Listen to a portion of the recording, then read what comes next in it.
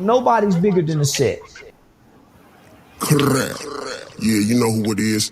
Trama told you I can't hold you. It's your boy Traumatic El Guapo, the honcho, the neighborhood quote man, the slippery slope man. And as always, you are rocking with the best. Say it with your chest, not under your breath. Matter of fact, say less.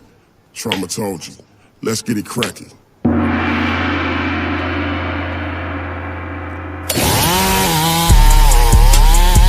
Well, welcome to Trauma Unit TV. You are now rocking with the best.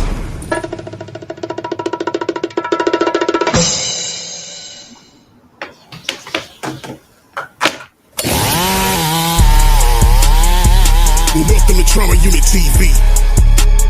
You are now rocking with the best.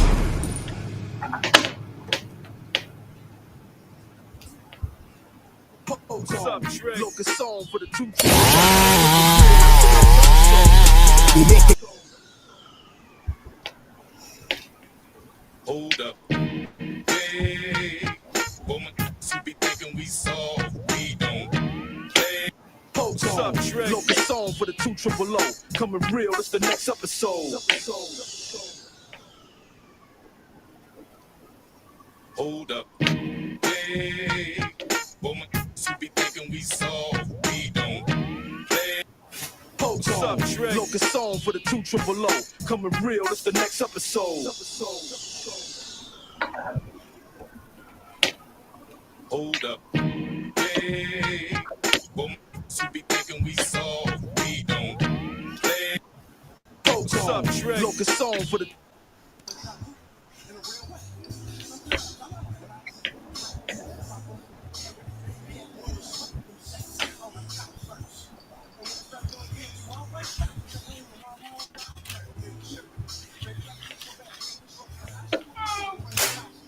This shit. Hey! Hey man, get the fuck up! The fuck wrong with you motherfucking bitches, man? Y'all only came on the show. What the fuck is y'all doing? What you mean what's wrong? Bitch, don't ask me no motherfucking questions. Nigga, I just got my motherfucking money holding this motherfucking shit short. Man, what the fuck y'all got going on? Fired Bonnie yesterday. What do you mean? Man, fire Bonnie, bitch. One hoe do not stop my motherfucking show, bitch. And definitely not my motherfucking dope, bitch. Hey man, Piggy, what the fuck is your excuse? That was just so last night. Close store. Hey, bitch, you supposed to be around this motherfucking scrubbing toes and rubbing motherfucking elbows. Hey, bitch, you know how to do what I motherfucking send a bitch out to go get my motherfucking money. Hey, Tiny, what's your motherfucking excuse up? Regular's counsel. Hey, bitch, I'm about to make it regular that I put my foot in your motherfucking ass, bitch. And you about to get counseled, bitch. Cause I'm talking about, hey, man, you better go get some new dough. I'm gonna be searching for a new motherfucking hoe, bitch. Hey, Priscilla, what's your motherfucking excuse? Daddy, all the tricks was bullshit, man. Big cheat. Hey, man, let me find out a trick been tricking longer than you've been hoeing. Bitch, you supposed to be one step ahead of the trick, bitch, and always on your motherfucking licks, dog. Hey, bitch, I know what the fuck to do. Matter of fact, get the fuck up out this motherfucker. Follow about this bitch. Hurry the fuck up. Get my motherfucking money right, bitch, while I put my foot in one of you faggot ass bitches' ass. Fuck out of here. Got my shit short, bitch. What the fuck y'all talking about? Sorry. Hey. Say yeah.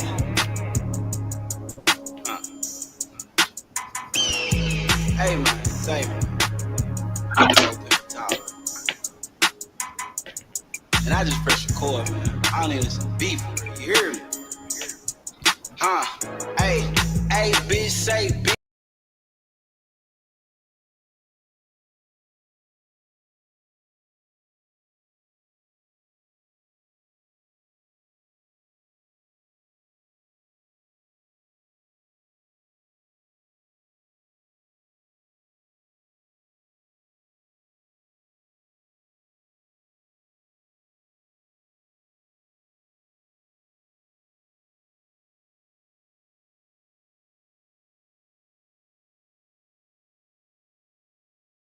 Bitch, nigga, I'm pimp. What you mean what's wrong? Bitch, don't ask me no motherfucking questions. Nigga, I just got my motherfucking money holding this motherfucking shit short. Man, what the fuck y'all got going on? You fired Bonnie yesterday. What do you mean? Man, fire Bonnie, bitch. One hoe do not stop my motherfucking show, bitch. And definitely not my motherfucking dope, bitch. Hey, man, Piggy, what the fuck is your excuse? That was just so last night. Close store. Hey, bitch, you supposed to be around this motherfucking scrubbing toes and rubbing motherfucking elbows. Hey, bitch, you know how to do what I motherfucking send a bitch out to go get my motherfucking money. Hey, Tiny, what's your motherfucking excuse up? regular counsel. Hey, bitch, I'm about to make it regular that I put my foot in your motherfucking ass, bitch. You about to get counseled, bitch, because I'm talking about, hey, man, you better go get some new dough. I'm going to be searching for a new motherfucking hoe, bitch. Hey, Priscilla, what's your motherfucking excuse? Daddy, all the tricks was bullshit, man. Being cheap. Hey, man, let me find out a trick been tricking longer than you been hoeing, bitch. You supposed to be one step ahead of the trick, bitch, and always on your motherfucking licks, though, ho. Hey, bitch, I know what the fuck to do. Matter of fact, get the fuck up out this motherfucker. Follow about this bitch. Hurry the fuck up. Get my motherfucking money right, bitch, while I put my money on you faggot ass bitch's ass, ho. Fuck out of here. Got my shit short, bitch. Fuck y'all talking about. Sorry. Hey. Say yeah.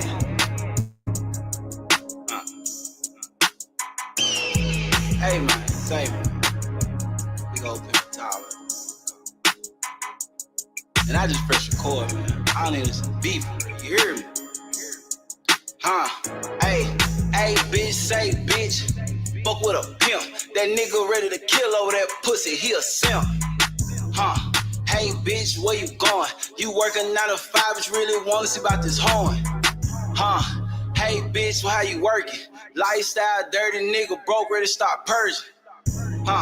Bitch, make it make sense. You fucking all day on that bitch and can't even pay the rent. Damn, nigga, that's how you feeling? Better get up out that pussy and get the setting and get $1 million. Shit, that's how I'm living. Before I work a job, I work the bitch, nigga, I'm pimping. A real sender, no pretender. I took her from a sucker, turned that bitch into a winner. Yeah, a big spinner. In Texas for the summer, but Miami for the winter. Nah, bitch, we ain't gonna lay up. I'ma work that pussy till you hit my quota, you gon' stay up. Yeah, ho, my lungs expensive. You ain't putting your list on this for zip, it cost $450. Yeah, bitch, say what your trap out. I'ma work that pussy, put you on your feet, ho, till you tap out. Yeah, I roll that dice, bitch, I don't crap out. Reaching in that pussy, trying to see what I can snatch out. Yeah, bitch, I got the plan, I got it mapped out. All that disrespect and attitude, what you'll get slapped out. Hater renegade, get beat up wig, snatched out. In a stripper nigga, skirt off, some shit I laugh out. Lit faggot, bitch, get off the blade, ho. This a real hoes who pay some pimpin' getting paid, ho. I need a new hoe and some noodle. And now I don't kick it with no bitch, I don't know judo. I hit them Perkins calling them, I feel like Pluto. Pop the half of 30, bitch, you can't fuck up my mood, ho. Yeah, stupid bitch, I'm in my groove, ho. Hit the bay on running point, got moves like Jordan Poole, ho. Damn, she say she love me, that shit fiction. Cause if you really love me, bitch, you'll be up on my mission. I'm talking, go and give me a 50, and then give me 100. Now, fuck a bitch, keep it coming, hey. No talking back, she getting money, my type of woman. And the whole believe ready to achieve, bitch, keep it coming, Hey, man. Big old pimpin', man, you know. Pimpin' time for the motherfucking cars, bitch. Or for the feet, you hear me? Either way, bitch. The Trama Unit TV. You are now rocking with the best.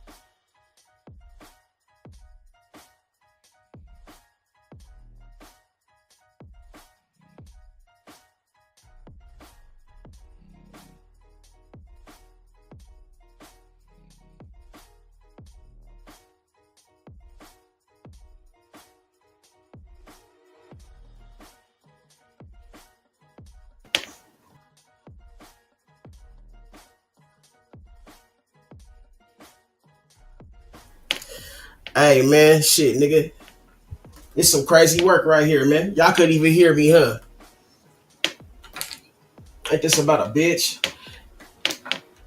Well, shit, nigga, let me get that another motherfucking rundown, man. Let me tap in, man. Tap in, tell a friend, wipe your feet when you come in, man. You know what it is, man. It's your boy, Traumatic El Guapo, the honcho, the neighborhood quote, man. The slippery slope, man. And as always, you rocking with the best, nothing less. Get it said with your chest and not under your breath. Yeah, it's the nigga that rhymes all the time. Hood Shakespeare. You queerdos and your weirdos, nigga. Don't be mad, nigga. Get off my motherfucking dick, nigga. Get your own swag. Get your own lingo. You know what I'm saying? Too old to be in my business. Need to be somewhere playing bingo. You feel me? Yeah, man. Man, you niggas got one more motherfucking time, man. One more time to try to play me with that fuck shit, nigga. On my mama, nigga, I ain't gotta motherfucking act like it, nigga, cause I been that nigga. You know what I'm saying? I stick to the script cause it always been my character. You feel me? I stick to the script cause it's always been my character. You understand me? And a nigga won't change for a goddamn thing. I'm gonna keep this shit simple, nigga. I'm gonna keep this shit official like a ref with a whistle or John Wayne with a pistol. You know what I'm saying? Got these motherfuckers bobbing and weaving and shit like that. You know what I'm saying? Hey man, shout out to all my players. Shout out to all my married men. Shout out to all my motherfucking monogamous relationships. And shout out to all the swingers. Shout out to all those motherfuckers out there getting it how they live. And the perpetrators, man, you know what I'm saying, get left behind. You feel me? Y'all doing too much, man, and ain't doing enough. You're doing too much, but ain't doing enough. Shout out to my niggas Drake Too Much, the clip god, man. You know what I'm saying? And these niggas might get mad at the simplest things, man, but it don't make no motherfucking sense because they complicating the game with putting black eyes in this bitch. You understand me? All I wanted was a little bit of respect, nigga, like Aretha Franklin said, RESPECT. But see, at the end of the day, man, it's no hard feelings, it's no nothing. I mean, but shit, like Lil Wayne said, man, the game ain't sweet, but money make you forgive it. But shit, I will be damned if I will get less to the next man. I will be damned if I'm gonna sit here and be pressed by the next man. I'm the one that does the pressing, nigga. And I always leave a good first impression. Let's get that right. You know what I'm saying? I ain't got a motherfucking run around here and, you know what I'm saying, put belt to ass and put my hands on a bitch or do none of that there. You know what I'm saying? I ain't even got to call her no motherfucking bitch. You know what I'm saying? I could call her, you know what I'm saying, something worse, nigga. But why even motherfucking get out of your character or raise your voice or do anything like that, nigga, when at the end of the day gonna end. So I'm gonna keep it like that, man. I can lace your toes. You heard what I said. I said I can lace your toes, nigga. Like, nigga, lace your shoes. I can lace your toes, nigga. Like laces, nigga. But shit, nigga, you tripping over yourself, nigga. 10 toes down, I will stay on the ground planted, nigga, and I will make sure, nigga, we make this shit, nigga, what it's supposed to be, nigga. We gonna take this shit all the way to the motherfucking top. You know what I'm saying? Right now, we got a lot of content and a lot of nonsense as usual. What's up, my niggas? Can you hear me, Soda T? Can you hear me? Oh, let me make sure my shit is heard.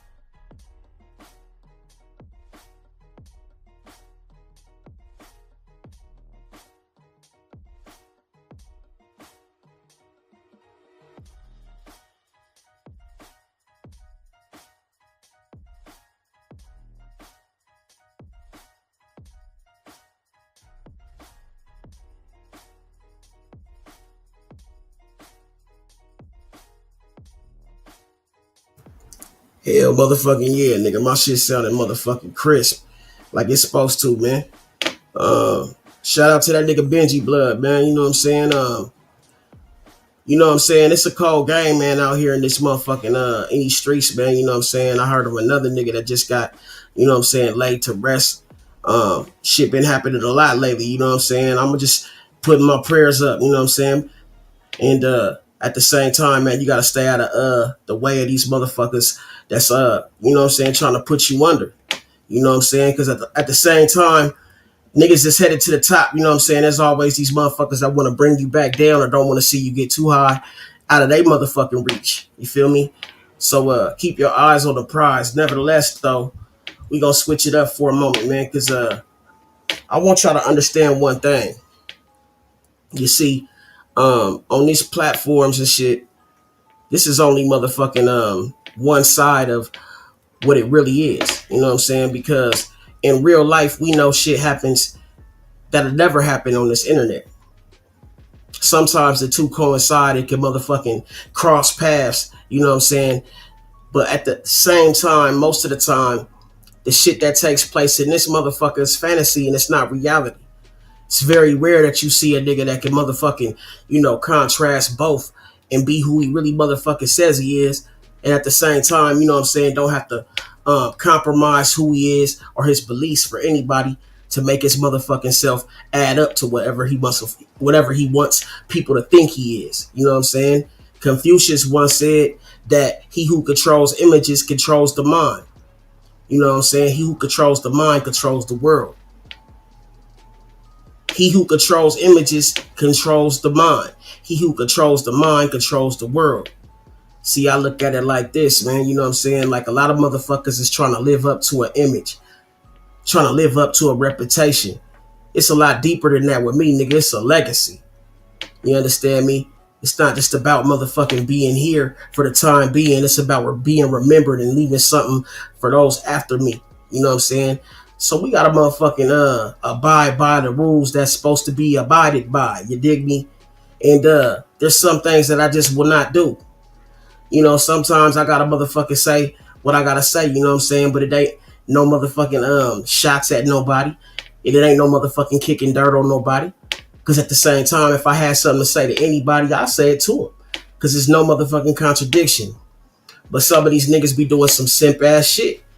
And if I called out every single time y'all was doing some simp ass shit, nigga, it'd be a lot of calls. You know what I'm saying? Matter of fact, it'd be so many calls, nigga, I don't know where I begin. But shit, you gotta let niggas be niggas, man. You gotta let the boys be the boys and men be men. And shit, let the women be women. You feel me? We all out here trying to get it. Shout out to Talk to Me Nice though, man. I see what you got going on, man. You know what I'm saying? Like, at the end of the day, man, I know how women love attention. But shit, she can see through the you know what I'm saying, nooks and the crannies, you know what I'm saying? And at the end of the day, nigga, I'd never dirty mac a nigga, man, to get out a female that is worthy of getting that. Shit, nigga. But I can say this. A lot of things that these niggas be doing, I'd rather not take part in and just watch. Because never would I be a spectacle to a spectacle. You understand me? A lot of motherfuckers get the shit fucked up, man. They think that, you know what I'm saying, you supposed to impress a nigga. Who are you doing it for, man? To impress the woman, or you trying to impress the niggas? You trying to impress the audience, but you forgot to be yourself. You know what I'm saying? That shit can only hold up for so long, man. I'm just saying like this. Don't use another man to motherfucking put yourself in a situation that you can't get out of. Don't use another man to make yourself look taller, bigger, or better than where you at. Nigga, you know what I'm saying? Like, I would never motherfucking shoot my shot around a whole bunch of niggas that like the cock block. That don't even make no sense. And I would never motherfucking try to mac around a whole bunch of niggas that do nothing but dirty mac. And that's no pun intended. But if the shoe fits, nigga, these your kicks. I'd rather put a bug in your ear and let you take it from there, man, and we can go from where we go. But I ain't gonna sit here and play no motherfucking games. You know what I'm saying? But shit, I respect it. I respect the game and I respect what comes with it. You know what I'm saying? So never will I ever speak down or tarnish a motherfucker's crown because it's shining brightly. Nigga, I never dim my light for nobody else, and I'd hope nobody dim their light for me. We can all shine in this bitch. But yeah, man, you see how these niggas be getting down, bro. You know what I'm saying? Like, just looks a little bit awkward, man. Too many thirst buckets, nigga. Too many niggas, man, thirsty about some shit, arguing and shit and going back and forth. Oh yeah, shout out to my nigga Steve Blake, man, because I mean, he only been around for a minute, but he is holding his own. You know what I'm saying? He holding his own, man. That nigga, you know what I'm saying? He on his shit, but like, some niggas might not like it, some might, but hey, I guess he's standing on what he's standing on. You know what I'm saying? As a matter of fact, you know what I'm saying? Shout out to all the motherfucking, as they say, whose is and whose was. What was that shit? Whose is and whose, the who's. Yeah, man, it's like, you got to look at it for what it's worth. You know what I'm saying? Like shit, at the end of the day, man, the day gonna end, man. We trying to be wealthy out here, man. Fuck being rich. You know what I'm saying? We trying to be wealthy out here. Fuck being rich. You know what I'm saying? Shout out to my nigga Born Rich. You know what I'm saying? We trying to motherfucking be cold, nigga, not too motherfucking lukewarm like a lot of these niggas is, man. You know what I'm saying? Like we ain't sitting here bowing down. We'd rather motherfucking go to the next level. You know what I'm saying? Like, but shit, I say that to say this. When you looking at motherfuckers that's, you know what I'm saying, the opposite or doing the polar opposite of you, or you don't feel like you doing the same thing, or they doing the same things that you is, man, sometimes it's just best to just keep doing what you're doing and let the people see for themselves. Because nigga, longevity, you know what I'm saying, says a lot. Individuality says a lot. Creativity says a lot. You know what I'm saying? Nigga, what you bring to the table. Pull up a chair and park it here. You know what I'm saying? Let me reiterate, this is not a dinner date, but you can get a dinner plate. Nigga, once again, too, man. Hey, man, Shalana, love you, man. But, nigga, telling you, stop playing with me. Leave me alone. Stop bullshitting with me, man. Because you know damn well, man, you know what I'm saying, I can get on that bullshit with you. Telling you, man. I be trying to be polite. But come on now, don't take my kindness for a weakness and shit. You know what I'm saying? For real, for real. You know what I'm saying? A lot of motherfuckers think that, you know what I'm saying, they gonna bully something. But nigga, I'm not the one you gonna make an example out of. And nobody, I'm talking to anybody who thinks. You know what I'm saying? So, fuck all that dumb shit, nigga. You know what I'm saying? Like, it's not about who motherfucking, who rocking with you. It's about who supports for real, because nigga, somebody can pull up and act like they really rock with you and they down with you, but you'll never motherfucking know for real until that time comes that they really gotta motherfucking stand in the face of an adversary, or you gotta stand in the face of some shit that's not going the way you planned it. That's how you really know who rocking with you. You know what I'm saying? I ain't never had to motherfucking chase clout. Like I said, clout chases me. I'm sorry that some are offended by the way a nigga motherfucking do his thing or the way I speak.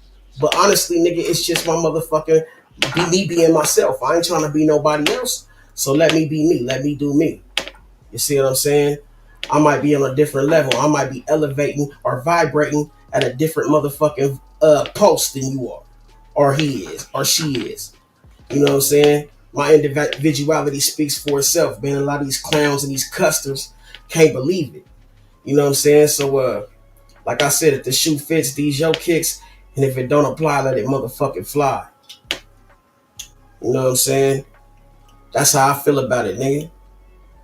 I mean, what's the motherfucking message, nigga, if you keep poking at the bear, nigga? What you think you gonna get?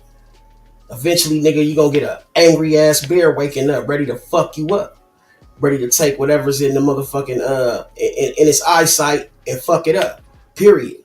And that's just how it goes. You keep poking the bear, you keep playing with fire, sooner or later you gonna get burnt. So, you know what I'm saying? A lot of niggas don't understand that. So they keep testing the motherfucking, they keep testing the waters, man. Test tube baby ass niggas. You understand me? Been dropped on their head too many times. I told you. You feel me? Trama told you, I can't hold you. You know what I'm saying? Shit, nigga, who worthy to stand in the motherfucking, who worthy to sit at the table for real, at the round table? Who worthy? Who really royalty? They say loyalty is royalty. Royalty is loyalty. Who's really worthy of sitting at the table with royalty? You know what I'm saying? Don't answer that. That's just a motherfucking rhetorical question or just a question to think about. to ponder on, so to speak. You know what I'm saying? A nigga gotta motherfucking move how you move, man. You know what I'm saying? And a lot of niggas just, you know, they move at another nigga pace. They play that follow the leader type shit, which is cool, but make sure you follow the right leader. Don't follow the wrong leader, nigga, and let them lead you off a cliff. You know what I'm saying? It's one thing to motherfucking go to where you supposed to go, nigga, but don't be misled, nigga.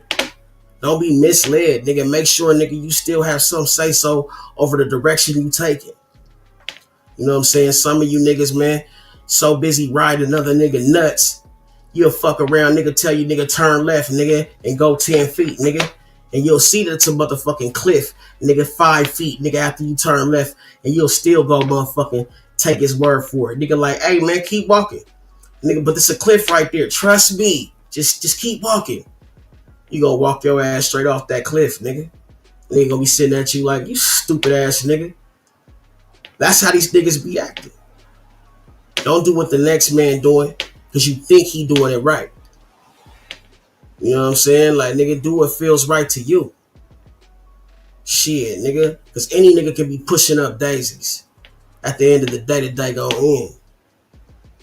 Which brings me to my next point. You know what I'm saying? Like, this is what this shit all about. Because this documentary, which 50 has released on Diddy, it's really got these motherfuckers panties in a bunch, man. But when I say motherfuckers, I'm talking about them niggas that fuck with Diddy on his team. You know what I'm saying? Because Diddy actually feels like, you know what I'm saying, it's like life or death in his situation right now. But he don't give a fuck, nigga. And the nigga proved that by sending this nigga 50 nothing other than a motherfucking bouquet of daisies, nigga. You know what that mean, my nigga?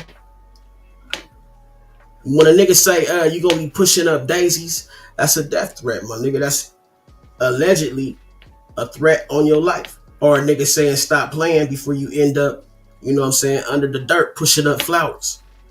You know what I'm saying? Real shit, man. This is real in the field, man. Niggas gotta understand, man, like, you know, some niggas feel like, you know, I have nothing to lose, nigga. When I hit rock bottom and a nigga keep kicking me while I'm down, shit, fuck it, nigga. I'm gonna give him hell. Or nigga, fuck it. Give him shells.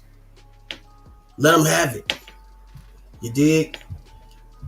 He had no mercy on me, nigga. Why would I have mercy on him? You know what I'm saying? Shit. Nigga, let it be what it's gonna be. I ain't got no motherfucking mercy for an enemy, nigga. I pray and I often ask God, man, you know what I'm saying? Like, give me the strength, you know what I'm saying, to forgive my enemies who trespass against me. You know what I'm saying? As well as ask them for forgiveness, or not ask them for forgiveness, but ask him for forgiveness. Because shit, man, it's a real motherfucking, it's a real crazy ass world we live in, man. You know what I'm saying? Like, a lot of this shit been twisted around, man. A lot of these motherfuckers done took God's words and done made them into man's words. A lot of these niggas done took good shit and flipped it around and, you know what I'm saying, turned it into some fucked up shit. You know what I'm saying? So, like, what do we really go by? What do we really abide by, nigga? And I say at the end of the day, nigga, you know what feels right. You know what's right and what's not.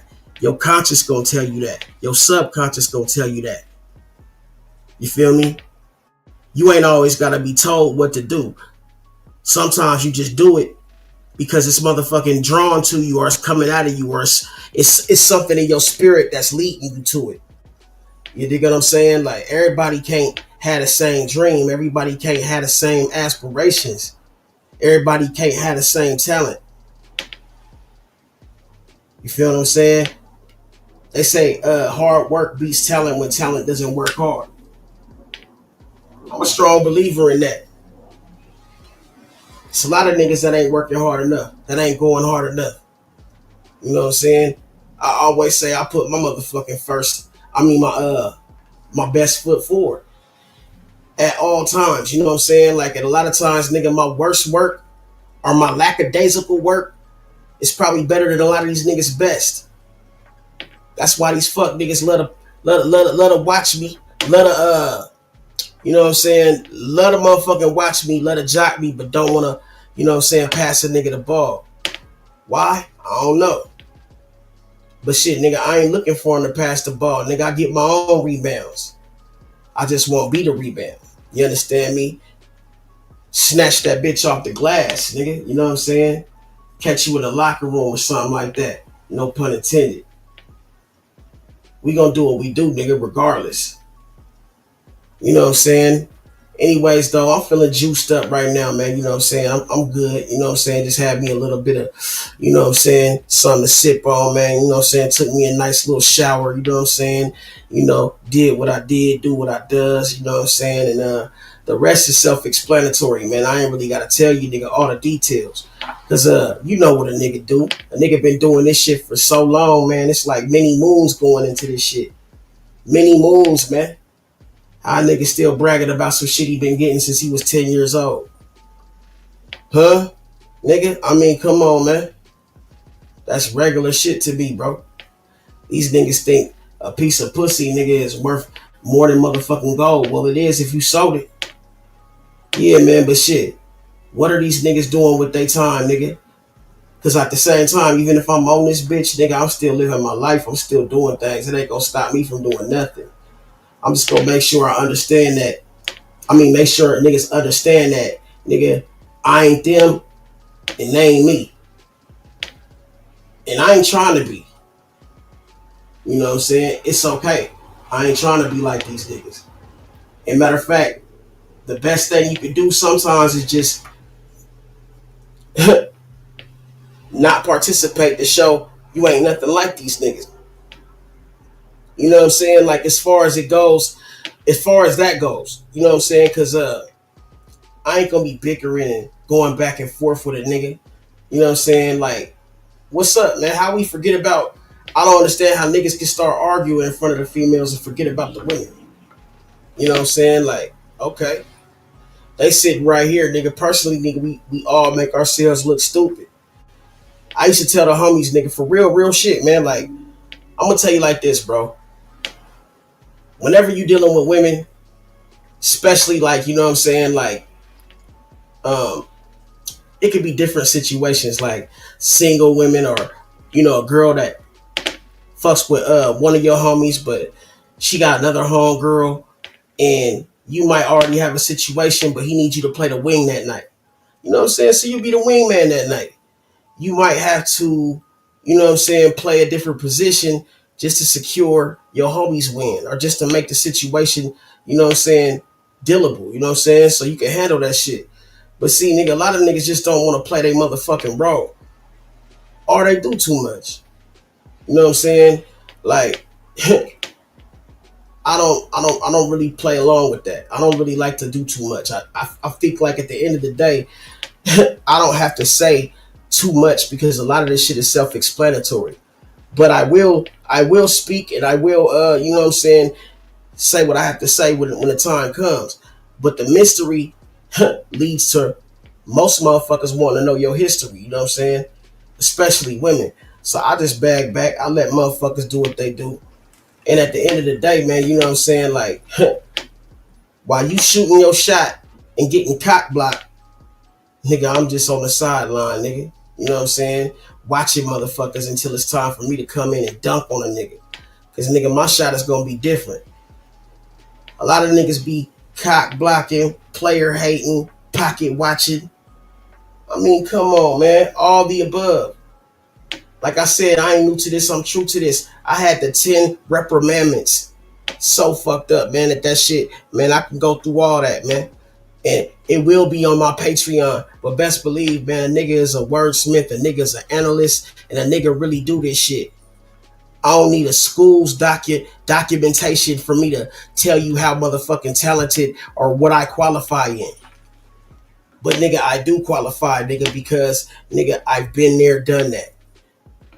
Experience is the best teacher. What we talking about? You dig what I'm saying? Like, my nigga, if a nigga been doing this shit since, nigga, knee high to a grasshopper, how could you expect a motherfucker to fall victim to the shit that he do? You know what I'm saying? This is what a nigga do. Mouthpiece is what I bring to the table, but that's mixed with reality. Reality mixed with the mouthpiece equals, nigga, this is my life, nigga.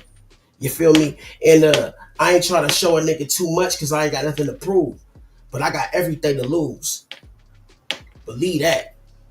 I don't like to be around too many niggas with nothing to lose. Because they get to looking at you like you motherfucking the one to, you know what I'm saying, break bread or, no, I ain't doing none of that. Nah. But shit, nigga, we can get some shit cracking, nigga. I'd rather motherfucking teach you how to hustle than let you hustle me.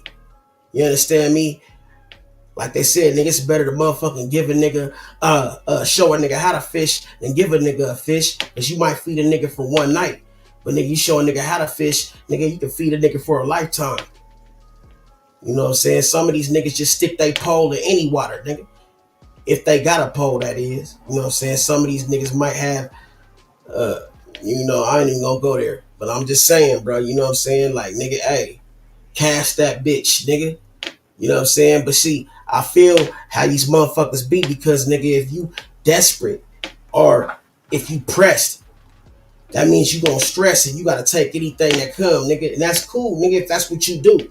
But that's never been my motherfucking forte. You know what I'm saying? I always had my motherfucking pick of the litter. Is that what they say? You know what I'm saying? I always had my motherfucking multiple choice. You know what I'm saying? Most of these niggas can't even multitask. How you gonna deal with more than one bitch? How you gonna deal with more than one lady? You feel me? Nah, I ain't gotta disrespect you. I'd rather put you on some game that we can both benefit from. I'd rather give you stability if you can give me peace. Let's work together. How the fuck am I gonna sit here and argue with another nigga trying to impress a lady that just got done arguing with niggas? Like, come on, man. I'd rather step to the side, man. You know what I'm saying? Because at the end of the day gon' end. But will it end with you? That's the motherfucking thing I'm telling these niggas, man. Is nigga, I ain't never tried to be like nobody other than myself, man. So I ain't got no shame in my game. You know what I'm saying? But like if she was fucking with me, the last thing she be worried about is YouTube. Don't ask me how. Ask me what, when, where, nigga. You know what I'm saying? Like shit. Fuck all that why shit and how and all that, nigga. Nigga, don't worry about that, nigga. I don't even trust myself. Why would I trust you? You know what I'm saying? Shit. I can give you the game. I can't make you play it. You feel me? If I give you the cheat code, now I'm cheating. Now my wins don't count. The fuck wrong with you? Yeah, man. You ain't got a motherfucking, you know what I'm saying? I ain't got to slow down. If you listen a little faster, you'll catch up. You got the mustard. You got the mustard, but you need to catch up. You need to muster up the energy to catch up. Woo-hoo! You need to muster up the energy to catch up. You feel me? That's what I'm trying to tell these niggas. Like, if you motherfucking the head of the class, why would I listen to a nigga that's failing? If I'm the head of the class, why would I listen to a nigga that's failing? See, I don't even have to motherfucking announce my achievements. But the next man will. You know what I'm saying? I don't have to tell you what I got on. Because the next man will. You know what I'm saying? When you the motherfucking nigga and you know that, motherfuckers gonna take pictures like Kodak, nigga, and try to motherfucking analyze your game. See how you walk. See how you talk. So if I put my shit on display, it's gonna be because it's marquee. Not for you motherfuckers just to knock me. You understand me? Did you hear what I just said? Rewind that motherfucking back, nigga. Dumbass niggas. Hey, I said, nigga, if I'm gonna be on the motherfucking display, I'm gonna be marquee. Nigga, not just for a nigga to knock me. You see what I'm saying? Because that's what these niggas will do. They'll put you on a chopping block, nigga. Why would I ever put my neck on the chopping block to be chopped off? Anytime I ever got chopped, it was had nothing to do with you know what I'm saying, getting my head cut off. It had something to do with getting some head. You know what I'm saying? But what's going on out here, man? Like, you know what I'm saying? I'm trying to understand what's going on with, you know, Steve Blake and Trey. Hey, I know that nigga don't like that nigga. I can tell that. Steve a cool nigga too. I don't really got no problem with Steve. He's very, very assertive and aggressive. He talking shit. But I mean, you know what I'm saying? Like, I don't know, man. Him and Trey A got some shit going on. I'm trying to figure out, is it about talk? Or do Trey A like talk? It probably is a mixture of things. But them niggas been going at it, boy. And I'm looking at the shit like this shit is comedy. But yeah, man, like nigga, I do what you does, man. I'm gonna sit back and do me, you know what I'm saying? Cause at the end of the day gonna end. And it's gonna end with a win. You feel me? And whatever you've done, I've done times 10, nigga. I swear to God, nigga. Go check the motherfucking record. If the shoe fits these your kicks, if it don't apply, let it fly. You know what I'm saying? Let me talk my shit, man. Let me do what I do, nigga. Motherfuckers act like they don't peep in, like they don't motherfucking tap in. Y'all go ahead and keep acting, nigga. But it's cool, nigga. I'm friendly. I'm cool. I'm respectable. But nigga, not checkable, nigga.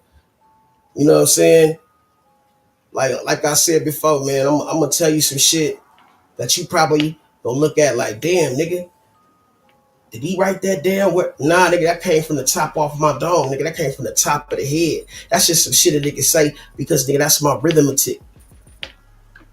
Yeah, my rhythmatic, nigga. That's the way I do my shit, nigga. That's my language. But shit, some niggas do it because that's the last thing they heard.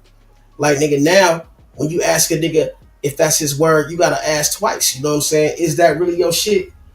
You know what I'm saying? Because, you know what I'm saying? I'm part Haitian, but I ain't never been the one to engage in participation. Or to participating. What's that nigga say? Participate, nigga? Hey, man, shout out to that nigga Duke, man. You feel me? See, you know, these niggas be trying to downplay me to try to, you know what I'm saying, kind of like act like I'm on a lower level than I am, nigga. But, nigga, in reality, nigga, they know where I stand, nigga. And I know where I stand, nigga. And these niggas be happy to stand next to me, nigga. Why? Because I carry myself, nigga, a certain way. You know what I'm saying? And, nigga, maybe that's why motherfuckers feel like they can, you know what I'm saying, act a fool, nigga, and get away with it. Nah, nigga. I just don't get out my character for you fuck niggas. I just don't motherfucking get out of my body for you fuck niggas. You know what I'm saying? I'm in control of my motherfucking motions and my emotions, nigga. You dig me? Now, every now and then, you know what I'm saying, nigga, I am a passionate motherfucker. But shit, nigga, don't get it fucked up, nigga. I ain't here to motherfucking prove shit to nobody but my motherfucking self. And nigga, I'm not here to get rich. I'm here to get wealth. It's a difference, nigga. See, nigga, rich, nigga, that's like, you know what I'm saying, a nigga eating good for a couple of motherfucking years. See, wealth is, nigga, my family eating good for the rest of their lives.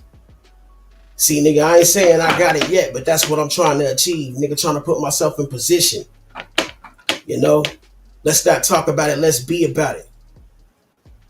Now, nigga, bringing shit into fruition, nigga, is harder than it motherfucking looks. But shit, nevertheless, a lot of niggas never get to it. There ain't no such thing as halfway crooks, nigga. A lot of niggas never even take the first step. That's why a lot of niggas is still at square one. Because they just one square. You feel me? Nigga, I got tired of squares, so I tried angles. You heard what I said? I got tired of squares, so I decided to try angles. Yeah. 90 degree, 45. You dig what I'm talking about? Let me hang out, nigga, but let me hang out on top. Because the bottom is hella crowded. Yeah, man, I'm just talking my motherfucking shit, man. You feel what I'm saying? Yeah, man, you know, the fuck going on, man? Who is this nigga talking about? Josh Stream 201. Okay, yeah, man, but I don't know what you talking about, bro, but yeah, man, we don't play that. Yeah, man. It's nothing to it but to do it, though. I ain't gonna hold you, nigga. Trama told you, nigga. These niggas got the game fucked up. And Ben had it fucked up. Let me get my shit straight, man. Nevertheless, though, man, I'm in this bitch, nigga. for a minute, knee deep in it, nigga, and we gonna get into this motherfucking content, man, till other notice, nigga. Till further notice, excuse me. See what the fuck going on, man. Yeah, y'all know what's cracking, man, but let me reiterate, this is not a dinner date, but you know, you can get up. Welcome to Trauma Unit TV. You are now rocking with the best.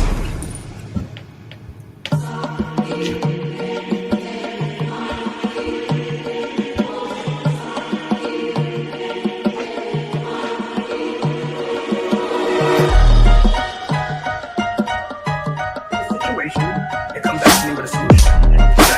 No matter what nobody said, let's just hear it in. Y'all are not working together right now. We're losing. This shit goes left. And I'm telling you, like, we just gonna do it like this so you really understand. I never told anyone. I never called the police. Anybody else would have said, look, Daddy told me he's gonna kill me in the park. I think his trust came from that. Like, if something happens, I'm gonna have to kill You heard? He wanted to let me know how It's it would that happen. real shit, though. Exclusive. You will be in a dark park. Please hit that like no one button. around. Shocking reactions after the explosive new Netflix docuseries Sean Combs' The Reckoning dropped. Since its release, the internet has erupted with disbelief. Hashtags like #TheReckoning and #CancelDiddy are dominating timelines. Celebrities are unfollowing him in silence, and former Bad Boy insiders are stepping out of the shadows with stories that many say Let true professionals look at the situation and come back to me with a solution. No matter what nobody said, let's just hear it there. Y'all are not working together the right way. We're losing. For the first time, it feels less like a superstar managing a crisis and more like a man watching his control vanish in real time. Every word in that short call hints at panic, pressure, and the fear that his usual tricks won't save him this time. And while he is fighting to hold on in that hotel room, the people who once stood beside him are finally telling their own stories. One of the most powerful voices is Kalena Harper, the bad boy and dirty money artist who saw up close how charming he could be in public and how cold. And Diddy had the bat. Not like, I'm going to beat the shit out of you with the bat, but he had the bat like, man, we got to do this. This has to happen. I didn't feel I was going to get beat down in that office, in all honesty. I got people that can jump out of the shadows in a minute. I wasn't threatened by him. viewers expected drama, but no one expected this level of darkness. The series doesn't just revisit Diddy's success story. It tears into the empire brick by brick, revealing disturbing allegations of manipulation, control, and violence. We're talking about a former assistant who claims her life was threatened, an explosive accusation about Biggie's funeral money, and even Diddy's own mother speaking out to defend her son.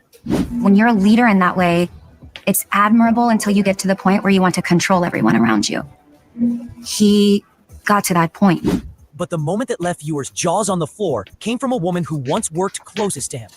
Someone who says she stared into the mogul's eyes as he calmly told her, if something happens, I'm gonna have to you. So what really went down? What's true, what's twisted, and what's just too wild to ignore? This shit goes left. And I'm telling you, like, we just gonna do it like this so you really understand. I never told anyone. I never called the police. Anybody else? Why the fuck does she remind me of? For some reason, she remind me of Sandy a little. I swear to God. He's gonna kill me in the park. Let's break down the chaos surrounding Netflix's most talked about docuseries of the year, Sean Combs' The Reckoning. We're losing sight of the big picture, man. It's the middle of September and there's still no indictment. Sandy Lowe. No problem. Then you have to have a spokesman. You have to have some sort of comms to constantly be pushing that, Mark. The most jaw-dropping moment in the docuseries comes early, courtesy of Capricorn Clark, a former assistant who joined Diddy's team in 2004. At first, Clark thought she had landed a dream job, working for one of music's most influential icons. She expected long hours, tough schedules, and high standards. What she didn't expect was fear. In the documentary, Clark recalls a chilling night in Central tell a Park. friend, man. She Get says some people Diddy, accompanied by his head of security, asked her to take a ride. No context, no explanation. The mood shifted as the night deepened. What started as small talk took a dark, threatening turn. According to Clark, Diddy had discovered that she was personally connected to Suge Knight, the infamous Death Row Records founder, through her best friend, who happened to be the mother of Knight's children. That revelation, Clark claims, triggered Diddy's paranoia. She says Diddy looked at her and said, I didn't know you had anything to do with Suge. Like, if something happens, I'm gonna have to kill you. He says, hey, I didn't know you had anything to do with Suge. Like, if something happens, I'm gonna have to kill you. Keep wanting to let me know how it would happen. You will be in a dark park, and there will be no one around if this shit goes left. And I'm telling you, like we just gonna do it like this so you really understand. Clark remembers the words vividly, not screamed, not joked, but delivered calmly, like a warning from a man who wanted her to understand the stakes of loyalty. She didn't report it. She didn't tell a soul. I never called the police, she admits, saying silence seemed to earn Diddy's trust instead. I never told anyone. I never called the police. Anybody else would have said, look, Daddy told me he's gonna kill me in the park. Despite the fear, she stayed, climbing the ranks, and eventually becoming his global brand director in 2008. In hindsight, she describes Diddy as a master manipulator, very good at mental games. Clark's story isn't just a claim. It's a window into a culture of control that the series says defined life around Diddy. And just when audiences thought it couldn't get darker, another insider stepped forward with revelations about Diddy's business dealings and even the funeral of one of hip-hop's most beloved icons. Enter Kirk Burroughs, a former executive at Bad Boy Entertainment who worked side by side with Diddy during the label's golden years. I feel his loss. I just miss him so much. Sean doing a big show. Looks good on him. But he's not going to tell the world that Biggie was going to pay for it.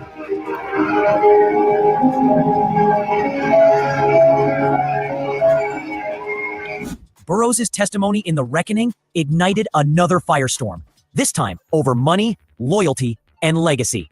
Burroughs claims that when the notorious B.I.G., real name Christopher Wallace, was murdered in 1997, Diddy wanted to make his funeral the biggest New York had ever seen, a grand televised send-off for a hip-hop legend. But according to Burroughs, when the price tag for such a massive event started to skyrocket, Diddy allegedly said the cost should come out of Biggie's estate. Burroughs recalls him saying, "We're gonna do the biggest funeral for Biggie that New York has ever seen, but Biggie's gonna have to pay for this funeral." Fans were stunned. Social media erupted. Some defended Diddy as a businessman. Others accused him of exploiting tragedy for image. The claim painted a picture of a man obsessed with optics, someone who wanted to look like the grieving brother of hip-hop, while quietly shifting the financial burden behind the scenes. But then Wayne Barrow, who helped manage Biggie's estate alongside his mother Valletta Wallace, came forward to dispute the story.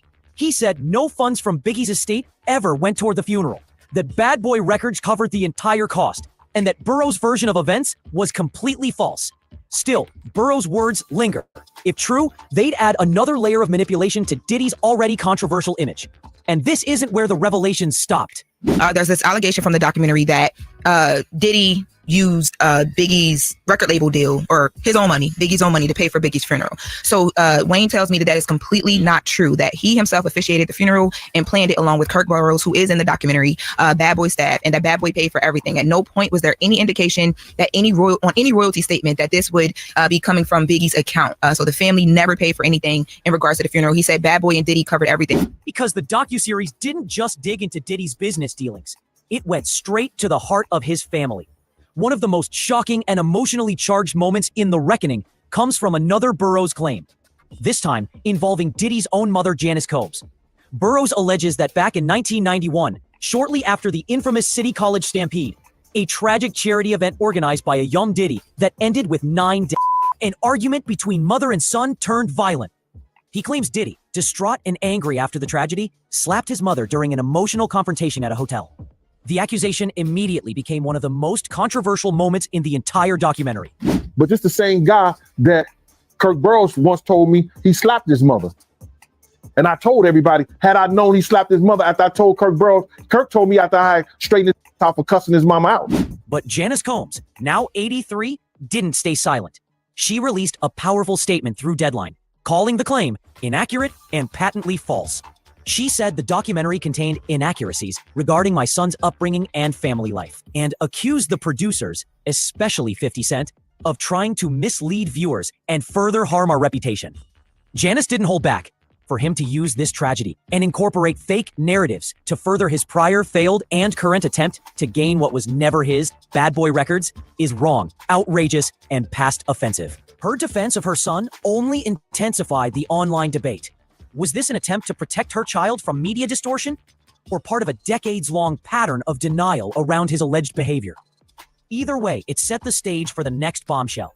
50 Cent's response and his surprising explanation for why he got involved at all. 50. As the controversy reached a boiling point, all eyes turned to Curtis 50 Cent Jackson, the executive producer behind The Reckoning. Given his long and messy history with Diddy, fans assumed this documentary was his ultimate revenge play.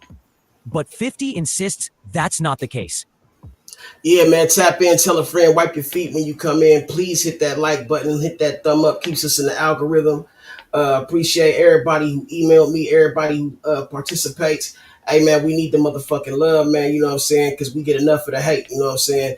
At the end of the day gonna end, man. Y'all go ahead and make a motherfucking, make it a point to share this out, air this out, you know what I'm saying? So this can get out to the right people, let's get out to the algorithm, man, and we can keep this shit moving, man. And y'all already know what I stand for, man. We gonna stand up, stand tall, and stand on 10. And that's real talk, man. At that, nigga, let's get back to it.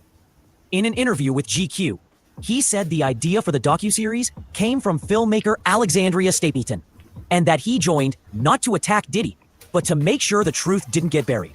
If someone's not saying something, then you would assume everybody in hip-hop is okay with what's going on, he told GQ. Do you think that hip-hop culture was on trial as much as Sean Combs was? Look, if I didn't say anything, you would interpret it as the hip-hop is fine with his behaviors. There's no one else being vocal. So you would look at it and just say, because that mind your business, or let me not say nothing about nothing, or... He claimed he purposely stayed out of the storytelling process, letting the filmmakers and witnesses tell their stories freely. There's no place for me, he explained. That's why you don't feel anybody's energy when watching. Despite his insistence, Diddy's legal team didn't buy it.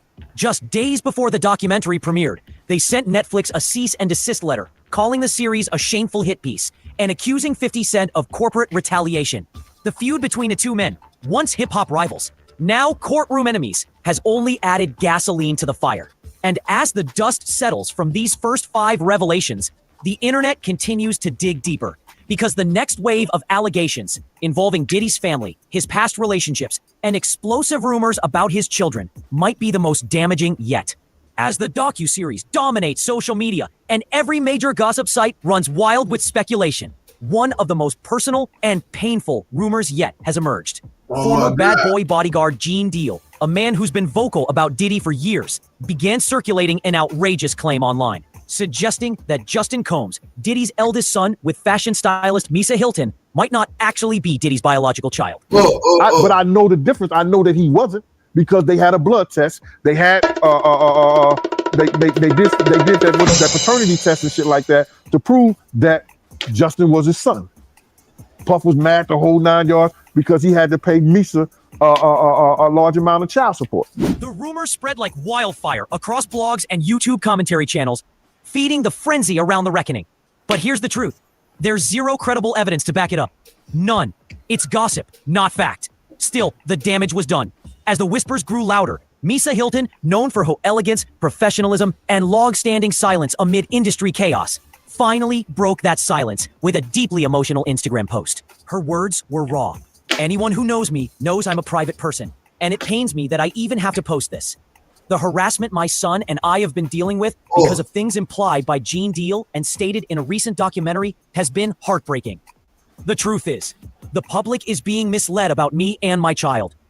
She continued, calling out the cruelty of dragging her son into something so ugly. We've been dragged into something we never asked for. A cruel game built on rumors and agendas. The saddest part is that this only hurts me and my son. We've been treated as casualties of war. The post, later deleted, struck a chord online. Fans flooded her comments with support, while others criticized how quickly social media accepted the gossip as truth. A person close to Misa reportedly told Media Takeout, "She's hurt. She's been through enough. Bringing her children into this is beyond disrespectful." Meanwhile, Justin Combs, usually active on social media, stayed silent, continuing to live quietly while the chaos spun around him. But as that rumor died down, another narrative began catching fire. This one about Diddy's late father and how the myths around his past were suddenly being rewritten. And while the drama spills online, even Diddy's father's past is being rewritten. For years, Sean Combs' public story has included one shadowy figure, his his late father, Melvin Combs. Many documentaries, interviews, and internet theories painted Melvin as a Harlem drug lord connected to Kingpin Frank Lucas. It became part of the Diddy origin story, a tale of street roots, survival, and hustle. Diddy's father, Pretty Melvin, was a successful drug dealer in Harlem who owned a cab company he would use to distribute his narcotics throughout the city. But now, journalist Aaliyah S. King, a veteran writer who once investigated Melvin's life for Vibe magazine, is setting the record straight. They said cuz name was Pretty Melvin. A nigga named Pretty Melvin, nigga. Now you know, nigga, that sound like a pimp slash nigga, just a straight pimp, nigga. On some nigga, come on, bruh. There's Superfly, there's Pretty Tony, and then there's Pretty Melvin, nigga. What the fuck is you got going on, man? Hey, nigga, Mr. Pretty Tony. See, your bitch just chose me. See, we can handle this like you got some class. Oh, we can get into some gangster shit. Yeah, man, that's some real motherfucking old school pimping lingo right there, man. Pretty Melvin. That's crazy work right there, man. And what she's saying completely. Nigga, why does she got a whole Cinnabon on top of her head, nigga? Oh, beehive on the top of her head, looking at it. Completely flips the narrative. In a viral Facebook post, King revealed that the popular image of Melvin Combs as a major heroin trafficker is pure myth. Her 2010 investigation, which included interviews with over 30 people, from street figures to family members, found that Melvin was not a crime boss, but a stylish Harlem hairdresser known for his fashion, charisma, and nightlife. According to King, Melvin occasionally sold small amounts of drugs to fund his flashy lifestyle, but never operated anywhere near the level people now claim. Yeah, she kind of sound, I don't know if she's trying to protect him or she's sour. I don't know which one. Police records supported that, painting him as a low-level hustler, not a kingpin. Even Frank Lucas himself reportedly laughed off the idea, telling King, "Melvin, working for me?" and dismissing it as ridiculous. King's frustration was clear in her post. "I've seen comments about his dad being a big-name drug dealer working under Frank Lucas. Seeing this misinformation is driving me nuts. Guys, you've got this Melvin Combs story all wrong. What's even stranger? King says her Vibe article titled 'The Death of Diddy's Daddy' has mysteriously disappeared from the internet. Searches returned 0 results, almost as if the story was wiped. Now, with The Reckoning reigniting talk about Diddy's family history, King says she felt compelled to speak again. "I just want to wave my hand from the back of the classroom and say, guys, y'all got this Melvin Combs story all wrong. Whether this is coincidence or an attempt to reshape the narrative, fans can't stop asking the same question. If even his father's legacy is misunderstood, how much of Diddy's own myth has been manufactured? But whether the details are true or disputed, one thing's clear. Diddy's empire is unraveling. As Sean Combs' The Reckoning continues to dominate Netflix's top 10, the fallout across the entertainment world is massive. Within hours of its release, hashtags like The Reckoning, Diddy Exposed, and Cancel Diddy began trending globally. Viewers described the series as disturbing, heartbreaking, and career-ending. The online reaction has been intense and divided. Some fans call it a long overdue reckoning for a man they say abused his power for decades. The abuse of power. You know what I'm saying? That's really what he's guilty of. The abuse of power and the things he did while abusing that power. You know what I'm saying? Others argue it's a media takedown built on stories too murky to prove. Industry insiders, however, aren't staying quiet. Several producers and former collaborators have reportedly unfollowed Diddy on social media. A silent but unmistakable move in the entertainment world. Some artists have even hinted that they won't be working with him again, with one anonymous producer telling Rolling Stone, "There's no coming back from this." People are terrified of being tied to him now. Meanwhile, think pieces and YouTube breakdowns are dissecting every frame of The Reckoning. Was Diddy a visionary genius who built an empire from nothing? Or a master manipulator who used charm and fear in equal measure? As one viral tweet put it, the saddest part is realizing how many people stayed silent, not because they didn't know, but because they were too scared to lose their place in his world. And yet, through all of this, the chaos, the headlines, the legal fallout, Sean Diddy Combs himself has remained completely silent. No statements, no interviews, no apologies. And through it all, silence from Diddy himself speaks volumes. For decades, Sean Diddy Combs represented the pinnacle of power, polish, and perfection. From chart-topping records to billion-dollar business moves, he built a legacy that defined an era of hip-hop. But the reckoning has cracked that image wide open, revealing a darker, more complicated truth that fans can no longer ignore. Behind the music, behind the money, and behind the myth lies a portrait of a man accused of manipulation, fear, and control. Whether those claims are proven in court or debated online, one thing is undeniable. Diddy's legacy will never be the same again. The docuseries doesn't just ask who Diddy was. It forces viewers to ask who he really is. Yeah, man. And how much of his empire was built on the pain of others. As the credits roll, one line seems to echo through the chaos. Every empire built on secrets eventually faces its reckoning. And for Sean Combs, that reckoning has just begun. What do you think? Is this a long overdue moment of accountability or just another Hollywood hit piece? Let's talk about it in the comments. If you enjoyed this breakdown, don't forget to like this video to support the channel, subscribe to Holly High TV for the latest updates, and turn on notifications so you never miss an upload. Until next time, peace out. No matter what nobody said, let's just here and there, y'all are not working together the right way. We're losing. For the first time, it feels less like a superstar managing a crisis and more like a man watching his control vanish in real time. Every word in that short call hints at panic, pressure, and the fear that his usual tricks won't save him this time. And while he is fighting to hold on in that hotel room, the people who once stood beside him are finally telling their own stories. One of the most powerful voices is Kalena Harper, the bad boy and dirty money artist who saw up close how charming he could be in public and how cold, selfish, and toxic he could feel in real life. Sean Combs is an asshole. He is the motherfucker you're not gonna like and you're not gonna get along with if he doesn't get his way. He quickly became my hero. If y'all had a chance to meet this guy, you would be like, this energy is everything. I gotta get up and go. I gotta get up and do it. What's next? What's next? I gotta get it. I'm not gonna stay down.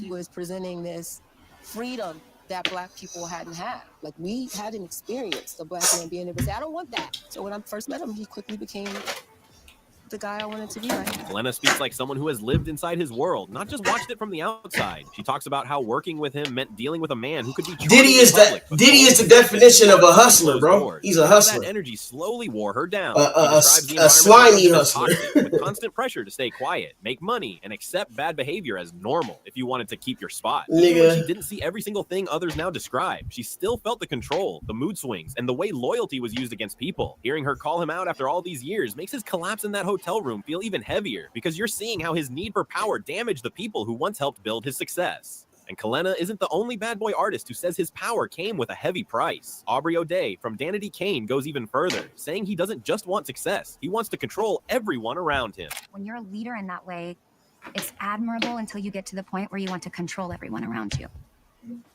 Money, man, that's what I'm saying, man. Like about a man who needs to own the room, the story, and the people in it. Yeah, Moni, I had to take a, you know how it is. I got some family shit going on, man. You know what I'm saying? But, yeah, man, you know, I'm back at it, man. You know what I'm saying? You know, I can't be away for too long. You know what I'm saying? It's only like a week or so. But shit, at the end of the day gonna end, man. I'm just trying to keep this shit current, man.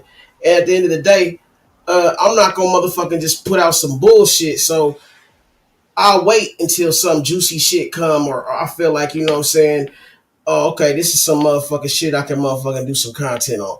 Like, you know, I used to just motherfucking, hey, throw up a thumbnail, just jump on this motherfucker. You know, I could do that all day, man. You know what I'm saying? That's what Trauma Unit TV was about. That's what all the other, you know, even the Trauma Center was about. You know what I'm saying? But, you know what I'm saying? I vowed with this platform, you know what I'm saying? Third channel, you know what I'm saying? I'm going to make this motherfucker about the content and about some, you know what I'm saying? Some real substance type shit. You feel me?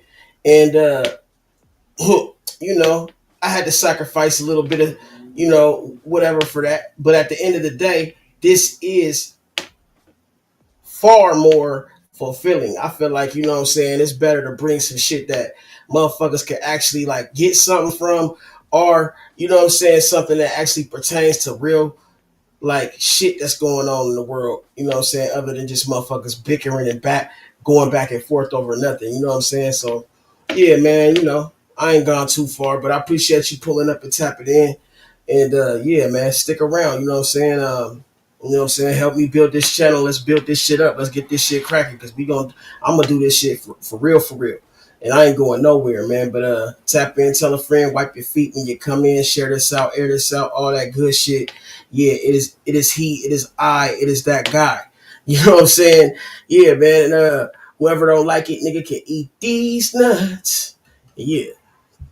Says working under him never felt like a normal artist label relationship. It felt like he was constantly testing how far he could push her, from her image to her body to her boundaries. The way she tells it, defying him meant risking everything, and going along meant losing pieces of herself one by one. Her words add a new layer of danger to the picture you already have. It's not just about one bad night or one cruel decision. It's about a pattern of control that wrapped itself around everyone in his orbit. And if Aubrey shows you how he tried to control his artists, Roger Bonds shows you how deep that control ran behind the scenes. As Diddy's former head of security, Bonds watched the power grow up close, and he says the more Diddy got, the more he believed he could own everything and everyone around him. It was like the more money he got, the more power he got, the more power he got, the more money he got. And he always felt like money could get him out of everything. Bonds describes a man who fed on power like fuel. As the money, fame, and access exploded, Diddy started to act like there was no limit to what he could ask for or cover up, as long as he stayed on top. Bonds talks about private jets, secret doctors, and quiet payouts as tools to keep problems hidden and people in line. Also, Diddy could feel untouchable. He makes it clear that this wasn't just ego. It was a mindset. If he could buy it, control it, or scare it, it was his. Hearing that from the guy who was hired to protect him makes the whole story feel darker, like you're finally seeing how the machine really worked. And then there's the view from inside his inner circle from someone whose whole job was to help him build and protect the image. Capricorn Clark, his former personal assistant, says Diddy wasn't just living a story. He was always writing one, casting himself as the hero who could do anything and get away with everything. Put stuff in my fanny packet. He's creating a narrative always. He is the best storyteller in hip-hop. He thinks he's Black Superman. I can do what I want. Capricorn describes a boss who treated life like a script he controlled from start to finish. She says he was always crafting a narrative where he was the unbeatable figure in hip-hop, the Black Superman who could move money, people, and even danger around to fit whatever story he wanted to tell. That mindset made everything feel staged. The parties, the romances, even the apologies. She talks about how working for him meant helping sell that myth to the world, while privately seeing the fear, rage, and violence that never made it into the picture. Coming after Bonds' warnings about power, her words make it clear this wasn't chaos. It was a carefully built fantasy of total control. That's where former bad boy artist Mark Curry steps in, with a warning that sounds less like gossip and more like a final verdict. Curry cuts through all the glamour and legend and goes straight to the core. You can't keep doing damage and expect the bill to never show up. He talks like a man who has watched years of quiet hurt pile up around Diddy. Artists left broke, staff broken down, people used and then dropped when they stopped being useful. To him, the lawsuits, the raids, and now this documentary don't feel random. They feel like the natural result of a life built on stepping over others. When he says you can't keep hurting people and nothing ever happens, it lands like a chill in the room, because by this point in the story, you've already seen exactly what he means. After Mark Curry's warning, the story goes back to the very beginning, to the man who helped build Bad Boy from the ground up.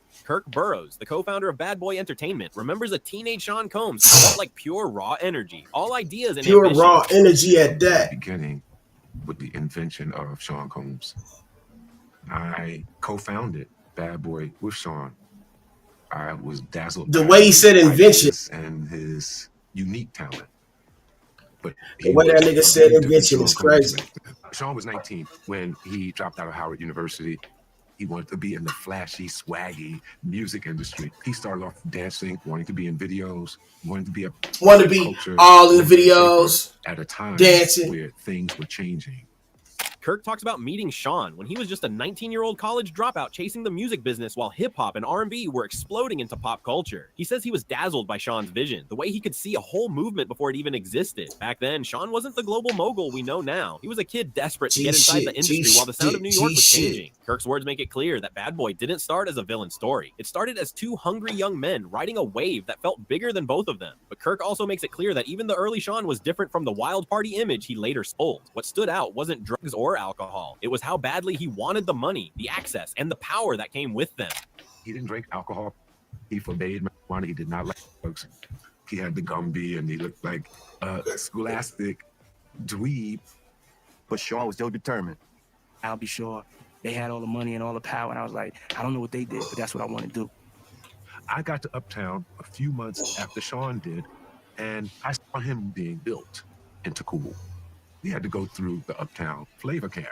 Kirk says Sean didn't drink and wasn't into drugs, but his addiction was something else. Power. He remembers Sean pointing at artists like Heavy D and saying they had everything: cash, status, influence, and that he wanted that same level for himself. Watching him, Kirk saw a shift from hungry young promoter to someone studying power like a blueprint. How it looks, how it moves, how it bends people. That change from I want to be in the room to I want to own the room is what scares him in hindsight. It's the seed of the man who would later treat every person and contract like something he had to control completely. Kirk doesn't deny Sean's work ethic. In fact, that's part of what makes his story so intense. He describes a young man so driven that reality had to move out of his way. Young Sean Combs during that time, he was tenacious. You would ask him to turn Wednesday into Tuesday, he would set about doing it. People are shaped by pain, as well as by love. And if it was more pain than love, watch out. It's going to be pain that you're going to give others because you're responding to that pain that you just can't seem to cut out of you. He says Sean was so tenacious that if you told him to turn Tuesday into Wednesday, he'd find a way to make it happen. That kind of focus can build empires. But Kirk adds a darker thought. People are shaped by love or by pain. And if someone carries more pain than love, you need to be careful. In Sean's case, that pain and hunger fused into a mindset where no didn't exist. Kirk's comment turns his grind into something almost dangerous, like watching a storm build. It suggests that the same force that made Sean a superstar also made him willing to push past other people's limits, no matter who got hurt. Then Kirk describes the first moment where the ambition crosses a line and you can feel the moral ground shift. It happens in an office, in the middle of an ordinary day, and it changes how he sees Sean forever. Sean was in his office, and I'm in a little cubby hole around the corner. Buzzes me.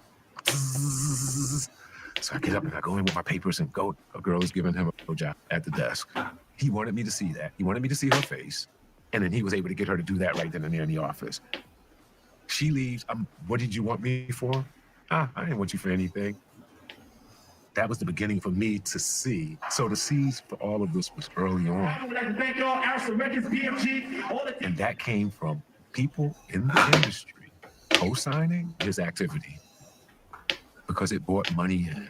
Kirk recalls Sean buzzing him into the office, and when he walks in, seeing a woman giving Sean some kind of injection. He says it felt like Sean wanted him to witness it, like a show of what his life had become and what he could get away with. For Kirk, that scene isn't just about drugs or needles. It's about how the people around Sean, industry insiders, executives, hangers-on, kept co-signing his behavior because the money was flowing. That quiet moment in the office turns into a symbol of everything that followed. The more outrageous the behavior, the more people looked away, as long as the checks cleared. And then the story stops being symbolic and turns physical. Kirk describes one night that shows exactly how far Sean was willing to go when he wanted control. One day, it seemed like out of the blue, my door opens up.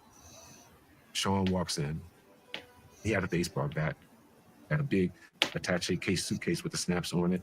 The stocks were there. We in a fucking hustle. We in the grind. Doing your job. Whatever you're ready. He wanted me to sign my 25% over. And then he's over me like this. He wants the stock back. He wants it now. He said, there's a business deal I need to take care of. I need to do this, and I need to get this all on one side, but I'll give it back to you. I'm going to give it back to you. And he threatened until I did. People always say to me, damn. Why did you do that? Like, that was, I didn't want to give it back. I wanted to stay in good graces. I still wanted to be at the company. It wasn't like he was firing me, but I was definitely confused by it. It might sound strange, but if you've ever built something and you want it to last, you think about how to make it last. He says Sean showed up at his door out of nowhere, holding a baseball bat, demanding that Kirk sign over his 25% stake in Bad Boy for a new business deal. According to Kirk, this wasn't a negotiation. It was a threat. Sean wanted that piece of the company, and he wanted it immediately, using fear instead of a contract to get what he wanted. Kirk says he finally signed because the bat and the pressure made it clear there was no safe way to refuse. Coming after everything else, this moment feels like the point where ambition fully turns into intimidation, where partnership becomes something closer to hostage-taking. Years later, in 2003, Kirk tried to fight back in court. He sued Sean over Bad Boy, accusing him of breaching their deal, committing fraud, and cutting him out of what he was owed. But the case never went the distance. The court dismissed it after ruling that his claims were brought too late under the law, leaving the deeper questions about what really happened between them unanswered and hanging over the story like unfinished business. Up to this point, most of the voices are speaking from inside Bad Boy. Then the camera shifts to the other side of the map, to someone tied to Tupac Shakur, and the mood gets even darker. Tupac's cousin, William Lassane, remembers a time when every corner of the scene felt wired with danger, and Puff's name was never too far from the tension. Whatever. You know what I'm saying? I know you hide things well. I know you bury things well. I know you lie well. You didn't think I would ever get to the point of telling people what you've done. Put us in a room with people who don't know. And he's the most powerful man.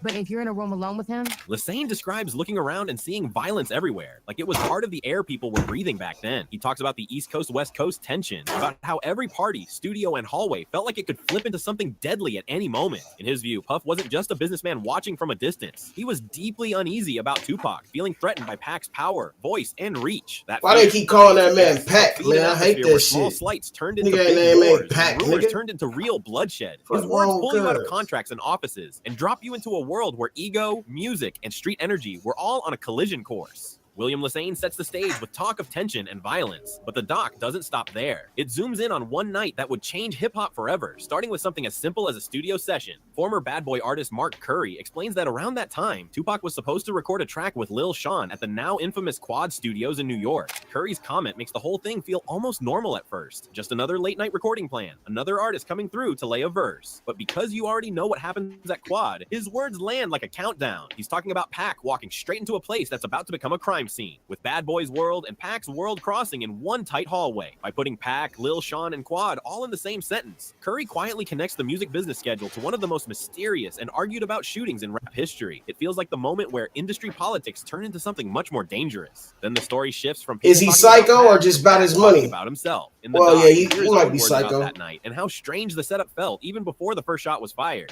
I started working for in April of 2004. I was his assistant. My first day started off cool, and it got interesting over the course of the day. We drove around the city, and he was giving me like the run of the show, like, you'll take notes, you'll go with me in meetings, you'll make sure my food is ready in the morning. Pac describes how the invite came out of the blue. They wanted him to do a song. He stopped to grab some weed, and his phone kept lighting up with messages asking where he was and why he was taking so long. At first, it sounds like normal studio urgency, but the more he talks, the more it feels like pressure, like someone was desperate to get him into that building at that exact time. His line, basically asking why they want me so bad, hits like a warning he didn't fully understand until it was too late. Knowing what's waiting at Quad, his story turns from casual to chilling in a few seconds. And Pac isn't the only one who felt something off about that night. Lil Cease, who was moving with Biggie and Bad Boy at the time, adds a detail from inside the building that makes the whole scene feel even more staged. Later that night, he took me to Central Park with his head of security, and he said, Cap, I want to talk to you about a couple of things. At some point, Puff found out that I knew Suge. My relationship was with his baby's mother, who is still to this day my best friend. He says, hey, I didn't know you had anything to do with Suge. Like, if something happens, I'm going to have to kill you. Lil C says they were heading up to record with Puff and Big when the elevator doors opened, and just as they were about to step out, two men told them to go back inside. It's a small moment, but in the context of what happens next, it feels huge. His memory suggests that certain people in the building seemed to know something was about to go down and wanted Big and Puff out of the way when it did. The way he tells it, you can't help but wonder if Pac was being walked into a trap while others were quietly pulled back to safety. That shadow of planning and protection is what makes people question whether this was bad luck or something much darker. Just when it can't get darker, it comes back to Capricorn Clark and what working for him was really like behind the scenes. She explains that even their story, which started with big opportunities and trust, turned into something that felt straight out of a nightmare. And I was getting a page, where you at, where you at, where you at, why you ain't coming? I was like, I'm coming, I'm on my way, hold on. I wasn't thinking, why they want me here so bad? We walking up to the building, somebody screamed from the upper top of the studio, and it's Lil Caesar. He's like Biggie's side man, right? We was in the recording with Big and Puff, and I'm yelling like, yo, Pop. And he looked up, yo, what's up, little nigga? I go back in the room, I tell Big, I'm like, yo, Big, Pop downstairs. He was like, oh, all right, go get him. Get into the elevator, and when I was about to walk out, two dudes came from both. I get the fuck back in the elevator. Oh.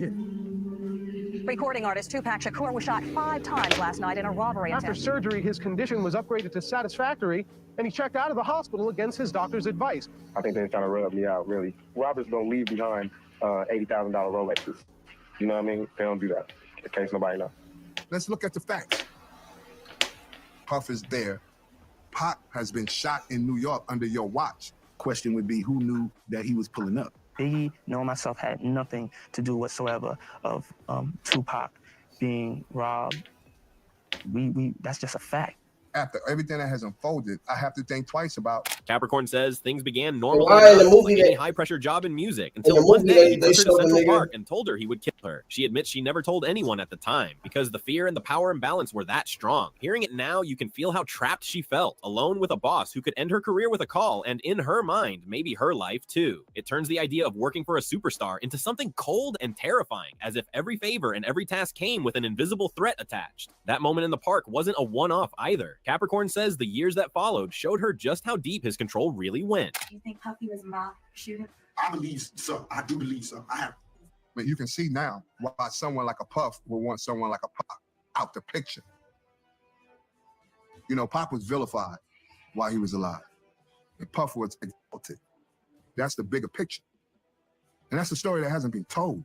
She explains that she worked for him on and off until 2012, and in that time, got to know sides of him most people never see. According to her, he is a master of mental games, finding your weak spots, your fears, and then pressing on them whenever he wants to pull you back in line. She talks about how retaliation was always in the air, even if it wasn't spoken out loud. Lose his favor, and you could lose your job, your reputation, maybe your whole future in the industry. Coming after everything you've already heard, her words make his empire feel less like a company and more like a psychological cage for the people closest to him. After everything you've heard from staff, artists, and security, the most haunting voice might still be Cassie Ventura. In 2023, she filed a lawsuit saying Sean Combs spent years beating her, controlling her, forcing her into drug-fueled freak-offs with male escorts, and even attacking her in that now famous 2016 hotel incident. Her case was settled in a day, but she later took the stand in his criminal trial and became the key witness, laying out a pattern of violence, threats, and total control over her life. Those claims and the evidence that followed helped push federal prosecutors to build the case that finally stuck. Now, after all the denials, spin, and damage control, Sean Combs is... I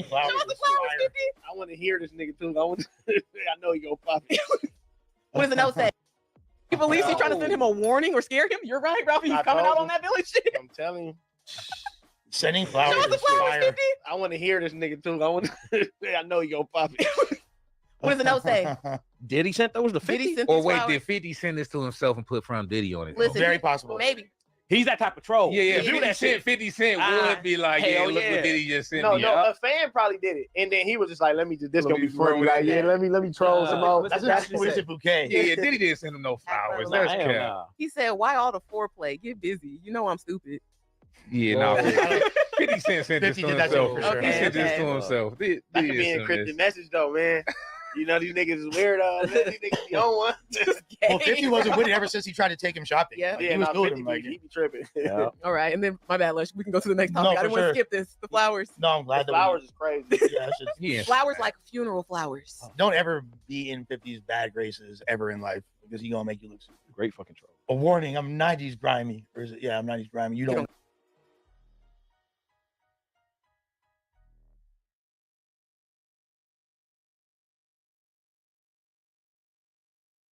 They said that nigga 50 got the bouquet of daisies and said, fuck all the foreplay, just get busy. That's crazy. That sound like some shit 50 would say too. Fuck all the foreplay, just get busy. Nigga, that sound crazy as hell, bro. But nigga, I see what he's saying though, cuz that's crazy work though, bro. Gotta warn me. Yeah. Mm-hmm. All right, nigga. All right. He been on that. He's with all the Damn, bullshit. he sounds like a little bit like disturbed. Yeah, he's like thrown off. Maybe Diddy really did send it. 50 ain't sent worried about himself that some shit. flowers. This is a whole He a troll. circus. It's a whole circus to go with the documentary. That makes sense. Diddy out there with the lifers right now. Next thing you know, Diddy sent 50 some Vaseline or something like Yeah, that. he's sipping Pruno with the lifers, bro. He sent You got a J-Lo whole and package Diddy with some himself. Vaseline. It say from J-Lo. I mean, Diddy, like, come on. He's got a whole operation. Brother. Yeah, so that nigga said from J-Lo is crazy. From J-Lo, man. J-Lo. Vaseline. Oh, if 50 would have got J-Lo like to do like a long form interview in that She dog. getting too much money, bro. She started doing movies and shit. Well, she want to separate herself from that narrative. She was, I think J-Lo was in it. She No. was. That's why she No. started Oh, dating yeah, billionaires I and think shit. she was Nigga, in she it, went yeah. knew exactly which way to go. Look, I'll pop it about J-Lo, but let's keep it a stack. She was super adverse to being around any of that. It was completely against her image. She didn't want no parts of it. It was so disturbed. Jenny She let from that the fool. block, And I bro. was Shut talking the about, fuck no, up, she a bro. bop. I ain't saying she's not a bop, but I'm not saying she didn't want her public image to be associated with people criminal. getting arrested. That's Jenny from the fucking block, bro. Sure, but if you look at the Of entire course, she history, wanted to elevate from the hood and start doing movies and shit. at that point, especially that was when she was still young. trying to do her thing. Yeah, She was doing her thing. She was doing Bro, her she thing, went but straight to billionaires. She was in the freak off. She was selling tickets. Oh, yeah, no for one's sure. no one's doubting How that. you think she got No one- acquainted with them With the billionaires? and billionaires. shit? Yeah, No she one's was in doubting there. it. And other Okay, assets. this is all. She had the robot He might have and kicked the everything. door down, and this is what people often do: use hip hop culture as a stepping Yes. stone. I hate to accuse Thank you. Jenny of the block, Jenny She from the block definitely did. of the Bronx. You feel me? Like I would never want to accuse someone of Yes, such she did. high esteem caliber in the culture. As far She as used to be out wearing a rhinestone bandana. Then all of a sudden she don't know no more. I'm just saying, fool. Like crop top. She was out there getting her little moves in the video. The point is, if she wanted to be around, knife in her purse or the blower in her purse. But that was her whole. But that was the whole point. She said he made me put the gun. No, she didn't. Yeah, she did. I mean, no, he didn't. He didn't do that. No, that was her. I mean, what like, he asked you to do it, and you said, "Yeah, okay." No, but she Yeah, was like, that's hey, I wouldn't ask her to do it then. Shit. Hey, she a trill one. She a Boricua from NYC. She knows the deal. Like, boom, you feel me? Held Blick. Put this up real quick. Put it up real quick. I mean, you don't know nothing. With that being said, yeah, like she wasn't trying to be that. Like, I'm not here defending her. Like, it's hard. Yeah, you is. You know, it's crazy that y'all can't distinguish me saying like there is a bop from she wanted to be associated with criminals in a public capacity while she has a career as a pop star. No, she doesn't want to. Like, I don't It wouldn't understand be how ideal, but she did because she was pulling up. and then she moved far away from it and was married to Ben Affleck. She was married to Ben Affleck. As quickly as she find could. the whitest human being Ben I possibly Affleck, can. yeah. She was With Diddy. Yeah, exactly. He's the evil villain. And before she was a fly girl on In Living Color. She was a background dancer with her right booty cheek right near So how Jamie did you Foxx's get head. next to Diddy? Like, you feel me? PEMDAS, order operations. There you go. Parentheses. You feel And me? he got her Have we in seen her in that any type one of black little adjacent meetup. culture or anything since that time? No. Hell no. He was out. No. Good. She's in movies with Matthew McConaughey. Yeah. She's Right. Post Malone, that thing. okay, and that's like we said, this is so that trajectory of her using hip hop, her initial burst of popularity and fame infusion is one thing, and then there's the what happens subsequently from there, which is does she continue to be a part of the culture, or does she go in a completely different direction and use it when convenient? So we done seen that. Yep. We done seen all that, but I can't say that. Test and 50 Cent just exposed the first move. 50 Cent ain't posting this for jokes. He posting this to show this was a message sent to him by P. Diddy. It was a warning wrapped in flowers. 50 Cent is a smart man, y'all. He know what he doing. He made this shit public to let y'all know. Think about it, y'all. Why would P. Diddy send 50 Cent flowers? He did this after he dropped the little documentary on him on Netflix. Diddy wasn't too happy about it. He tried to get the joint removed, but Netflix said, nah, we not removing it. The timing in the entertainment world is everything, y'all. 50 Cent is basically saying it without saying it. Like, if something weird happened to me, y'all know who did it. This man created a digital receipt. That's his protection. I'm not saying it's gonna fully protect him, and I'm not saying Diddy gonna do anything or have anything done. I'm just letting y'all know. But by him doing this and putting this out, he like, the whole world, y'all see this. So everybody is going to be paying attention. No little crazy mishaps can really go on without somebody knowing. Maybe Diddy had something to do with it. This ain't flowers, y'all. This is Alright, shit. Ain't got nothing to do with me. Man. They just had their deadliest high-rise fire in nearly 80 years, and it never should have happened. Also,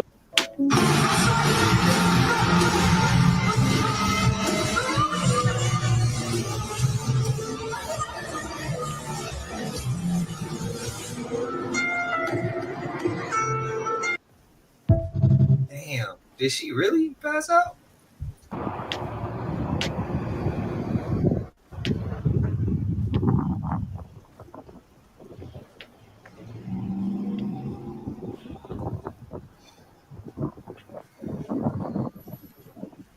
footage is insane coming out of Hong Kong. They just had their deadliest high-rise fire in nearly 80 years, and it never should have happened. Also, notice this footage. Notice the buildings never collapsed. But anyway, a massive fire ripped through a housing complex in Hong Kong, and this wasn't just some freak accident. According to officials, it took more than 2,300 firefighters and medical personnel, and it took about 43 hours to fully control this fire. At least 128 people are dead. 200 people are still unaccounted for, but this was the part that really made people upset. The residents had actually been warning the government and the contractors about a renovation they were doing to this complex. The towers were wrapped in a bamboo scaffolding covered in a green construction mesh. It also had styrofoam type materials on the outside that authorities said were non-compliant with fire safety standards. So once the fire hit the exterior, those materials turned into a fuse and flames raised up and across multiple towers at a really fast speed. And the fire alarms never went off, so people literally woke up to smoke and screaming. And now police have have arrested several construction bosses and engineers on suspicion of manslaughter and gross negligence over the use of those unsafe materials. And the scary part is Hong Kong is one of the most densely packed cities on earth. A lot of people live in high-rise buildings, and a lot of them are made from the same material. So pray for those families involved with this fire. Yard. Let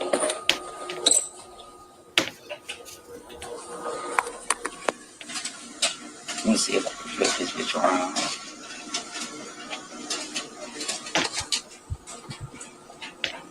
That's the exact spot now. That's my backyard. I'm zooming in a little piece. This is the exact spot that I just. Hold on.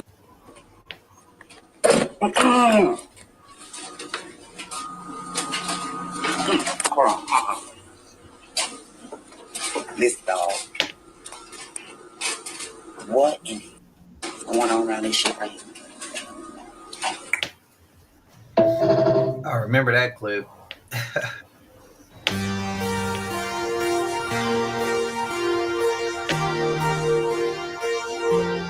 This building will likely be forever known as Hawkins Laboratory, but stranger things were happening here long before the camera crews rolled in. Despite its daunting and foreboding facade, this building, made famous by the TV show Stranger Things, was actually deemed ultra-modern and forward-looking when it opened in 1965 as the Georgia Mental Health Institute. With chilling similarities to the Netflix hit series, this building operated as a psychiatric hospital and research facility for 30 years. You can still see the sign, Murdoch Psychiatric Center, above the door.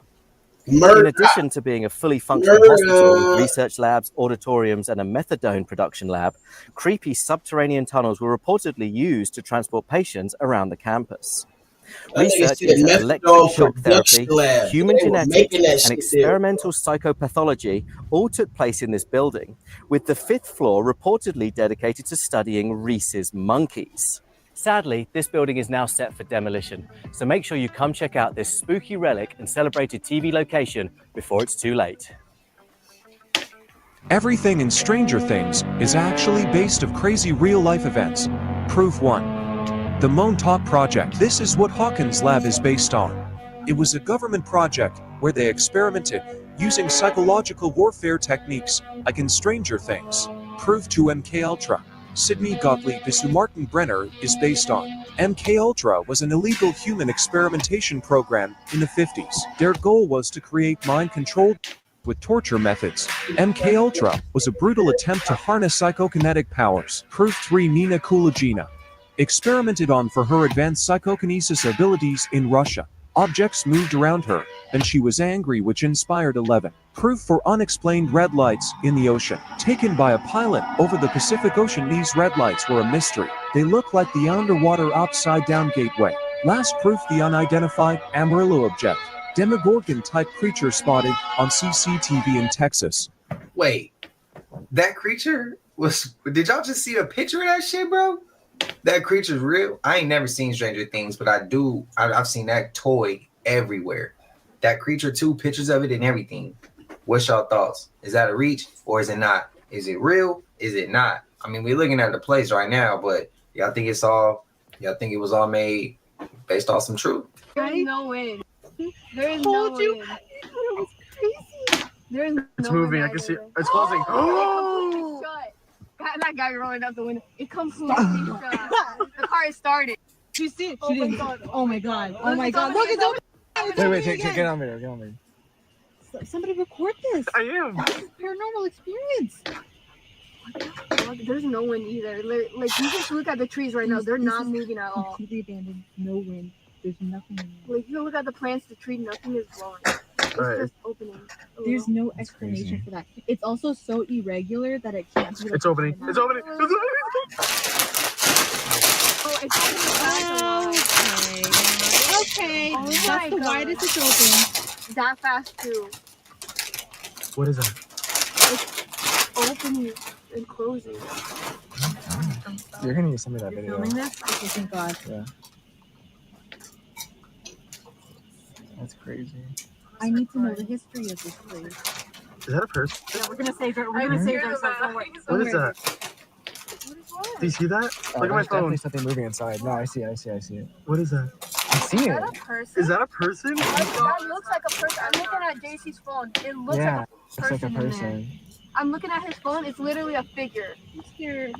No, I see You're it. recording I that, see it. right? I see it. Okay, so you could play back and show you guys. Oh shit. Okay. Well, okay. I see it. I see it. I see it. I see it. I see it. Please put the window up. I see it. It's a dark figure. It's a dark figure. It's a dark figure. It's a dark figure. We're driving I don't like away. that. Ooh, Please. brakes are on.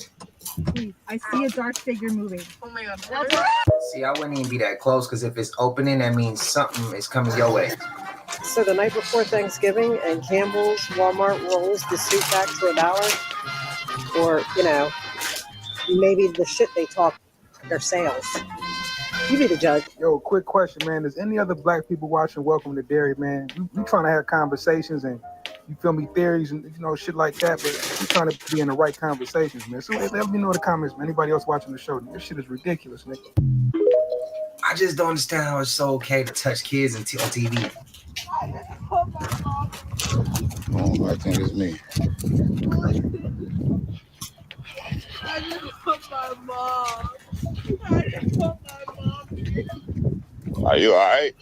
Please, I just want my mom. Where your mama at? Where's your mama? I just want my mommy.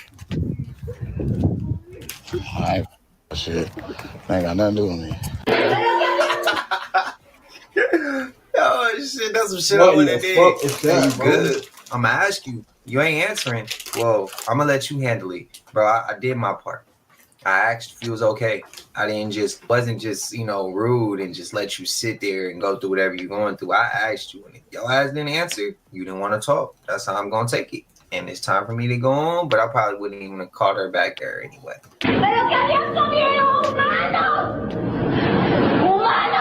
A model exposed Mexico's elite.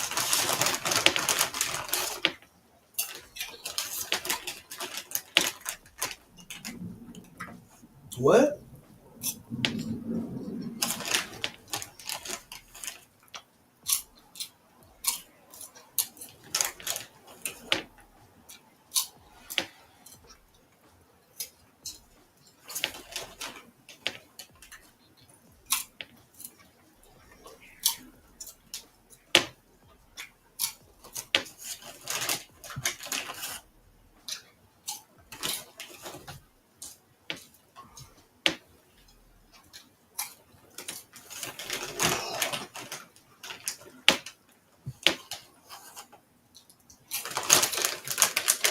That's crazy.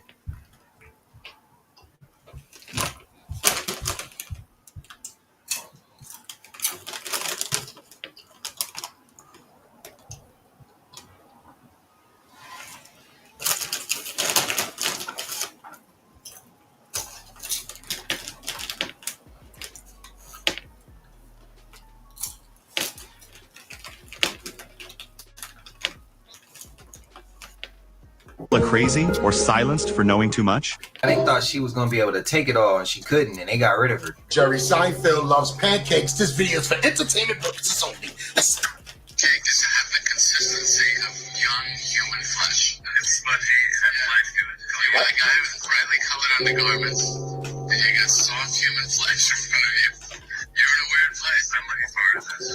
This is really, really gonna be a great pancake. What are you talking about, Jerry? What do you mean by that? I mean, we all love pancakes. Put butter on it, syrup, maybe cinnamon. We'll get some home fries and eggs with it, right? Maybe some bacon and things like that. Maybe some toast. But what you compared it to had nothing to do with pancakes. Because pancakes are soft and fluffy. As a matter of fact, what diner was that? Stop playing with me, son. This video is for entertainment purposes only. I don't know what Jerry Seinfeld was talking about when he said that. But obviously he was just playing around because that's not true. Shut up! What is going on in there, guys?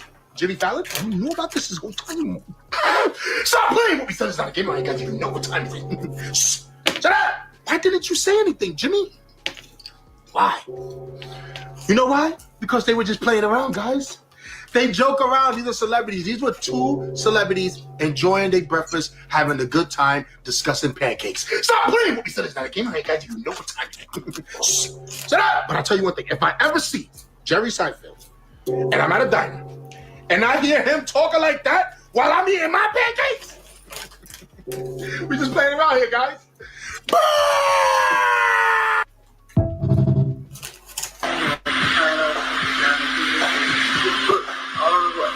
Like a library book of women who are tied to walls. I love thinky books. Well, I want to see that. I think she likes shock value. Madonna laid the law down when we went out. I am not going to Disneyland. Okay, that's out. But I didn't ask you to go there. Okay, we're going to the restaurant.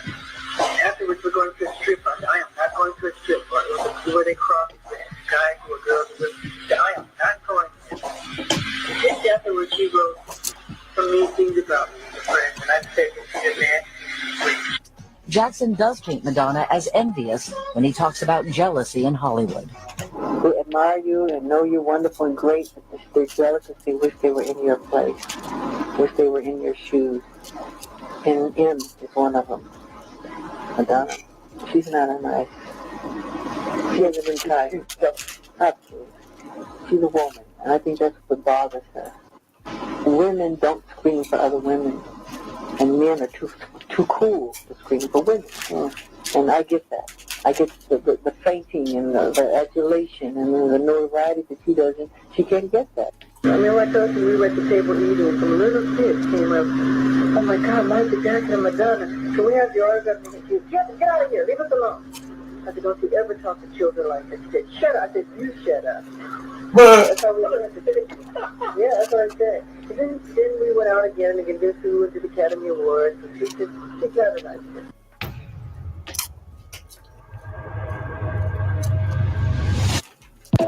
Damn, I never knew all that, bro.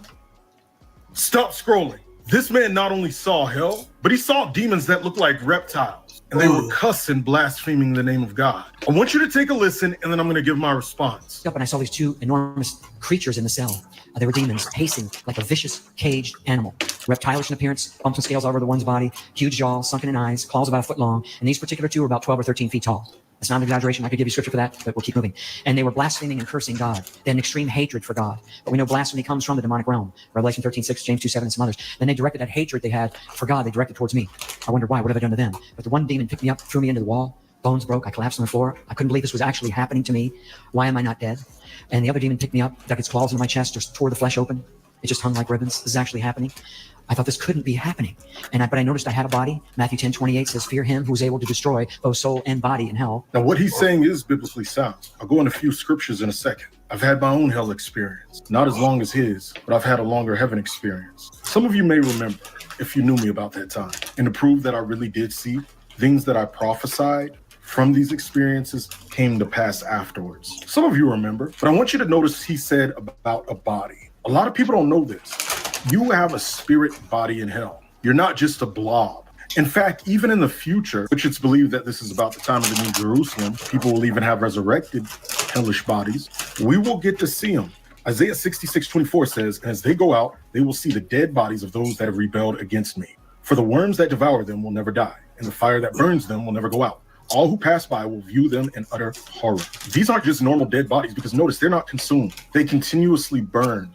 That's the lake of fire. And this will be visible to people in the New Jerusalem at that time. Because you have to remember, this is outside of the gates of the city. As you can see here in Revelation 22:15, outside are the dogs, the sorcerers, the sexual immoral, murderers, the idol worshipers, and those who love to live a lie.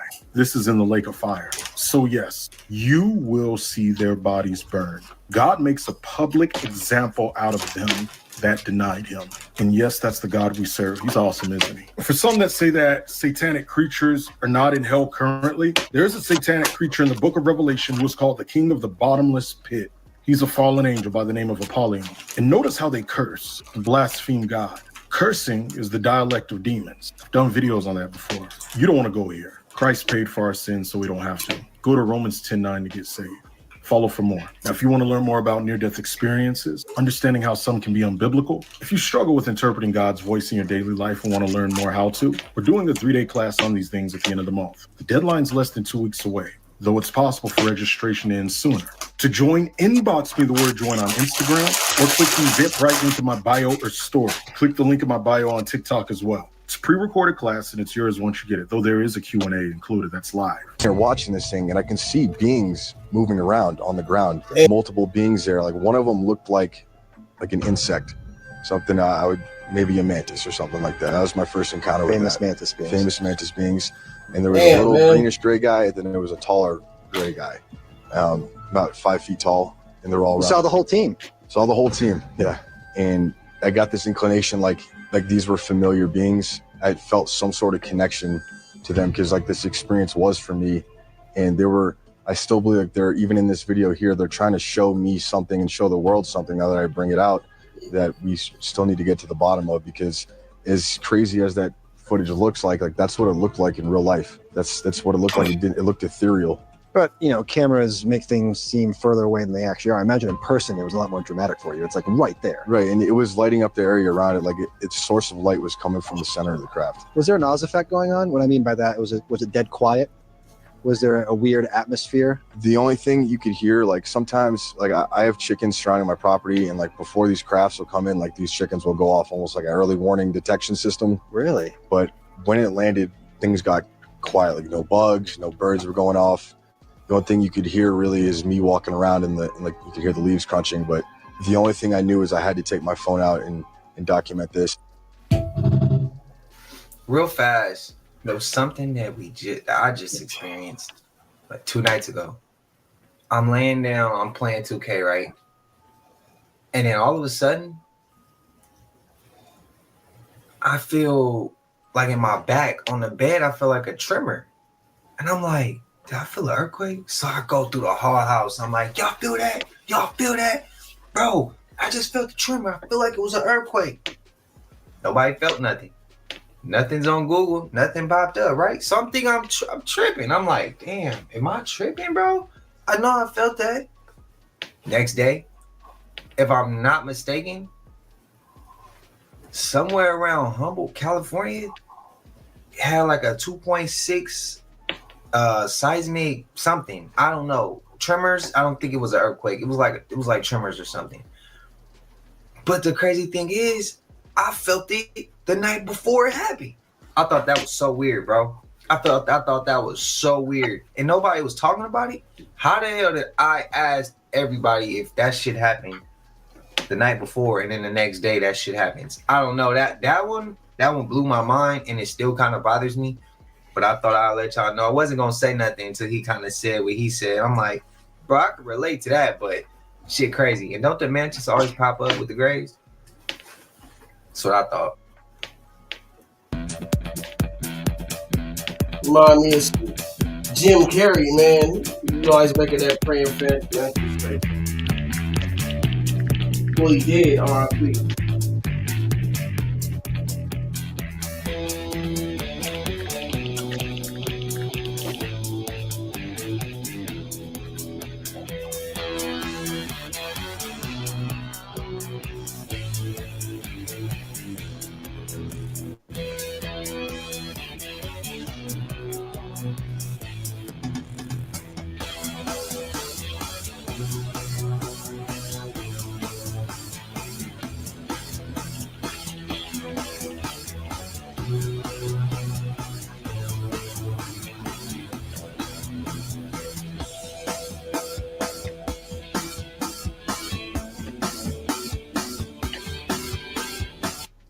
That plane is dangerous, but the creators who started this type of shit, they wiped them out. Now know about the Varginha, Brazil UFO incident, but is this an actual footage from it? This could be real, it could be fake.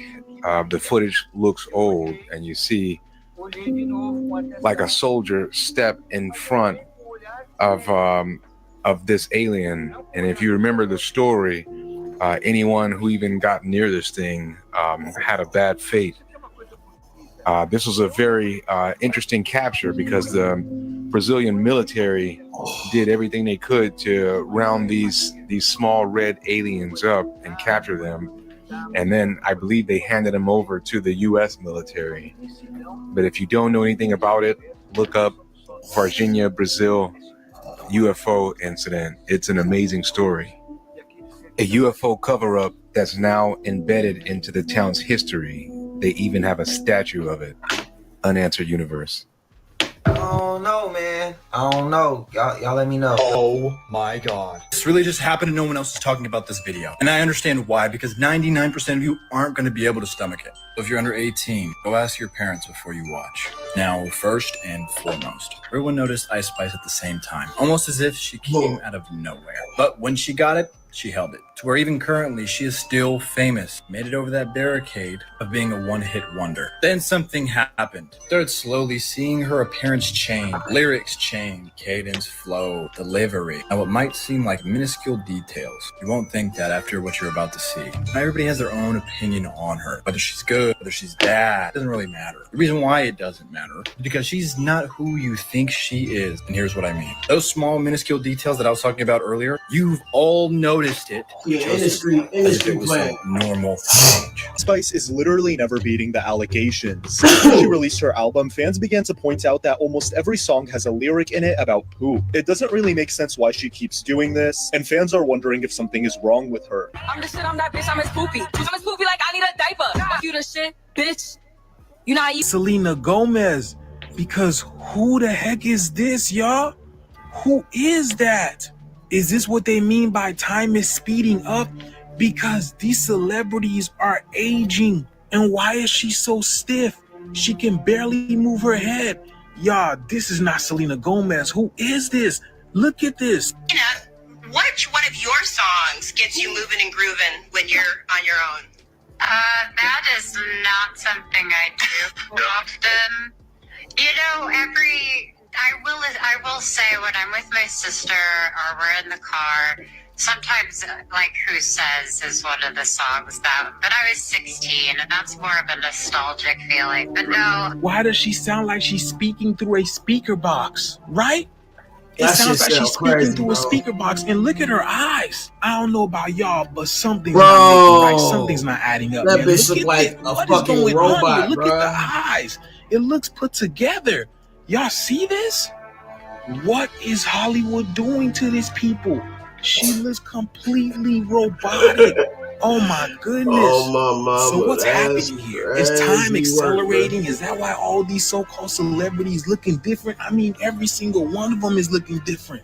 Is this part of the so-called Mandela effect, man? Like, what is going on? Let me know down in the comments below, y'all. The shift is here. I be telling y'all. Let's get it. Peace in. We need to talk about Selena Gomez. And no, it's not about lupus. This goes much deeper. What I am about to show you is how deep of a change Selena has gone through, looking almost unrecognizable to before. So is Christina, See, in elite circles, not beauty Christina, isn't but, just an asset, it's a currency. And sometimes that currency Ariana is traded Grande. in for something else. Compliance. Hollywood has always had a strange obsession with reshaping its stars. But when someone goes from glowing, expressive, and youthful to cold, sculpted, and oddly distant, that's not just filler, that's agenda. These transformations break the emotional bond fans have with the star. Suddenly, people feel off. She doesn't look the same. Something's wrong. Exactly. Mission accomplished. Selena Gomez has to perform loyalty to those behind her brand. It's not about being nice. It's about survival. Nah, the Jelly Roll clip is blowing me away. This girl, Natasha Cornett, she truly believed that she was like the daughter of the devil or something. She had almost like a mini cult. Yeah. Whereas like her and like 5 or 4 of her friends all believed in this stuff. And they was always running around doing bad things in town. And it got to the point where they all wanted to run away. And they wanted to run away to Louisiana for some reason. And while they're leaving, they're all like cramped inside like this little car. They end up going to a rest stop in Tennessee and they meet this family. And it's a family of 5. And I think they're planning on robbing them because they had a big van. As they're talking to this family, the father realized that these kids were kind of into some dark stuff. Him and his family pretty much try to convince these kids to join Jehovah's Witness. These kids did not take it well. They immediately pull guns out on this family. What? Force them into their own van, drive them off hella far, and execution style, all of them, or so they thought. One of the sons, bro, they shot him in the chest and they shot him in the head, and this kid survives. Are you kidding me? They permanently blinded him, I think in his left eye though. They left them all somewhere in the middle of nowhere. They drove off, and at this point, they're like, okay, we can't go to Louisiana no more. Let's just go to Mexico. They start driving to Mexico. Police end up finding the massacre of this family dead, and the boy still alive. Wow. They end up catching the van on the way to Mexico. Also, before they even got there. Before they even got there, they caught them and arrest all the people in the van from his family, bro. Wow. How old was he at that time? Was he like younger? Was he like 11, 12? I don't know, like he was dummy ass young, bro. He was only like 2 or 3 years old, bro. So he was like young for us. He was 2 or 3 years old. Yes. He survived getting shot in the head. Yes. And shot in the chest. At that age, bro.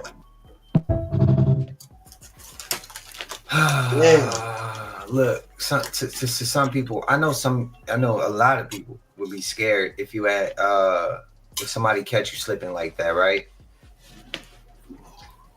And they telling you get in the car and they got this to your head. But you might as well take your chances on that fight, bro. Because if you get in that car, you ain't gonna have absolutely no position of power. Like you gonna absolutely have no power, bro. Like real shit. You get in that car, they took him to nowhere and then they executed him. Bro, you might as well blow me right here, bro, in front of everybody because we about to catch up, bro. It's about to go down wherever we at. I'm not getting in the car with you for, man. You got to show me if you really like that. Like, you got to show me if you got that in your heart that you could just remove somebody and not have no feelings or. Yeah, because that's a real decision, bro. I don't know. Y'all let me know y'all thoughts. I just always looked at it as you can't get in the car with them, bro. You don't know where they taking you. You don't know what's coming next. You don't know if they about to tie you up. You don't know if they about to execute you elsewhere. Nah, bro. You got to take your chances right there. Right there. Right there, bro. But then again, you got your family with you. I don't know. Y'all let me know y'all thoughts, man. We probably going to have to just say, forget it. We going to take it there right now, right here. I don't care who's around. That's how I would probably take it. Not take my chances when I'm in the middle of nowhere. You know what I mean? What can we call this? This right here, sir? In on the ground that don't look bomber clock sound. This right here, sir, you want to play with? Look on the inscriptions. Put it back in a. Put it back.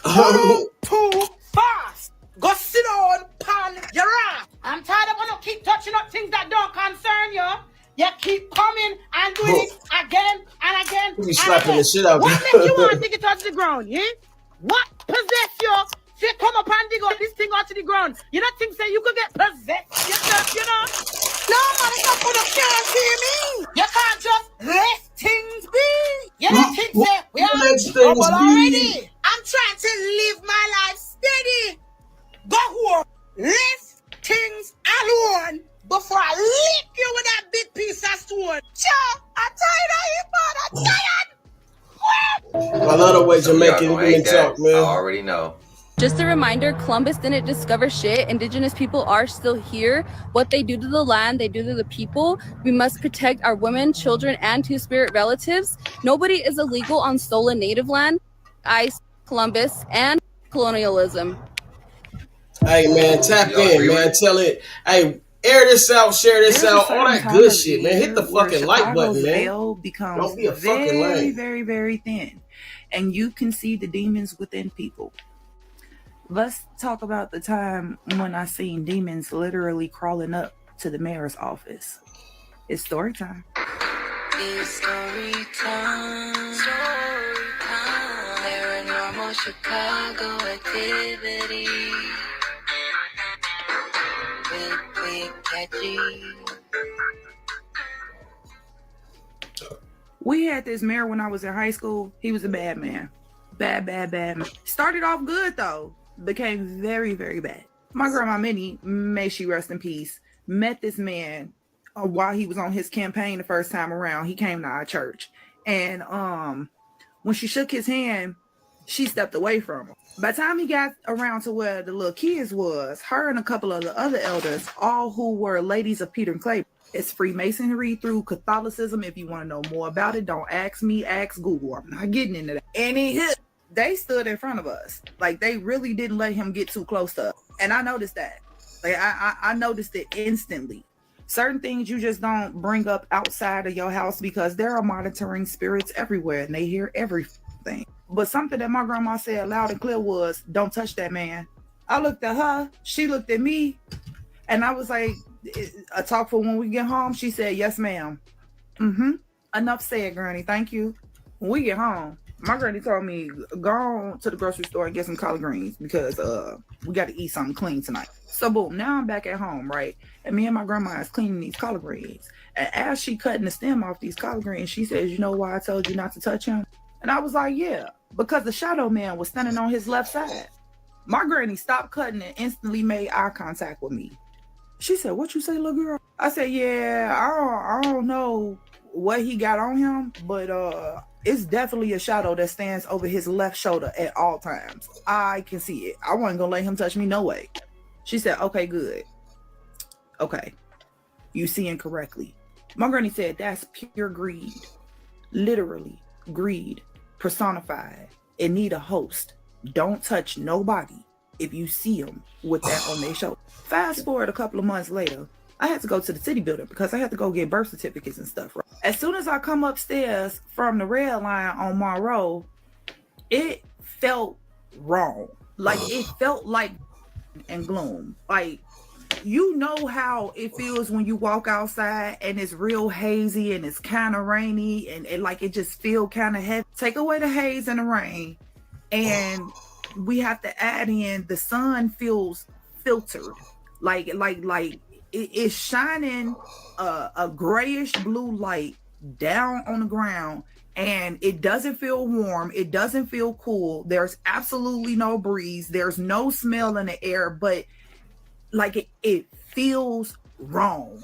I'm standing on the corner of Monroe and State, and I'm like, I don't like this. I get to walk in west so that I could go over to Dearborn. Literally, just going from one side of State Street to the other side of State Street, I felt frozen. A lady, little old lady, by the way, everything about her gave me Russian grandmother. Like, she was little, she's a little hunched over, she got a silk scarf around her neck and a cute little peacoat on, and she got her little basket, and she says to me, be careful, Star Child, today isn't a good day to play.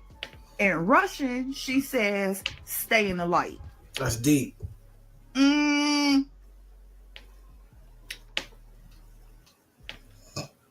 What we dealing with down here today? That lady finally looked up at me and she had pure crystal blue eyes. She said, we don't know, we're trying to figure it out, but it's warded. Who the hell is we? Do I need to go home? She told me, no, you scheduled to be down there, you got passage. Go to the building, get your shit, go home. You ain't gotta tell me. Bye. Now I'm power walking to get to the city building. As I get to Dearborn, I cross over the street to get to the other side of Dearborn, and I'm walking. At this point in time, I come into the shadow of the Chase building. I'm almost to the side doors that's on Dearborn, and this really tall, really stocky white man come walking out, and he just stopped in the middle of the walkway. Now, usually that wouldn't throw me off, but he stopped and turned my way. What's the wrestler name? He sound like the people who make coffee. Barista, Batista. That's his name, Batista. This white man is huge, standing there in all black. I'm talking about black dress shirt, black dress pants, black boots, black long trench coat, just cocky as shit like Batista. I stop in my tracks. The side of his mouth hitched up a little bit. In the back of my head, I'm thinking, what the? And then the other side of his mouth lift up to his ear. Oh, absolutely like a beacon of hope. Literally, it's a break in the clouds, and across the street is some sunshine. When I tell you I hightailed it into the sunlight, I stood there and looked at him. He looked at me. The smile was gone. Oh yeah, Babushka just told my little black ass to stay in the light. Well, I see why. I get to walk in, the light get to going with me. Yeah, we staying on this side. Hallelujah. Amen. As I'm still walking down Dearborn and I'm trying to get to this motherfucking building, I look up and I can literally see black Benz jumping across the buildings. I stop at the corner. First of all, it's a red light. I don't know about nobody else. I'm not jaywalking downtown. I value my life. So I'm standing straight, but like trying to look up without letting them know I'm looking up. I just look slow as hell. But I can see them. Okay? They is moving. At first I thought they was coming for me, but they not coming for me. They on a mission. I hear my mother's voice say, "Get going, little one." And girl, you ain't gotta tell me. You ain't gotta tell me. You going to stay in the afterlife, because in this life, I'm gonna protect man. I already been told I got my clearance. I'm mad at my business. I'm gonna stay in the goddamn life. I get to the birth certificate office, and the security guard that is there look at me and start turning red. I looked at him. I said, "Look, I don't want no smoke. I got a reason to be." Without moving his mouth, he say, "Hurry up." Every bit of his voice grumbled through my whole entire body. And it wasn't grumbled. just me. It was a lady that was That's a standing new behind word. me, Grumbled. too. She Grumbled? literally looked at him and was like, "Oh, why so rude? Girl, if you don't shut the girl, if you don't shut the you don't know who you talking to. Please, please leave the vampire alone. Please leave him alone. Leave him alone." I looked at her and I'm like, "Ma'am, it's okay. We fine. Let's go." I get to the desk. The lady at the desk is looking at me. She says, "ID." I hand her my ID. She put these fingers around my ID that looked like claws. I looked up at her and her eyes flashed red. I said, "Ma'am, please, just please, not today." She scanned my ID and then handed me my birth certificate. I walked out the door. No line, no wait. That's okay with me. What was not okay was when I walked out them doors and I looked up and I seen them demons going straight to the mayor's office. I was literally frozen in place. Like I didn't know what to do. Do I start chanting? Do I try to purify the area? Do I call a coven? The security guard that was inside is now outside standing behind me. He huffed behind my head. I turn and look up at this man. He said, "Mind your business, Star Child, and get back south." You ain't got to tell me. You ain't got to tell me. I came back home. I told my grandma what happened. She said, "What you say?" She grabbed the house phone, walked into her room, and made a few phone calls. I don't know what the phone calls were said, but yeah. It's something that runs Chicago, but it ain't a human mayor. Man, like King Kong, man. Big ass fucking giant.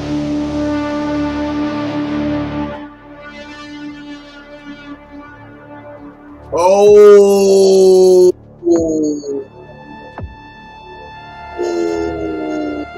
Wait, what? Wow. Hey. That makes sense.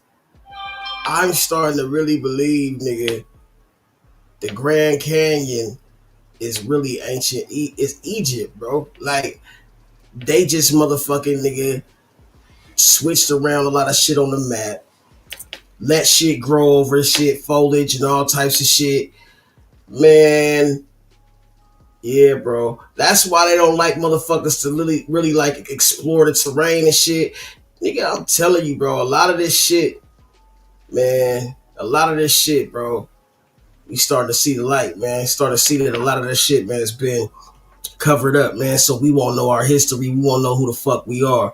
They made it seem like, nigga, all that shit was so far away. But nigga, in reality, nigga, that shit is, nigga, right here. Nigga, we was here the whole time. Nigga, shit is... And let me start by saying this, okay? I didn't start this off by looking at eugenics, okay? I didn't start this off by looking at incubator babies. I was just trying... Nigga, she damn near look like Nicki Minaj's look a Nicki Minaj clone or something, man, for a second. ...to research Epstein's ranch, okay? And it has brought me down the biggest rabbit hole. Because when I read, this man is trying to impregnate 20 to 40 women a day. People waking up with equipment plugged into them. I'm like, 20 to 40? This man He's is trying to not doing start this a by whole himself. new population. This man is running a whole lab.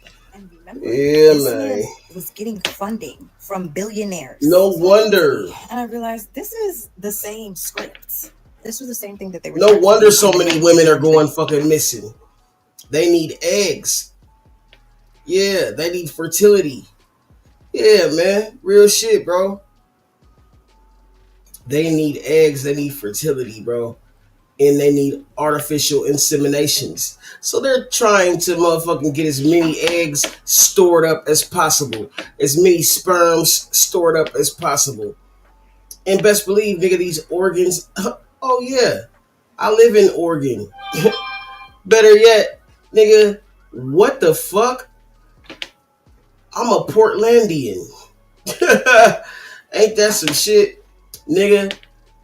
So we got Californians, Portlandians, Dallastinians, nigga, New Yorkians.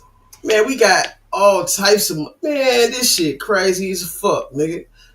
I'm telling you, bro, this shit getting thick, nigga. It's been thick.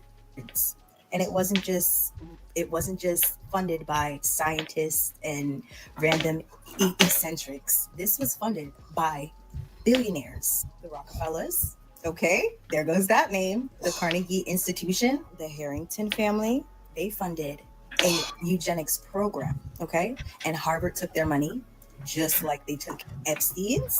Stanford University took their money. They were funding labs, building a whole idea around we can build a better population with better eugenics. This is where it starts to get a little wild, okay? I don't know if you guys remember or you have heard of the World Fairs, right? They had babies on display in those World Fairs, in incubators, right? Then I'm digging and I'm like, there's no parents on record for these children. Who would let their kids be in incubators like products?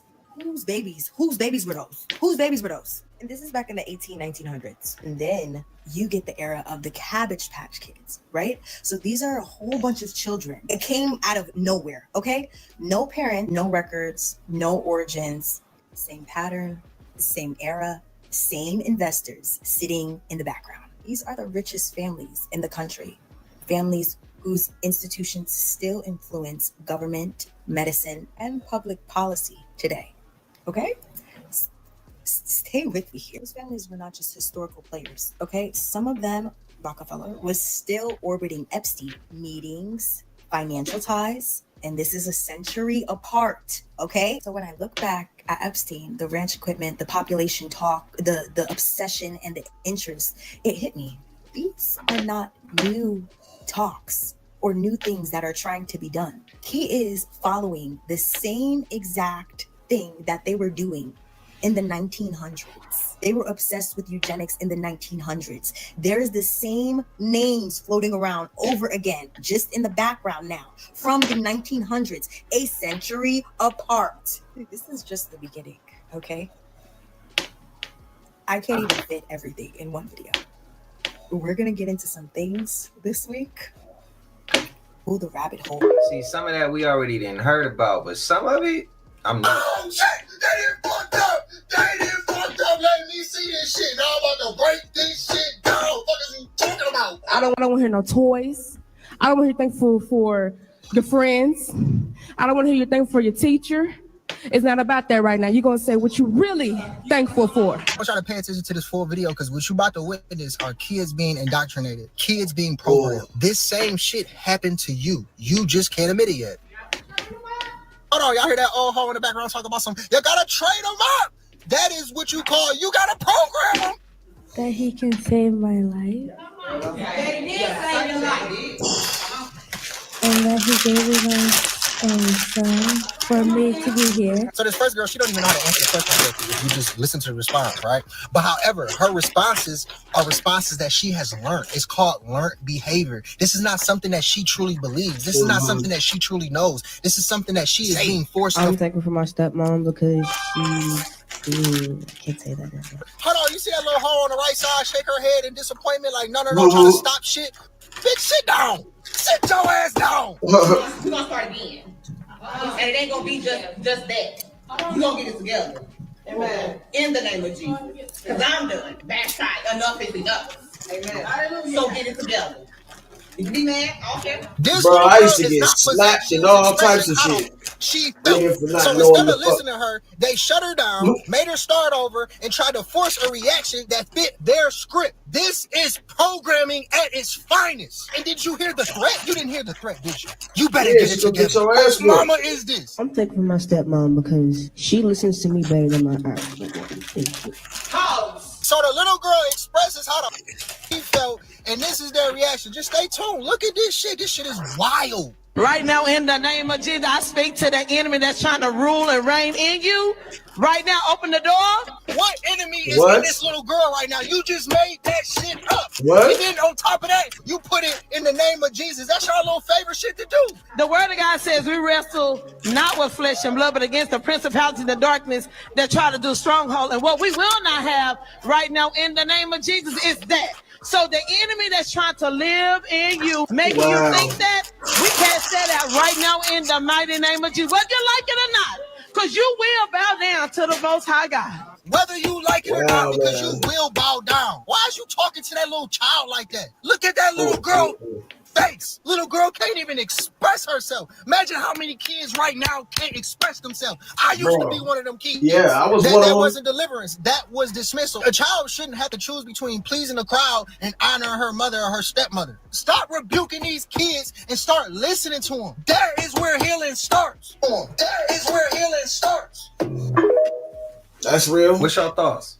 Because I know some people gonna be pissed off based off what he's saying, and some people gonna agree with what he's saying. But respectfully, how y'all feel? Don't pass no insults. I don't want to see people being insulting, because I've been seeing a lot of comments of people saying shit like, "Oh, I know this already. Y'all late." So does that make you better than anybody else? Do you feel better with yourself? Are you happy? Do you want us to put you on a pedestal? Like, what do you want? When you say that, what do you want? What do you envision happening when you say that? People just jackass. So low that you feel like when you say shit like that, you gotta it powers you up, make your chest feel bigger, it pumps you up. That's ego talking. That's pride. That's a deadly sin. Do you want to keep going down that lane? I'm asking. I ain't telling you what to do. I'm just asking you questions. You choose to do what you want. But I'm curious. So when we throw insults, when you feel insulted and you throw one back, I hope it make you feel good. But I hope that feeling I hope that feeling isn't temporary. And later on, you're gonna regret that shit when you finally see something from a higher perspective, and you be like, "Damn, I was really talking down to people. I was really doing this to people." Like, again, be the change you want to see in the world. Don't let what the world isn't yet change you. Let me know your thoughts though. Spam it up. So it's cool to put your opinions out there, but just don't be so insulting, bro. Remove the anger out of that shit. Cause what you give is what you gonna get. You angry?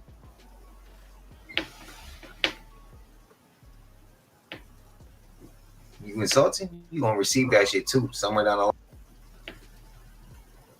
line, if not right in and there when you sent it. Let me know your thoughts though. Let me know your thoughts.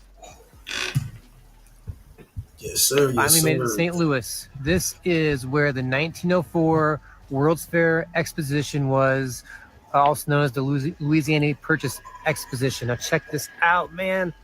There's one of 3 buildings standing left from the World's Fair, and I'm standing in one of them right now, and this is the Arts Museum. Nigga, that's some wrong shit. To art and free to all. The funny thing on the building is the date. Is take a copy of that. If it says and look at that date. 1903. There's all these goddesses and whatnot up on the building. Yeah, that shit is definitely motherfucking pagan. Oh, look at them gold ass lions. What the fuck? Oh, that's a gold eagle. One on each side watching it.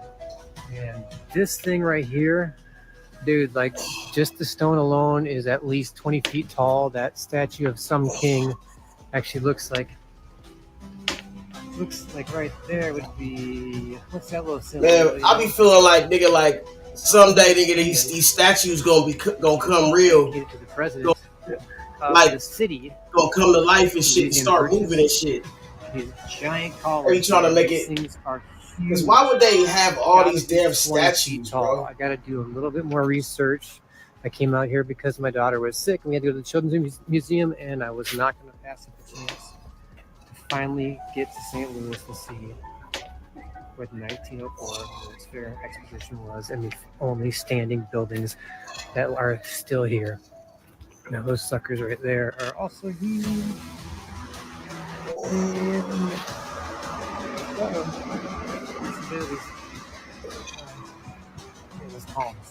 like, what if it was the gods? Look at all them. They're all in human form, right?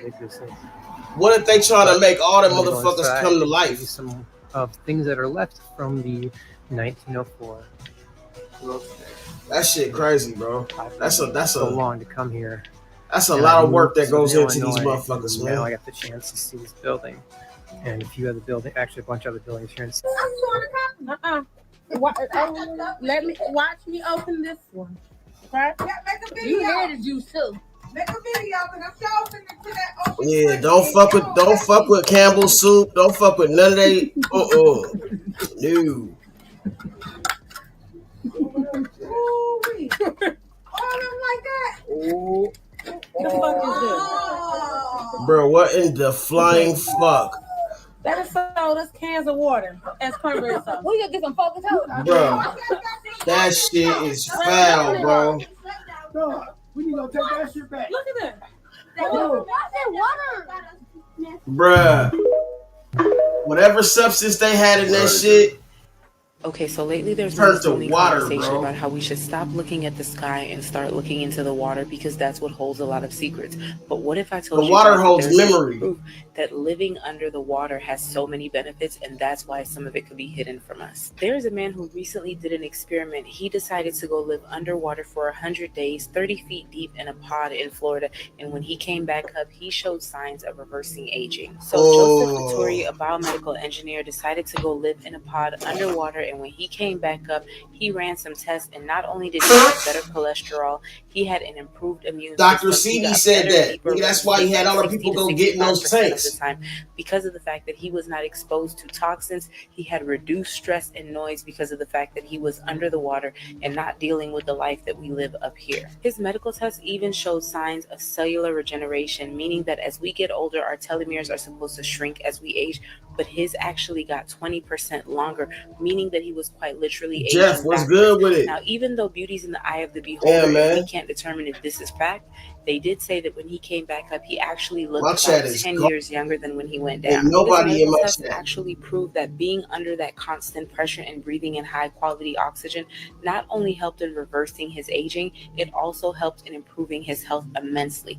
Now, how insane is that? Oftentimes they tell us that I the pressure appreciate y'all underwater who is are. so detrimental to our health, but come to find out it's actually super beneficial, and more than likely they have access to resources that would allow a lot of people to live underwater. And there are some theories that a lot of people actually do live underwater, just like they have theories that people live beyond the ice wall. But we'd never really know because they'd never tell us. Let me know what you think about all this. Drop your thoughts in the comments. If you don't know what I'm talking about, go ahead and look into the biomedical engineer Joseph Vittori. Come back and share your thoughts. Per usual, these theories are all alleged, but he definitely did go underwater and do that experiment. So go ahead and look into that yourself because I can't confirm or deny it. But make sure you like, follow, and stay listening. Tell me why an entire neighborhood in Hong Kong lit up last night like a movie scene. Not fireworks, not protests, 4 skyscrapers burning at the same damn time. You ever seen Fear Through Concrete? Well, you're about to. Look at this shit. Hong Kong, one of the most hyper-surveillance places on Earth. 4 high-rise residential buildings up in flames. Thousands of residents waking up to sounds of cracking glass. People screaming from balconies. Fire so intense, it lit the surrounding skylines blood red. Power gone. Signals jammed. Families were trapped 30 to 40 stories up with no way down. Parents trying to hold wet towels over their kids' faces because the smoke was choking stairwells. People jumping from windows to That's escape crazy, flames. bro. And all people are saying is it could be electric. Electric? 4 high-rise buildings? Look how fast that shit happened. One small blaze, wind hits, infrastructure falters, and suddenly you got a vertical wildfire. And if you know Hong Kong, you know their cities are stacked like Tetris blocks. So all it takes is one floor, one breaker, one faulty wind, and shit is gone. None of that shit is adding up. Condolences goes out to those families. Oh, you saw an old, three-eyed man dressed in silver in the tunnels/catacombs underneath the University of South Carolina? No, you didn't. And because you didn't see anything in the tunnels, we're gonna seal them up. But no, there's nothing in there. Like, I swear to God, there's nothing in the tunnels. Please, no, there's nothing. No, we're just sealing. Mark Sanford. Oh, you mean our congressman and former governor who went missing for a week after telling people he was going to hike the Appalachian Trail? And then we found him in Argentina, bitches? Yeah, I remember that guy. Oh, that giant, abandoned, haunted mental institution in Colombia? Yeah, we're demolishing it and turning it into apartment homes. Because we think that's a really great idea. Have fun. Oh, you were walking through the woods alone and you heard someone calling your name? Bonus points if it sounded like a dead relative. And you answered? Yeah, no, I'm gonna need you to stay at least 5,000 feet away from me at all times. You're cooked. You're No an doubt, no extraterrestrial doubt. that's looking for a quick bite to eat? Well, up until last year, you could go down to the UFO Welcome Center that Jody built beside his trailer in Bowman, South Carolina. Just a shack with a giant UFO on top. You really can't miss it. Someone burnt it down. Probably arson. Jody thinks it's the alien. I kind of believe it. Oh, a feral peacock chased you through the woods? Yeah, no, they're not native to South Carolina. Where'd they come from? Oh, you were walking through the woods alone and you walked up a flight of stairs that lead absolutely nowhere? Good luck. Catacombs underneath the University of South Carolina that once housed the Third Eye Man. The University of South Carolina began construction in 1805, and it's rumored that underneath there are tunnels big enough for a horse and carriage to fit through comfortably between the Capitol building and the river. In 1949, two students that worked for the university newspaper spotted a man dressed in all silver opening a manhole cover, going down and closing it swiftly over his head. They reported it to police, but they were just calling it the Sewer Man. 6 months later, a police officer ran into a man wearing all silver, and when he shined his flashlight on him, he noticed a third eye in the middle of his forehead. The man disappeared, and the police officer reported back to the office, and the rumors of the Third Eye Man began circulating. He was spotted again in the 60s by a fraternity that went down into the catacombs to perform a hazing ritual on some pledges. They came upon a man wearing all silver. He turned and charged the boys. They went and told the police, and a manhunt ensued, but they never found the Third Eye Man. Since then, the catacombs have been sealed, and if you go down there as a student, you will be expelled from the university. So let me know, have you heard about... Collective. Why am I today 8 years old when I find out that South Carolina, that y'all university has a catacombs and tunnels under it? A Third Eye Man wearing all silver. Wow, I've never heard of this. That man, like I sometimes I be blown away that I be like, damn, you can know so much, but you still don't know shit. There's still so much out here in the world that we just don't know. What's y'all thoughts? South Carolina, can y'all enlighten us? Y'all there, even if y'all don't live in South Carolina no more, and you live somewhere else, but you're from there. What have you heard? This shit get crazy. Man. I'm enjoying today's upload. I came across a really interesting picture this morning, and it sent me down a rabbit hole. Yeah, this some good shit, bro. They motherfuckers been been on the road with this Reading shit, bro. together now. The Brazilian tribe members had never heard of aliens before. They did not understand, but when they were shown a picture of an alien gray, they recognized it immediately. They said that is Mancuna Wabu, referring to ant people. And ant people is something I know quite a bit about. I've had a Matter of fact, they kind of look like a praying mantis a little bit. Are not extraterrestrial at all. They're intraterrestrial, and we're going to talk about it right now. Now, when I first saw this picture, I knew I had to do some research, right? Because the source seemed to be "trust me, bro," and I did not, in fact, trust a bro. So I did research. This did happen, though, and of course, it happened on a podcast. This is the channel, and this is the name of the episode. And I am sorry to burst your bubble, but it is all in Portuguese. You can get lucky and try to do the translation. It's a hit and a miss. Do it at your own risk. But about the 3-minute mark is when they start talking about aliens. I don't think Mankumwabu is the name that's used for them in the podcast, but the man genuinely recognizes the photo and has a reaction that's basically akin to, yeah, that's Paul. He knew exactly what they were talking about. And then he starts describing a legend from his people, which essentially is the same across a bunch of other cultures, about ant people that live underground, that only speak with the elders, and they come up when civilization needs them. Are we talking about Ant-Man? No, we are not. We are talking about, specifically, it seems, Greys. But this legend is very similar to other legends, and I wrote them down here. This is not an all-encompassing list. This is just examples of other places that you can find these legends. And the list is as follows. The Australian Aboriginal people. Up next on our list, we have the Hopi, Navajo Cree, Anasazi, Apache, and Anishinaabe people, Mayans, Aztecs, and it seems as though the Book of Enoch also describes these ant people as well. Now, it seems as though there are 3 different types of ant people, and the type of ant people determines where it's going to live. First type lives in the ocean, second type lives near volcanoes, and the third live in mountains. All of these stories are interconnected in the details. They all share details that seems impossible for each other to know. And then we have some cultures where their story of creation starts underground, but they're all ant people. They all are described as looking like the Greys. They all live underground, and they all come to the surface when civilization needs them most. Again, do I think that the word that was used in that picture is correct? Not necessarily. Do I believe the stories that are told are correct? There are too many details shared by too many people across a vast amount of land and sea for something, if not just a little tidbit of truth, to be real. All of these cultures say the same thing too. If you speak to the earth will speak back, or if you speak to the earth, it will help you. Sound moves very differently through ground. What if when you speak to the earth, you're not speaking to the earth, you're speaking to them, and they can hear you because their ears are built different? What if that ocean we just discovered under the crust is their water supply? I don't know. Lots of thoughts. I hope you guys have a good day. Oh, that's Bye. a good thought, though. Real shit. What's crazy is I saw a comment of somebody saying aliens ain't real, they demons. Again, why nobody answer this question? There's questions that we can ask and they go around their elbow just to wipe their ass instead of answering the question. They avoid the question. And that should be crazy. Now I got another one to my people who think aliens is demons. What do you call the 1%? What do you call who's the fallen? Is the fallen angels celebrities? You can't say celebrities sell their soul and then turn around and be like aliens ain't real or they're demons. Well, what do you call the government? What do you call the 1%? Yeah. What do you call the royal families? What do you call people who pass laws? What do you call congressmen? What do you call people who sit up here and violate children? What do you call those people?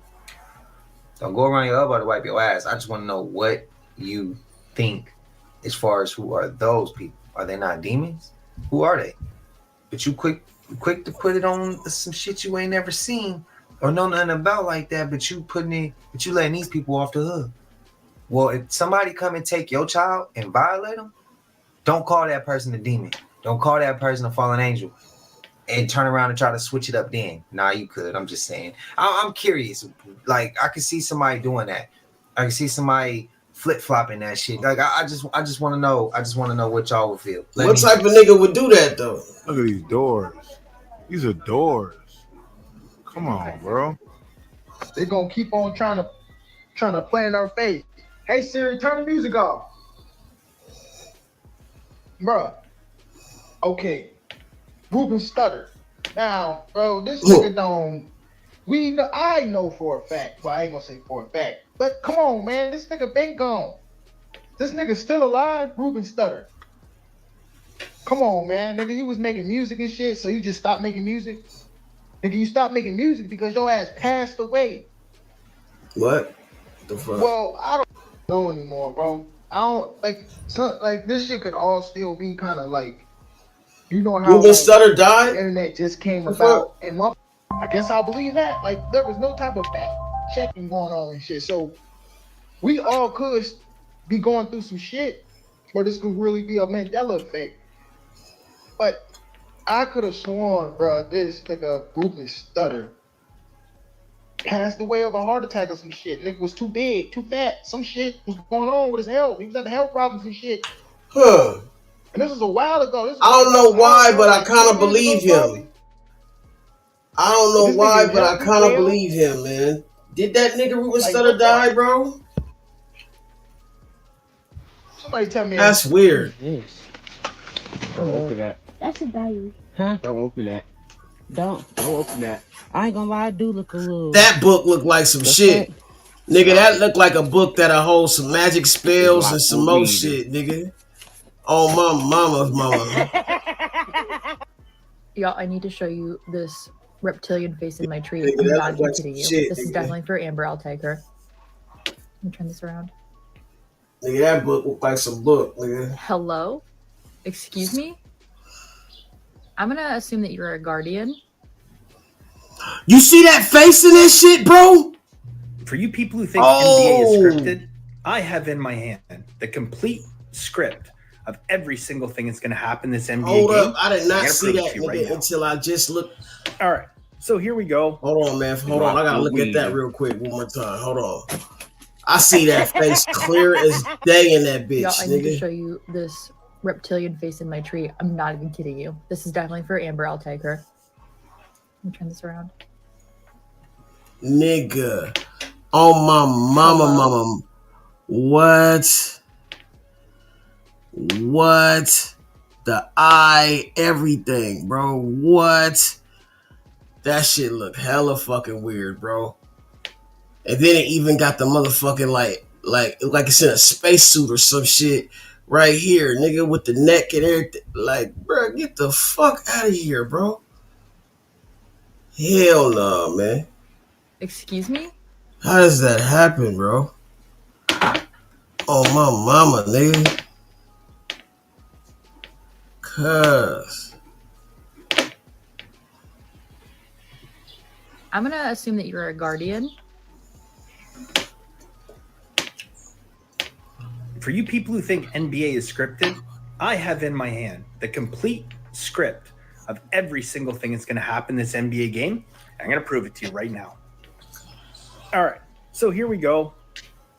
I'm going to get this live. Okay, just so you guys can see the live on there.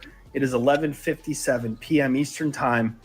And I will tell you right now, guys, Houston's going to tie this up 74-74. And you might not believe me. You think, hold on here. Golden State's got the ball. There's no way I know that this is going to be 74-74 when it's live. Miss. Here comes 2 points. You guys, exactly how I did this. Oh, a foul with 6 seconds left? How did I do it? So this NBA script of the entire game is actually a recipe to shortbread cookies. It is not a script to the NBA. I'm going to tell you guys exactly what's going on with the NBA because it's fraud and it's sickening. For the people out there who are trying to live bet on the NBA, you are being taken big time. Oh. When you watch the NBA on TV, there is always a little bit of a delay. It used to be like 5 or 6 second delay just in case someone said something they shouldn't say so they could bleep it out. There was always a little bit of a delay. Not much, but a little bit. Ever since legalized sports betting, that delay has gone to 1.5 minutes, sometimes 2 minutes of delay. Why? So that you think you're betting on a game live, but you're not. Okay? The sports books understand and know what that score is going to be, and you don't. Now, I don't have a script to the game, but what I do have is a live feed to exactly what the sports books get. I know what the score is going to be at the same time the sports books do. So as you're sitting in front of your TV trying to live bet a game thinking that you understand what's going on, you have no idea because it's already happened. Okay? The sports books know what is going on. So they are literally defrauding you, and the NBA is the only league in the entire world that does this. Okay? Other sports have a little delay. Okay? 5-10 seconds. The NBA, guys, being 1.5 minutes, sometimes 2 minute delay is outright fraud, and it needs to be investigated. Man, is that the reason why all this fucking gambling and shit is getting don't put bet, on bro. right now? And it's It's I know NBA some shit. people like they got magnets on the rim. It's way deeper than that, bro. It's way deeper than that. Who else can watch one of the games, bro, and tell when they about to blow that whistle and they slowing the game Hell down. yeah. They help the other team get back into the game. Yeah, I can't. How many times have we seen that, bro? Like, I need collective. To my sports people, I've been watching basketball my whole life. I didn't play it all the way to the college level. This shit is rigged. It's rigged, bro. It's rigged. You can tell. There's two people I hate watching play. LeBron? Not so much one of them as much anymore. It used to be James Harden. He raw though, but I used to hate watching him play and get all those fouls when he drag his arm. LeBron. Has to be I LeBron. used to mess the game up. And the person I don't like watching now is SGA. I can't stand seeing Shai Gilgeous-Alexander play, bro. I can't stand it.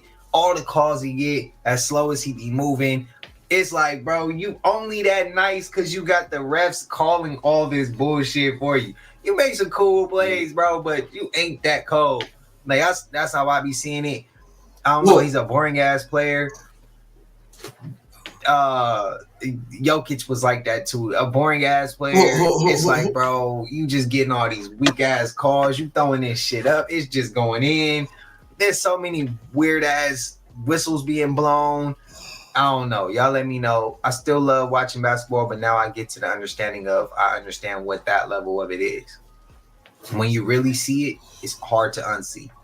But y'all let me know y'all thoughts, man. Y'all know we made it to the end of this, and if you haven't already, please like, comment, subscribe, hit that bell so you always notified whenever we drop uploads. I know we coming with about 4 videos every single session. This is for entertainment purposes as well. And when you like and comment and subscribe to the channel, helps let it grow, helps let it man. helps more people. You never know what you gonna hear, man. What you gonna see, man. I appreciate y'all. I love y'all collective. Until I see y'all in the next one, y'all know what it is. Hey, boy, you got the wrong picture up, cuz you on the Crip channel. Man, that nigga been tripping. He just had a Crip channel 2 days ago. This the Crip sector, cuz you got the wrong picture up. Man, we from Texas. We from Texas. We been gay from day one, nigga. We get ready. What the fuck did that nigga say? What the hell you say, boy? Man, we about to mute you, man. How much you drop this nigga? I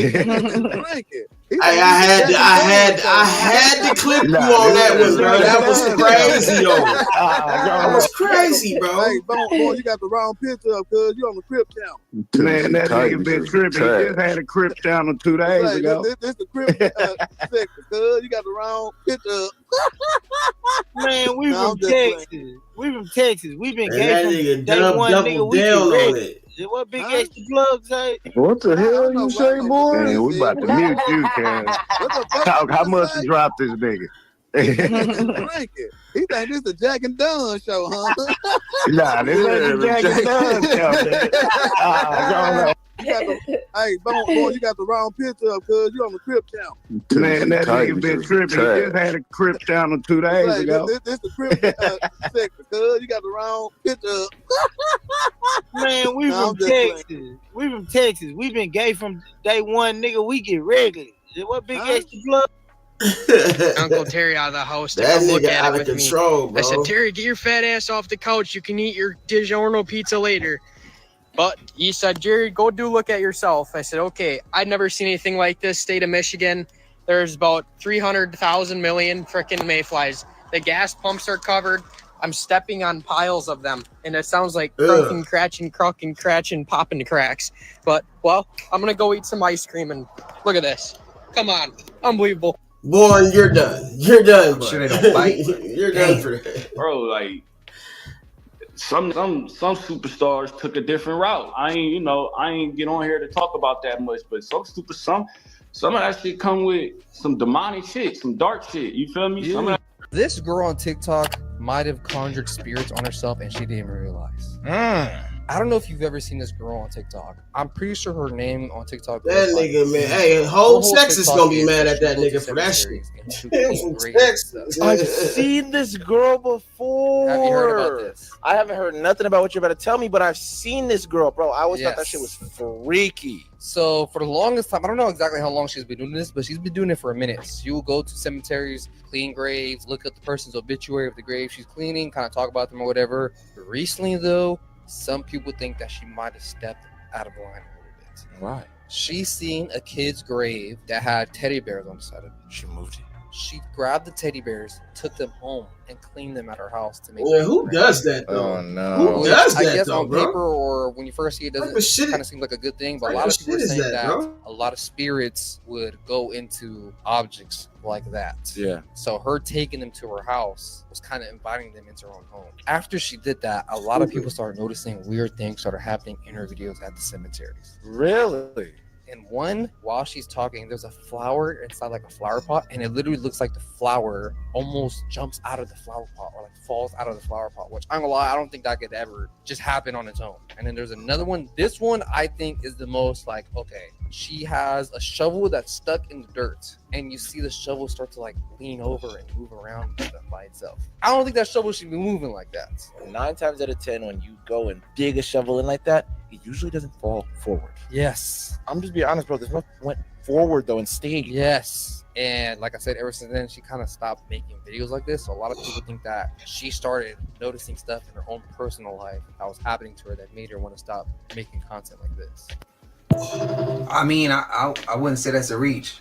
Oh, listen up, blockheads. Stop thinking people are always telling on you, because y'all is some goofy people. But we in 2025, and we gonna talk. Block cameras are the main thing that law enforcement uses now to catch criminals. That's what it is. As clear as I can say it. What we'll do is I'll put a picture of a flock camera on this so that you'll see it. But they're everywhere. Once you see this thing, you're going to realize that you see them everywhere. It is a camera that is positioned to capture your license. That's what a flock camera is. But these cameras capture more than your license. They can capture the interior of your vehicle as you drive by these cameras, especially the positioning of the camera. And it's legal. And so what happens is this camera captures your tag. And when it captures your tag, it's able to detect where your vehicle has been anywhere in the United States where there are flock cameras. If you're in Georgia and you travel to New York, every time your vehicle tag gets captured by a flock camera, it is entered into a data. Boy, listen, man, they got alien technology, man. These flocks, man, in all these different major cities, That's and they crazy, on the rise, bro. That's how they catching all these shooters, bro. Face. They don't care about your Yeah, damn, bro. That's how you can't get away with that shit no more, bro. Eye prints, nose prints. Don't think that you're hardened by a mask. Man, this next level out here, man. I've been putting y'all on the game, man. This Hood News Radio, man. Listen to me. They been on y'all ass. Y'all always talking about, man, they don't snitched on me, Cody. Oh, ain't no way they do. Y'all be telling on yourselves, man. Y'all make it so easy. Y'all don't make it work. But they ain't got to really work. But if they had to, man, they doing it. For the ones that, got a little bit of common sense that's trying to stay out of the radar, man, they on your ass, man. These flock cameras, like I said, are everywhere, man. They growing. They got face recognition with the AI signaling back to them. They know when your license is done, what you're suspended, what cars is what color the car is. Boy, it's next level. Like I tell you, bro. They even got drones flying over at night watching all y'all. Man, y'all go check my page, man. That's what I do. That's what I do. So y'all gotta chill out, man, and stop thinking everything's a snitching, man, because they watching. There's a big brother in the sky that's been watching y'all from day one, and he has gotten better. This is 2025. Like I said, when I was out here running around, I used to wonder how the hell they know. How the hell they know this? We was getting caught with fingerprints and stuff and with DNA. Nah, boy, they got body structure, heat. They know what's inside your car when they ride by. They know if you're on your phone, they can see all that, man. They know what your seatbelt was on or not. They know what all they can see in it. On top of, they know when you hit the streets. And imagine something that signals, they don't got to get behind you no more, right? They just know when you outside, you're like, I'm going to sneak to the store, grab me some whatever, milk or something. They already know, man. As soon as you hit one of them cameras, boop, boop, oh, he's on the road, boop, to the signal now, the police gonna come and find you. Just like that. Just that simple. Bro, that's why they let you run off now. Like, you be like, why they just let them run off in a high-speed chase? Because, boop, boop, they gonna let you know when you ain't. They gonna set up something for you. They gonna come out, boop, block you in. Just that simple. Just had to put y'all on game, man. There ain't nobody snitching on y'all for real no more. Because you're snitching on yourself. What I mean by that, as we understand they're snitches, but this is how they doing the snitches. They showing them everything. Hey, bro, we already got you, right? You feel me? You see this you right here? This you? You want to do these 40 years? So they making these niggas this snitch because you're telling on yourselves. It's so simple nowadays, man. They own y'all ass, bro. Cut the shit out. Find your new occupation, because the game is up. This is Illusory Radio. Oh. Cheerio. Yeah, man, I can feel that. Definitely Always like seen that. the things, but I'm today years old knowing that that's what it was. So I mentioned the flock camera system yesterday, and to my surprise, a lot of people don't know what these things are or how they work. And that's scary because this has been happening right in front of you, and nobody told you a thing. Oh, and by the way, this is what those cameras look like. So now you can keep an eye on them. And once you see one, you'll start noticing all of them. These cameras are almost in every single city now. They didn't ask you, they didn't notify you, they just installed them quietly. Oh. And these cameras are not just reading license plates, they're tracking the make, model, year, color, and any unique details of your car. They are logging your routes, your timestamps, your habits, your patterns. They're building a file on your life without your consent. And the people laughing it off with that tired ass line, well, as long as you're not doing anything wrong, then why you gotta worry? Well, that's exactly how free societies get walked into cages. Because right now, your voice is still legal, your opinion is still legal, you speaking up is still legal, but all it takes is that one new rule, that one new law, that one new safety measure, and something you say today becomes a crime tomorrow. And guess what? They already have every single one of your movement tracked. Every street you drove on, every stop you made, every pattern you never even realized you had. They don't need a warrant to guess where you live, where you work, where you shop, or who you spend time with. And my people, that is the blueprint of a totalitarian system. Slow, quiet rollouts, all wrapped up in a safety measure blanket. And this isn't about being paranoid. This is about paying attention, because we are being monitored without our approval. Our data is being captured, stored, analyzed, and companies are selling the data. That is a fact. So you tell me now who ends up with your information next year or the year after that, or when a new law turns regular people into targets. This is the new danger, my people. When people don't realize what is happening, when they don't know what tools are being built around them, when surveillance becomes normal. Our awareness is going to be the only advantage that we can have. Our awareness is the only form of protection that we can carry. Remember, tribe, the goal is always to leave people better than we found them. And we got to become aware of the things and the laws that are being passed right in front of our eyes, the rules that they're implementing on our lives without our consent. Knowledge is freedom.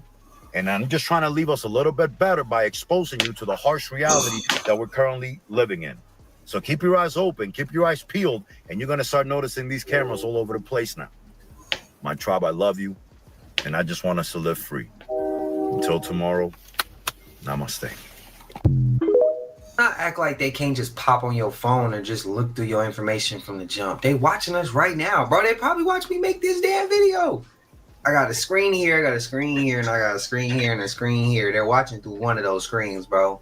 As you're watching this on your video, on your phone, or as you're watching this on your laptop, tablet, TV, I don't know, whatever you're watching it on, they're probably watching you right now.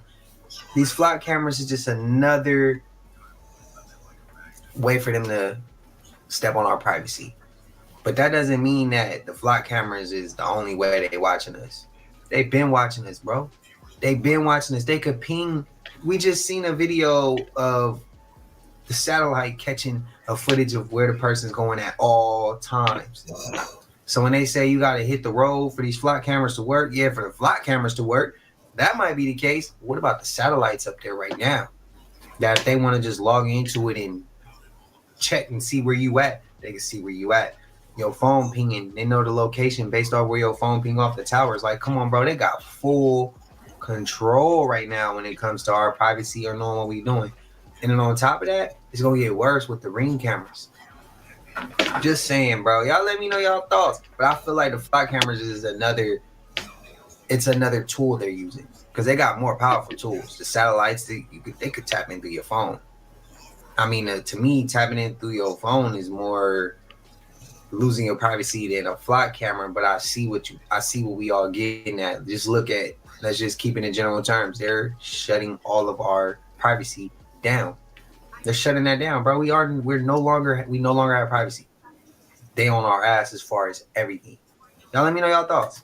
Have you heard about this mass surveillance program? That is a Flock safety camera. It's an artificial intelligence automatic license plate reader, and unlike others, Flock cameras are connected to a nationwide database. Man, They run fuck in place that against Flock police shit, hot man. lists and the FBI's criminal database. Cameras also record data like your car's make, color, or features like a missing hubcap. There's even AI-powered audio detection for things like gunshots or fireworks. So then Flock's database stores that's what I'm all the saying, bro. information Like, gathered for up to 30 days. And this surveillance is constantly expanding. An estimated that's them 40,000 things Flock that if a cameras read over motherfucker 1 shoot, billion plates they can per triangulate month. and see exactly where the fucking. The US, Man, that used by shit is over crazy, 3,000 bro. police departments. And it's not just police departments using these. Flock cameras are used by major companies, neighborhood HOAs, and affordable housing communities, which is well within their right, but then police have access to all the information gathered. Flock says the cameras only detect license plates and vehicles, not facial recognition or people, and they're prohibited for immigration and traffic enforcement. So what do you think? That's cap. They using that shit for all of it, in my opinion. Exactly. A train leaving St. Louis, Missouri, heading for Chicago, Illinois, vanishes without a trace. Yeah, man. See, the conductor explains to people on the next train that this could happen to them too. We not know if we're gonna make it or when we're gonna make it. So know when you get on. These are your choice. How does a whole fucking train disappear, bro? 8 o'clock this morning. The train that left St. Louis at 8 a.m. didn't make it to Chicago, they said. Now, isn't St. Louis where they got that big ass portal at? And they don't even know. Like, they lost Hold up. communication with. Hold the fuck up. If I'm not tripping, St. Louis, isn't that the place where they said the portal is at? I'm not saying it has anything to do with it, because for a whole train to disappear, how fucking far was it from that fucking portal thing, man? Hold on, man. I got to go down this, man. Hold on, man. Hold the fuck up. Hold the fuck up, bro. Okay. St. Louis. Portal.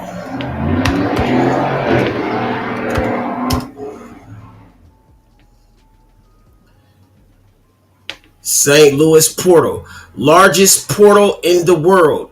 St. Louis. The largest portal in the world. And there it is. There it is. Right before your eyes. Now, if that train was anywhere near this bitch,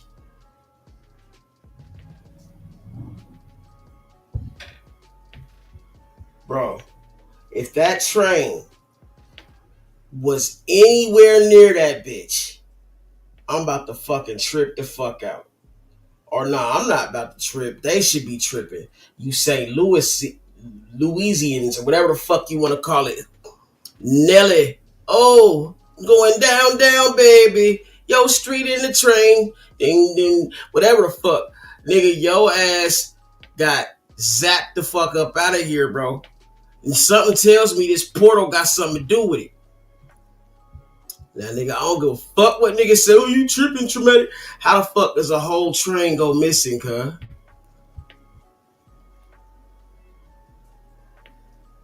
I think this is more to it. And they building these motherfucking weird ass portals all over the motherfucking place. And we are on our way.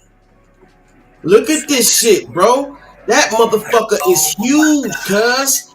Now tell me, is that by the train station? Motherfucker is massive. Massive. That could literally be what the fuck it was for. Get the magnitude. I'm just saying, bro. I don't know, bro. I don't know, bro. Arch really is. Yes. That shit is huge, bro. Now, isn't that a train station right there? I think that's the train station. Now, am I tripping, bro? Or is that the train station? Look at it from this angle right. Bro.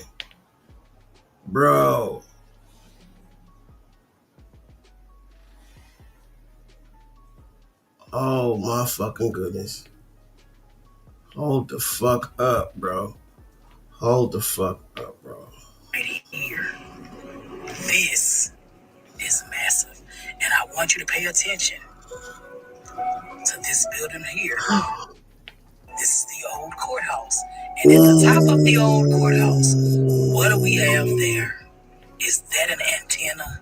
Right. Electrical conductor?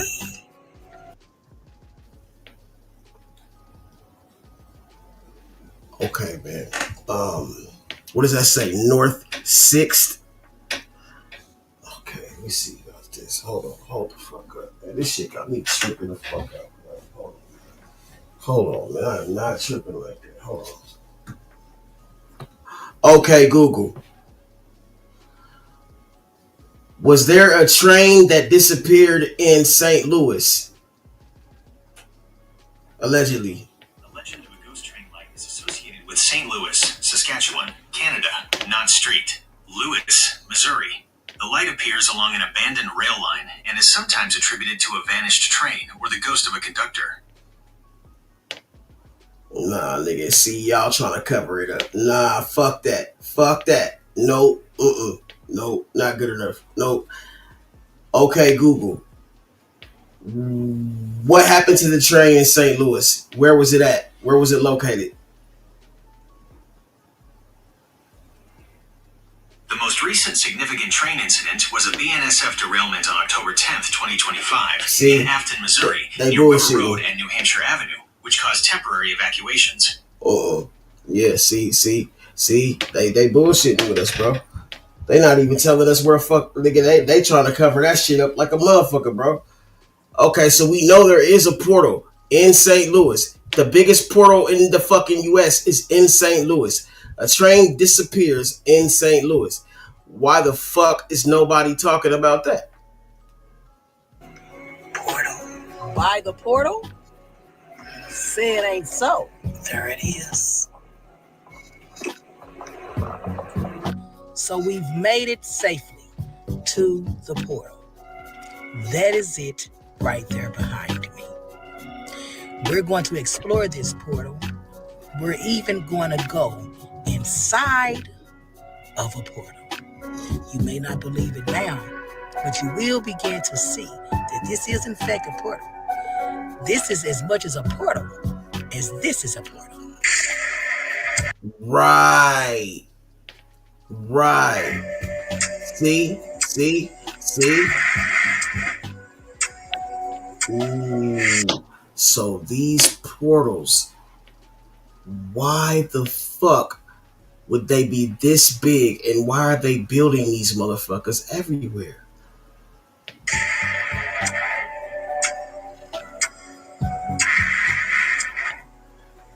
Transcending. Okay, Google, what is the definition of transcending?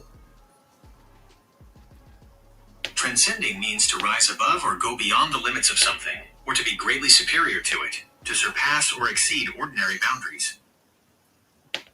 Bruh, they done motherfucking put that train through the portal, bro.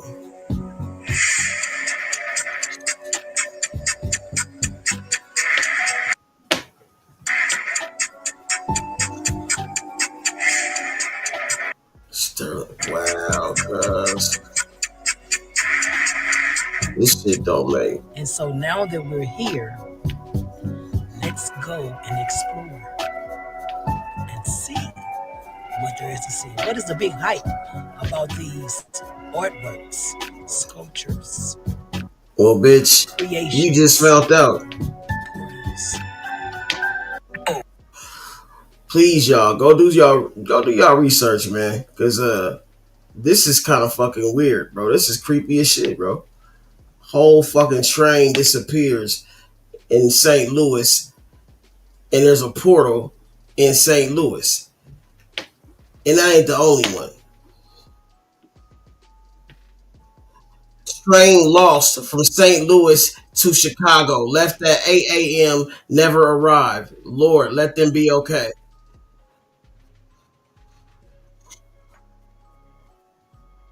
Nobody else I've heard put two and two together, but hey, you see how quick my mind works. Like shit. So I know if I put this together, where the fuck is, man, this shit crazy, man. Let me shut the fuck up, man. But These niggas, man. I'm telling you, bro. I ain't bullshitting, man. I hear this shit loud and clear. That's weird, bro. Whole train disappears, bro. How does a whole train with people on it disappear? How does that happen? Oh my goodness. Heading for Chicago, Illinois, vanishes without a trace. The conductor explains to people on the next train that this could happen to them too. The conductor. How ironic is that? The bride was talking about there's a conductor. Man, this shit is crazy, bro. You would need a conductor, right, for a portal to be activated or whatever the fuck you want to call it. So, is it any coincidence they talking about conductor, nigga? Well, when we gonna make it? So know when you get on, these are your choice. See, this is the weird shit because look, he comes and tells them, hey, you might make it and you might not if you get on this train because another train just got disappeared and devoured or whatever the fuck and is missing, right? And the people on it. So could this be an experiment they was running? So in order to motherfucking save their asses, they motherfucking told the people beforehand, like, hey, look, there's a chance that you might vanish into this, you know what I'm saying? And then this takes me back to CERN. Because what the fuck is going on at CERN? All right, you got a 17-mile hadron collider. See what I'm saying? The only difference is these molecules is moving at the speed of light. And the train ain't moving that goddamn fast. But if you have a conductor that can somehow... Oh, they said that... Man, see, look, people will look at me like I'm crazy as fuck. But hey, look, I'm talking to myself somewhat right now. Because I'm doing my own calculations. At 88 miles per hour, they said they can go... See, look, man, this shit is, man, hold on, man. This shit crazy, bro. They just said that the train that left from here at 8 o'clock this morning, the train that left St. Louis at 8 a.m. didn't make it to Chicago, they said? I'm too motherfucking much for my own good. That's why they motherfucking try to keep my shit low, keep my numbers down and all that shit. Know, like they lost communication with the train. Yeah, that's some scary That's some scary shit. Like, yeah, oh Lord. Motherfuckers, man. If they, because no other train has passed where it would be, and oh God, I hope these people are okay. God bless. Ooh. Hell yeah. Oh my goodness. And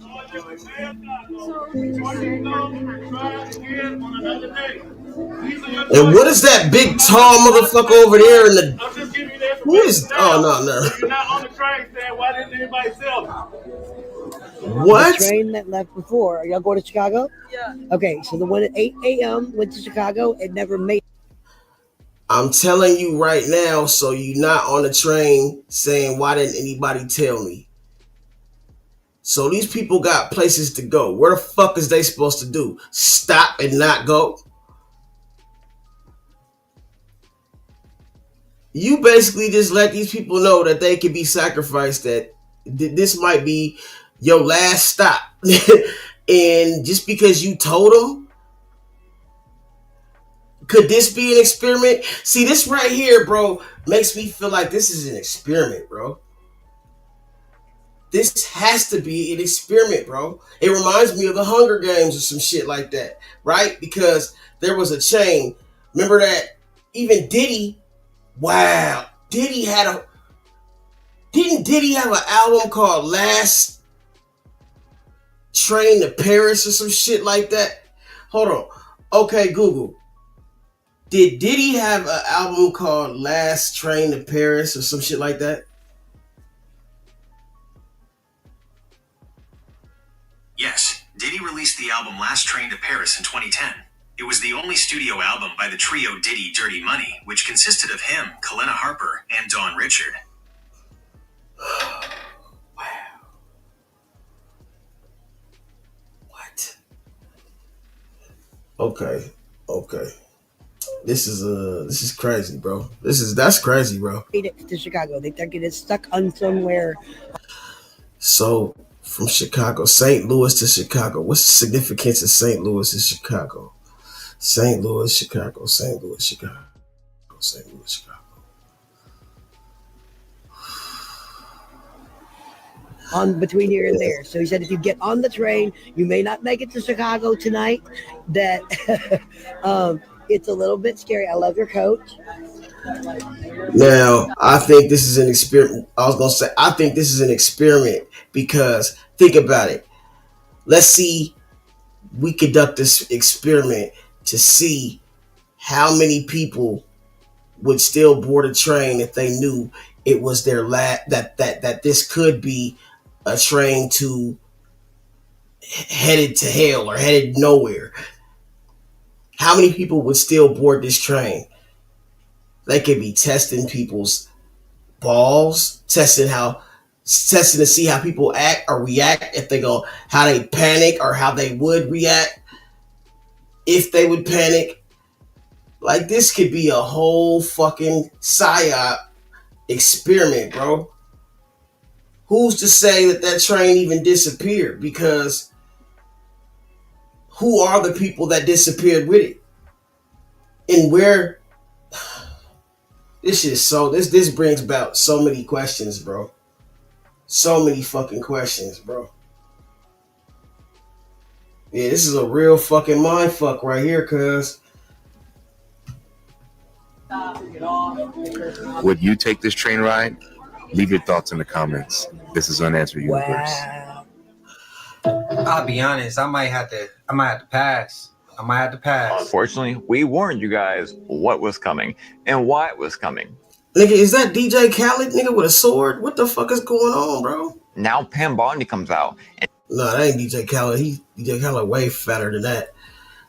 And says that they're going to be sending National Guard to every look like a whole bunch of DJ Khaled's, nigga. Every single state, because what happened in DC and also possibly almost did in Texas. Meanwhile, somehow, coincidentally, videos like this are going viral saying, oh my goodness, y'all, we need to look out.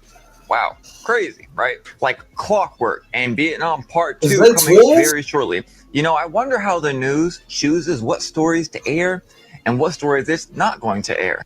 Why they keep showing these motherfuckers, bro? Nigga, Ren and Stimpy,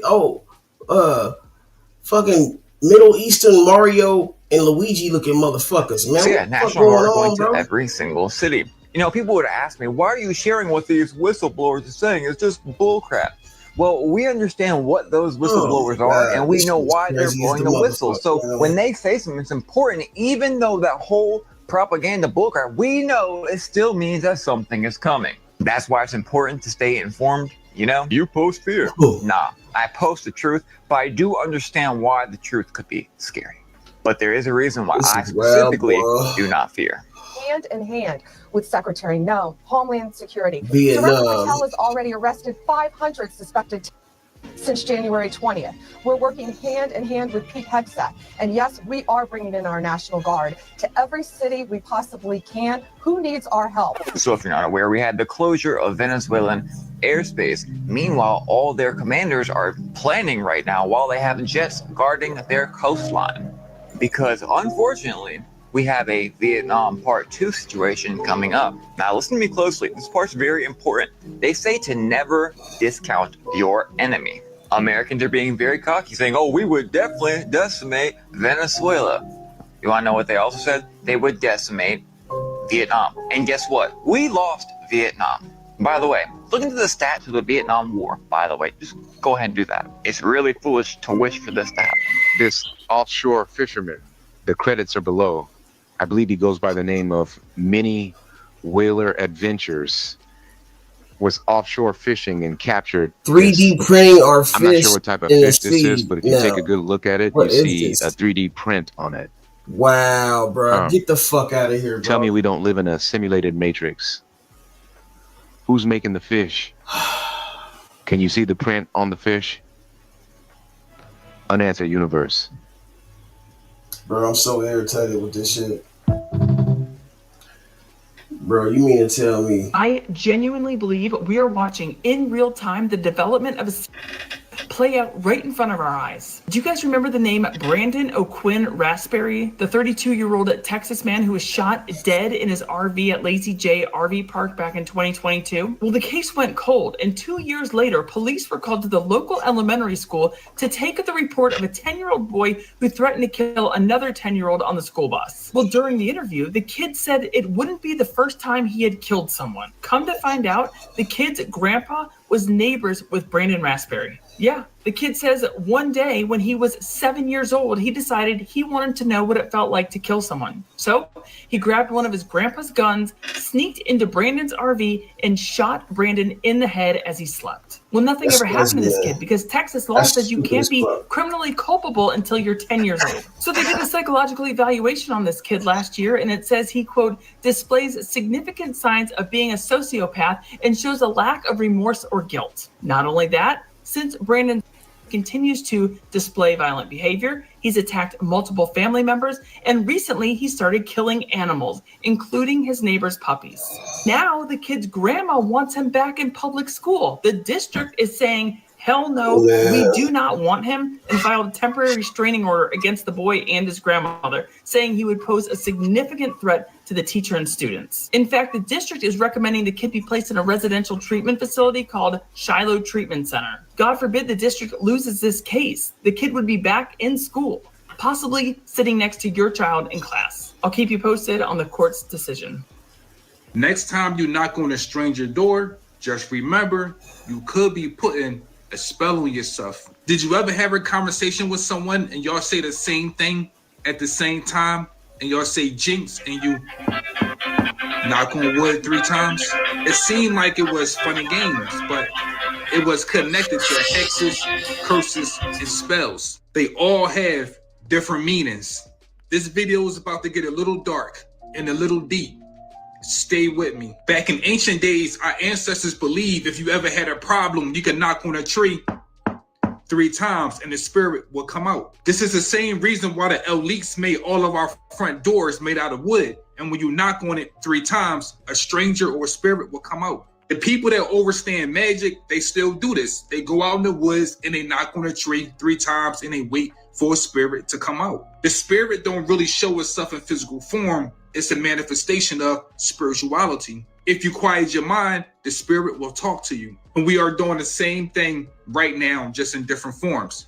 Why your door made out of wood? If you ever talk to a therapist, they will tell you, if you have problems, go outside and hug a tree. The tree will absorb all your negative energy. But why? The trees represents the oldest spirits on this planet. And if you tap back into your spiritual self, they will guide you. You ever ask yourself, why did they chop down all the damn trees? If they chop down the wood, they chop down your connection to your ancestors. Wood represents strength, growth, ancestral connections, grounding, protection, and renewal. The elites still go out and they knock on wood 3 times, but they have us knocking on doors made out of wood 3 times.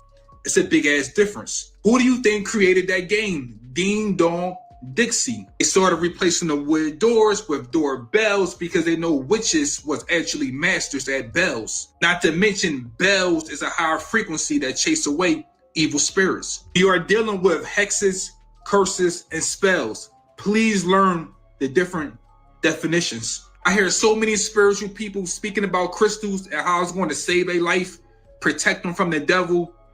Crystals? I'm not saying crystals are a bad thing because they are really good. But if you want to learn how to do magic, go outside and get a piece of wood. It could be a branch. Why do you think the elites named their company Hollywood? They are using wood to cast spells. Anytime they perform a ritual, they have a magic wand in their hand that's made out of wood. So next time you think about getting some crystals, just go outside, pick up a branch, and manifest with it. Let that branch be your magic wand. Y'all thought that song was playing, huh? Y'all thought that song was playing, huh? You know the war in the heavens that they speak of, the silent war? You know that's the war against the sun, right? What you see those planes doing up there? But that's a topic for another day. Did you guys hear about the 6,000 planes that got grounded because the sun was popping off at the mouth yesterday? Did y'all hear about that? Not because of weather, not because of technical issues, but it's because the sun popped off so hard that it disrupted their whole navigation system. Now they're saying in order for these planes to fly again, they must update their systems. But they also said that some of these planes will never see the air again. What do they mean by that? Emma, do we have a sense of just how serious this is? Well, it's thought that possibly as many as 6,000 aircraft, Airbus 320 planes, so these A320s, have been affected. This software issue means that a software update is required.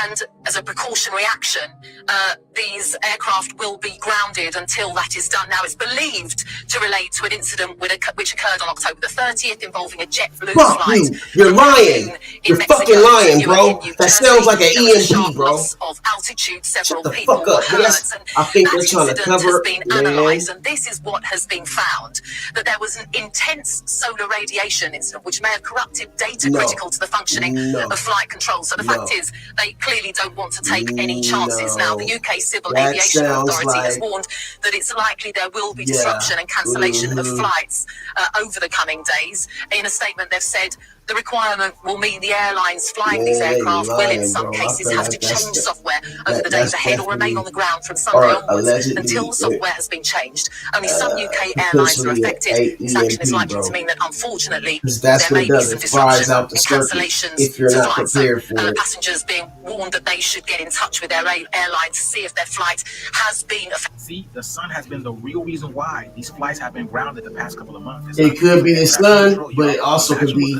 Right now. The lady said intense weird as fuck, bro. I know y'all be feeling that sun touching y'all skin right now. I feel good, don't it? But the fact of the matter is, I said at one point in time, 3D technology is going to start to fail from this solar radiation that's on the planet right now. This is causing everything to vibrate a lot faster. This is why time is speeding up. The physical reality is dismantling, y'all. She says 6,000 airplanes have been affected by this, and there's more to come. This is only the beginning. Remember what they told us to leave the world behind when the planes will started falling out of the sky? And we have been seeing this the past couple of years, haven't we, y'all? I'm just letting y'all know, y'all. The shift is here. The fact that they still letting planes fly right now, y'all, is beyond me. But let me know what you guys think about this video. Like, follow, share for more videos like this. Let's get it, y'all. Peace out. It's either that or they trying to scare us from flying. So y'all seen the new crop circle that appeared in Brazil just a few days ago? Y'all see that over here? Looks clean geometry, perfect symmetry. And then every time these appear, right, they appear in different parts of the world, different parts of the country, different civilizations. They're always wondering, right, who created this? People want to know who created this and what messages are they showing us. And because symbolism is the first language, because this is exactly how the universe speaks. The universe speaks in symbolisms and fractals, right? Messages, because we are all influenced by the magnetic field of the earth. So you guys know we live in an encoded universe, and I teach decodings, right? As above, so below, as within, so without. Before this crop circle appeared in Brazil, I was already wearing it around my neck 2 months prior. I didn't see it online. I didn't copy it. I literally created this from my mind. Like, what are the odds, y'all? This is proof showing you guys how everything are connected, that we are truly these gods that they're telling us to fear. But really, it's just the fact that we're afraid of ourselves because we don't know who we are. See, this is exactly the same reason why they don't want you to have peace. And by the way, you should get a piece. You know, you should definitely get one of my pieces because it's going to help you find peace. Because when your mind is calm, you tap into that feminine creative energy, which is the frequency that manifests ideas into physical matter. When you have peace, symbols come through you and then they manifest around you with your reality. And your peace allows you to have the awareness to become aware of this. Let me give you another example. Around the same time that I had the idea to create this crop circle necklace, my wife had the idea to create these organite teddy bears. You know, something that's going to bring you peace, something that's going to give you energy, natural energy. Well, guess what happens around the same time the crop circle manifests? Starbucks drops a barista glass cup that everybody in the world is going crazy for. And people fill this thing up with coffee, something that gives you synthetic sugar. And we create organite, something that gives you natural energy. And in some of these websites, these bears are going for $250 or more. Something to put synthetic energy in. Synthetic energy. You see, y'all, this is only the beginning of the feminine energy, y'all. It's on the rise. Y'all feel it. And those who cannot attune to this energy, you're just going to not be able to exist on this realm because it's going to be too much. This is why you need peace right now. And you definitely got to get you some of these pieces. Peace allows you to control your emotions, your waters, your internal flows in order to create with your will, with your mind, and manifest in this reality. But yes, y'all, we are the gods that we've been waiting for. It's time to wake up. The shift is here. Let's continue to get it. Peace out. Where have I been? Because I ain't never seen them Starbucks cups. Oh, get away. Oh my God. Alexis. Alexis. Alexis! Oh my God! Foods that will shorten my life expectancy as a vegetarian. Number 1, pastries and donuts. They all cause blood sugar spikes, meaning insulin resistance has occurred, which means the cells are not using glucose effectively, leading to higher blood sugar levels. Number 2, sugary drinks. All this sweet shit right here, especially pop. Now, I know y'all crazy over this bullshit. They all increase your risk of obesity, fatty liver disease, and diabetes, putting you at your deathbed early. Number 3, chips. Most chips are loaded with salt, often over 200 milligrams per serving. Too much sodium equals high blood pressure, which is a leading risk for stroke and kidney damage. So if you want to die early and not get a chance to see your child grow up, I advise you to keep eating those foods and you will make it happen. My name is Josh and I help vegetarians increase their energy levels and improve their gut health. Follow me for more tips. So there are saber-toothed tigers alive in Antarctica right now? They are. The people need to know the truth.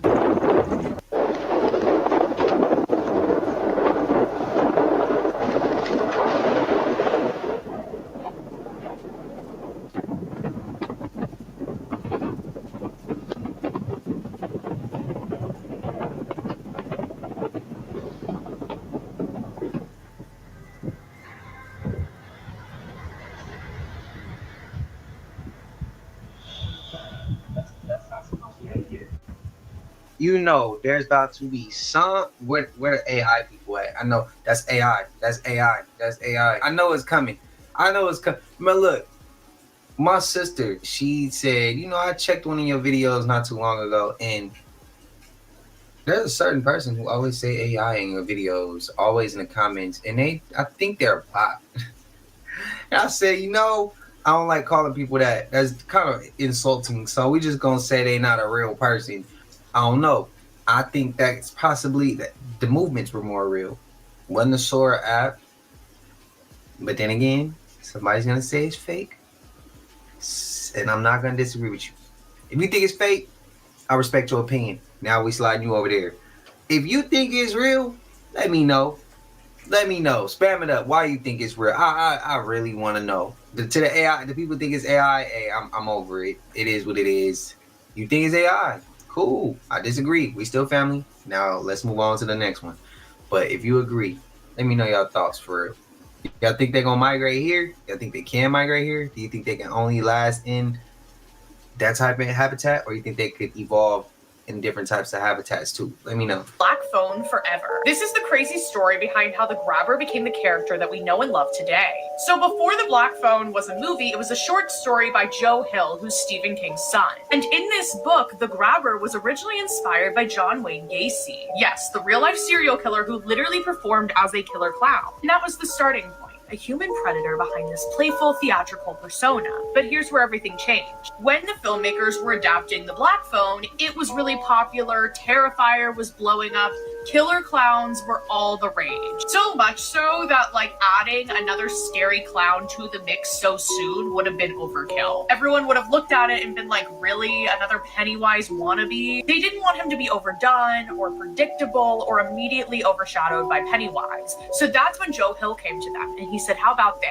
Let's take this whole clown thing in a completely new direction. He can still be a performer, but he can be like creepy and real, and we don't need to rely on makeup. So then he brought in the idea of doing these like 1930s, 40s magicians. They're really creepy already, and their big thing is throughout their acts, they change their appearance with masks. And with these masks, they would swap personas. Sometimes they'd be friendly, sometimes they'd be sinister, but it was really creepy. And most importantly, it wasn't really relevant, and it hadn't really been done recently in horror. So that, with the interchangeable masks, became the blueprint for our boy, the Grabber. And then horror legend Tom Savini designed the masks, and he was like, they're gonna be like emotional jump cuts. We're gonna have smiling, frowning, blank, enraged. So it's really crazy to think that the Grabber went from being inspired by John Wayne Gacy to them wanting to do like a Pennywise vibe to something even scarier, which is a man who weaponizes performance itself.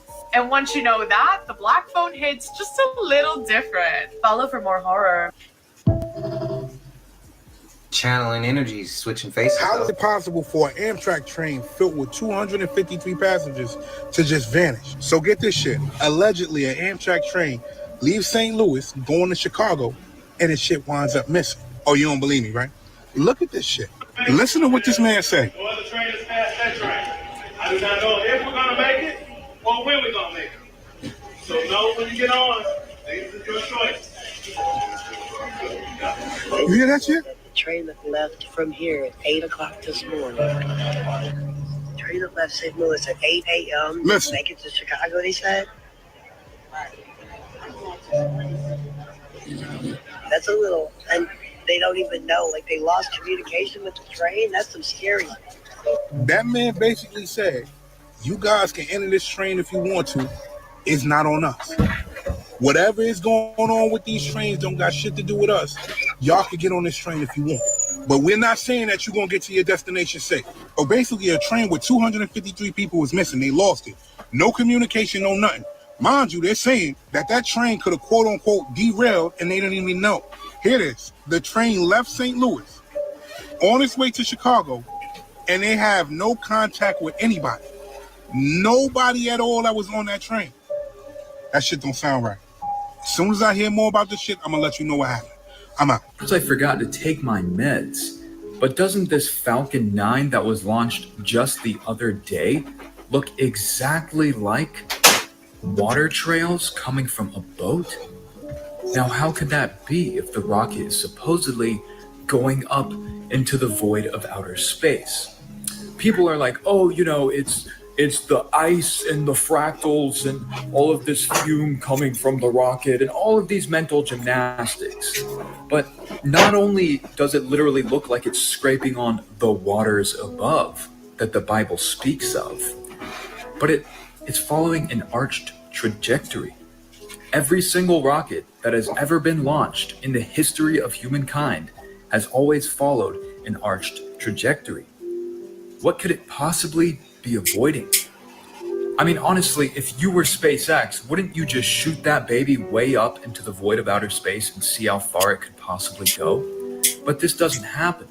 Every single rocket goes up and then goes back down, probably goes into the ocean, because we've seen those videos of SpaceX's rockets doing these like weird little tricks and then landing. And then if you break down the video, you can see that it's CGI. I'm not saying rockets are fake. They're obviously real, but they're not going into outer space. Perhaps Elon is trying to breach the firmament. And the funny thing is, this is Hebrew cosmology. I done missed some shit I already know. I done missed some good ass Hebrew. Shit, that's a very familiar word, wouldn't you say? But anyways, I had to go run downstairs and handle something. To my Globers, when you see that, and you see that those are two similarities, is it your pride and ego which won't let you let go of your belief system, or is it something else? Like, is it because you don't want to be told I told you so? Like, what is it? And I know it's gonna be some people who that might be the case, and they still gonna be in denial and give some other dumbass reason. I not apologize for saying dumbass reason, but I gotta be respectful. But it like, that's genuinely how I feel, and I don't want to be fake to y'all. So that's why I'm saying, like, some people still gonna say, nah, it ain't that, it ain't this. It's more so, how can this and how can that? And it's like, bro, when you see this, and there's two similarities right there, they look damn near identical. So I would say that got to be the same thing. What's above is probably water, just like what is below. I'm trying to connect the dots though. But if you disagree, it is what it is. I respect it. It's just like, what the hell is it gonna take? What do you have to see in order? You know what? I know what people got to see. We got to get on a damn something and just rise up as high as possible to the highest we could and see that there's no damn outer space, and that the outer space is the outer sides of the ice walls. That's more land, more space outside the ice walls. I mean, they flip up language so much. Why wouldn't they flip language with that? Just saying, they manipulate it so much. Why wouldn't they manipulate it with that? And humans are so damn smart, but so damn simple that if you say something, you can really mean something else with saying the same. It's complicated. Y'all let me know your thoughts though. We still have DVDs, and people still get them because when they lock this internet up, nobody's streaming nothing. Streaming was created for real-time editing. The reason we're all into streaming, man, what I've been telling niggas, bro, out of the Apple TV. The reason why I been telling you niggas, bro, is because they want to be able to alter content. Exactly. Streaming, alter the content. That's why they wanted to take CDs out the game, because we controlled the content, especially the artists, the content creators. See what I'm saying? All these fucking, you got all your shit on a hard drive or whatever. That's cool. But nigga, you had a physical documentation, a physical representation of your product. Nigga, when you had a motherfucking CD, DVD, whatever the fuck you want to call it. And so, nigga, whoever the fuck came along and said, oh no, we're going to streaming now. Oh, CDs is the thing of the past. It was always something to hold on to. It went from 8-track to motherfucking cassette to motherfucking CDs, nigga. It went from motherfucking beta to VHS to DVD. Now it's like, oh, you don't need the DVD no more. We can just stream everything. Oh yeah. But that gives all the control to the streaming market.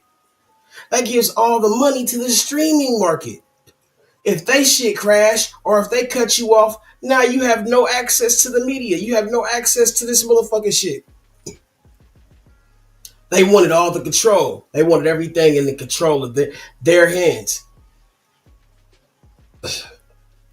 That's why Traumatic was able to run out here, nigga, and grab 1,000 CDs at a time and get them and flood the streets with them, nigga, and go get my shit off. Oh, nigga, we see that. Oh, we gotta stop that. We gotta stop that. Man, I'm telling you, bro. Fuck you niggas, man. Fuck these motherfuckers, man. Excuse me.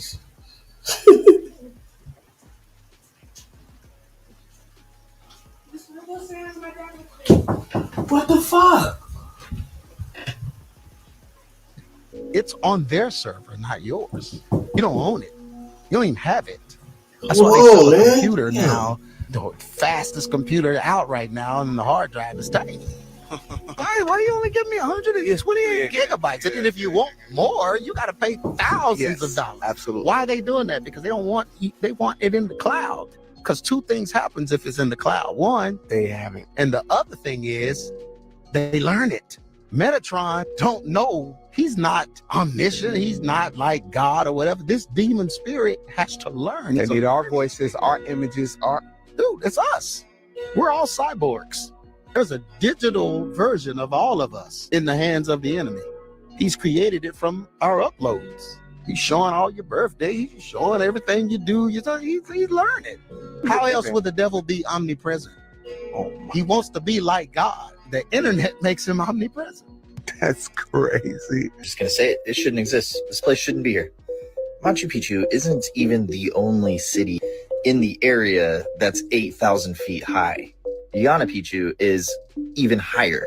Before we try and explain how they got the rock to do that, you gotta explain why it was a priority to put doorways that go nowhere in the temple. This rock right here is what really gets me though. How do you get that up there? How did they know the same techniques as another culture across the globe? Why is the older stuff more advanced than the newer stuff? I don't see iPhones getting worse. I wouldn't know how to get water up here, but their fountains still work. We only know how they did it because we 3D scanned it. Not only did they know how to get it up there, they delivered it to the citizens via art. No one gives these guys enough credit. They thought these were for food or like grain, grinding grain up.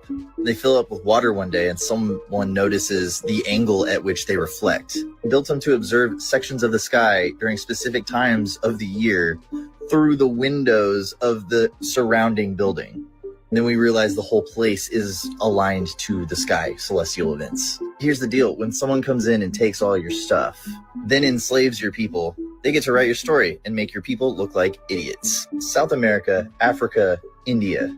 Strange that they all have some form of this guy.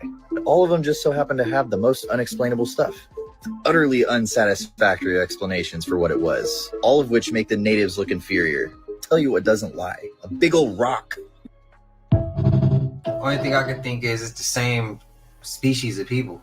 This is what the Klansmen told Malcolm X and Jeremiah Shabazz as they sat at the kitchen table of Jeremiah Shabazz, munching on cookies and lemonade provided by Jeremiah Shabazz's wife.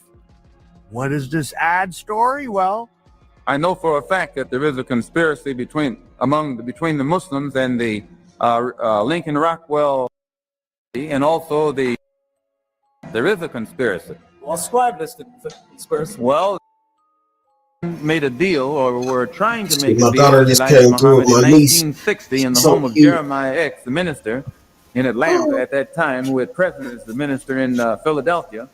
They were trying to make a deal with him to make available to Elijah Muhammad a county, a size tract of land in Georgia or South Carolina, where Elijah Muhammad could then induce to migrate and make it appear that his program of a segregated state or separated state was feasible. Me and an old friend of mine in high school got in a big argument. I say this all the time. She know I rock with Malcolm. She knew I rock with Malcolm. Only they stayed that little and Her cute. dad was a full Muslim. And They get older and get attitude. she was a full Muslim. Oh, is my mic on? God damn it. And I held this for I don't know how long. And one day I just said, I'm about to let it go. And I said, man, Elijah Muhammad had Malcolm wiped off. He did a deal with those people, with the agencies, and they was following him and they was setting him up because he was speaking against Elijah Muhammad, because Elijah Muhammad was actually he was doing that Diddy shit. He was messing with little girls, but trying to preach and talk about what's right and what's wrong, what's righteous and what's not righteous, but turn around and you doing some unrighteous shit. Malcolm exposed it, and they got mad because Malcolm was getting too big. He was getting bigger than their movement. And he was seeing what shit for what it was, and also he was about to go. One, Malcolm X says, by any means necessary. Then you got MLK who say non-violent. And you got A and you got B. You got one side who see it this way, you got one side who see it that way. And they don't see eye to eye. But then again, they let it go when they were starting to see eye to eye. Now, you know how powerful that would have been? Why wouldn't they wipe them off? Why wouldn't they wipe both of them? I'm just saying. That's like Biggie and Pac being cool. That's like them starting a record label together. They would have shut the whole music industry down. You see what I mean? They don't want Prince and Michael to see eye to eye. They want them at odds. You see how dope they are? Anytime you got two powerful heads like that and they seeing something they can change the world, you don't want them together. They don't want them together. We would. Because they could change the world. They can help change the world. That's what I think it all came down to. Y'all let me know y'all thoughts, because she got mad at me when I said all that. We damn near got an argument. We still cool today, though, but she know how I feel about it, respectfully. And some people still might disagree, but y'all spam it up, man. Y'all disagree, y'all got a different angle. I want to hear it. Passed away, and then the movie was released after he passed away. There was all kind of conspiracy theories. People thought the triads, the mafia, had something to do with it. It was said that his family had a curse, his father had a curse, that he passed on to Brandon. What is your belief on how he passed away? What's the story in the West? I don't know. No, you don't know the story in the West, that there was... How Bruce Lee... They said it was a couple. Yeah. They said he upset it because of his success in the film industry and taking the martial art around the world, that he upset it, the triad, mafia organization. No. Okay, that wasn't true. The other said that he was fighting a curse that was... No, that's not true. Not true. So what's the... that news in the public. I think in the old days, 30 years ago, because the communication not fast enough. Yeah. There's no internet. Nobody knows. He in somebody's house. Yeah, that's everybody knows. He in somebody's house. My boss go to pick him up, and then send him to the hospital. Then that's the true thing. That's the true thing. Of course, you can find out more. I don't want to say in detail. Yeah. You find out the detail yourself. They do the deep dive myself. Jim, when he was here. But like Stranger Things is about Epstein Island. Stranger Things is 100% about Epstein Island, and the Upside Down is Epstein Island. Rock with me. In the new season of Stranger Things, the kids that get stolen by Vecna just get younger and younger. And the fact that he is stealing children by the busload and taking them to the Upside Down, which is like a whole opposite universe full of satanic demonology, and these kids are being put on a wall and literally sucked through their mouth, not their nose.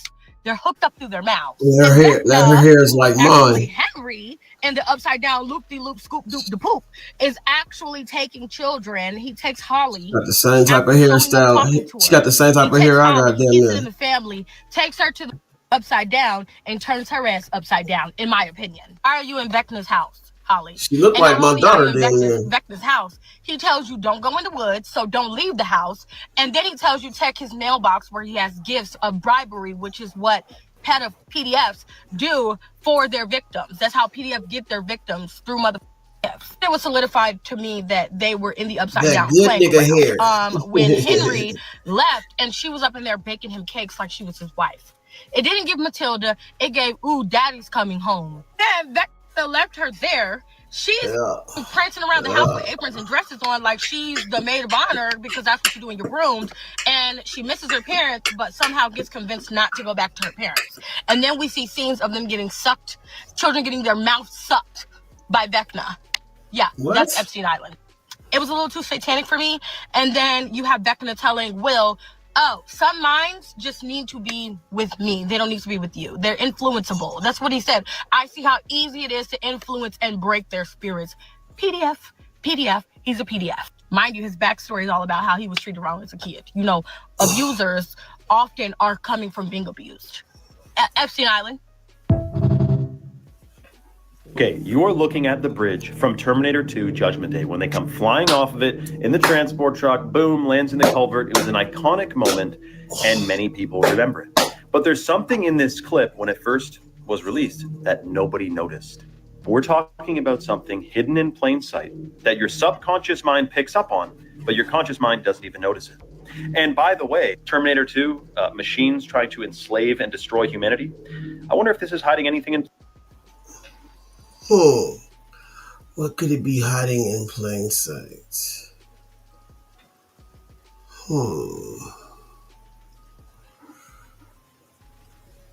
Is that a dam? A tunnel? What is it? What is he talking about? A dam system? A tunnel system? Something. Plain sight for what the plan is now. So look at this. These bridges were not designed for any traffic underneath them. Therefore, were they water flow? Energy flow? Some type of water system? Per California law, they don't put clearances, height clearances, on these bridges because no one's supposed to be driving under them. Yet in Terminator, they happened to put a clearance notice of 9 feet 11 inches. 9/11. Keep in mind, this movie came out in 1991. So we're talking about some producer or someone in the development team making this movie who wanted to put 9/11 as a clearance number on something that there doesn't need clearance on because no one's supposed to be driving under it. Absolutely shocking. And furthermore, this isn't the first movie that says something about 9/11. If you remember, The Patriot, Mel Gibson, at 3 minutes and 33 seconds into The Patriot, Mel Gibson is trying to make this rocking chair. He hangs it from a scale, hanging from a board, and he says, 9 pounds, 11 ounces. Perfect. Something's going on with Hollywood, man. We're going to discuss more about this in a deep dive on my Rumble channel. If you want to tune in, click the link in my bio or comment Rumble below, and I'll send you a link to it. It's a free speech platform, free to download, free to watch, and free speech. Okay, friends, family, what you're looking at here is a Hass avocado. This rough-skinned avocado doesn't come from nature. This was designed by a man named Rudolf Hass. You can research that. This is one of the most popular and common avocados on the market. So these are cheap, 2 for £1, because why? They have no nutrition inside them. They didn't come from nature. And if you eat these things, they will damage you. On top of that, this is what most guacamole is made from, most avocado oil is made from. So avoid these if you can. A rodeo star who vanished in 2019 has been found, and unfortunately, it's just his remains. This was 25-year-old Chance Engelbert. In 2019, on the night of his disappearance, Chance and his wife were visiting her parents, so his in-law. He had gotten into a fight with them, and he told her that he wanted to leave. Apparently, she didn't want to go with him, so he decided that he was going to walk. He planned on walking 35 miles to the town of Torrington, and this was at night. Apparently, this was one of the last surveillance videos where Chance had been seen, and he was looking at his phone before he took a 90-degree turn. Now, this was only about a mile and a half from the in-laws' house. At 9:08, his mother reported that he had sent her a text with a whole bunch of jumbled letters and a smiley face. She couldn't make out what it meant, and it was really odd for him. Chance was never heard from again. That is until a hiker found human remains. Investigators feel that maybe he was trying to take a shortcut, since it appeared that he had been following directions on his phone when he made that 90-degree turn in town, and that since it was late at night, he may have fallen. But Chance's mom said that investigators had previously told her that they believed that Chance was tracking back to his in-laws the night that he vanished, but now they do not believe that to be the case. In fact, Chance's mom says that none of this brings closure, only more questions, because the area that his remains were found was not known to be used for walking at all. Said that the area that he was found was too difficult of a traverse, even though other surrounding areas in that park were used for a lot of hiking. Apparently, another resident of this area who had checked out the site of where these remains were found said that he also found this unlikely that he would end up there, because to get there, he would have had to wade across a 15-foot canal and walk through thick brush to climb up to where he was found. He said that would be the longest way he could imagine you could walk to the town of Torrington. And on that night, remember, there was bad weather and rain. This famous Hollywood actress allegedly groomed a 7-year-old when he was 17. This is Asia Argento. She has been in a lot of movies, including a lot of horror movies like George Romero's Land of the Dead. Her father is infamous Italian horror film director Dario Argento. And Asia Argento was dating Anthony Bourdain before his death. So when the Me Too movement was happening back in the 2018-2017 time, Asia came forward and accused Harvey Weinstein of assault. She became one of the faces of the Me Too movement, which was a movement dedicated to listening to victims and believing them. Asia also claimed that another film director had drugged her on the set of a film. But in 2004, Asia met young actor Jimmy Bennett on the set of a film. At the time, Jimmy pictured here was only 7 years old. As Jimmy grew older, he and Asia allegedly kept in contact. And in the year 2013, when Jimmy was only 2 months past his 17th birthday, Asia allegedly invited him to her hotel room, plied him with alcohol, and then assaulted him in a number of ways. So right after Asia came out and talked about her experiences with Harvey Weinstein, that's when Jimmy decided it was time for him to talk too. And quietly, behind closed doors, it was arranged that Jimmy would be paid almost $400,000 to keep quiet. Jimmy would even claim later on that he was inspired by the Me Too movement himself to speak about his own assault. Now, initially, Asia denied all these allegations to news outlets and said that his story was completely false.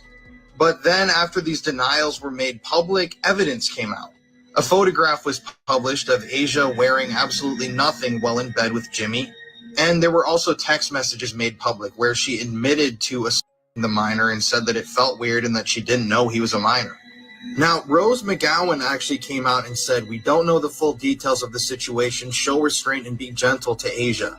And people absolutely roasted her because what she was saying was directly in contradiction to the entire purpose of the Me Too movement, which was to believe survivors of assault.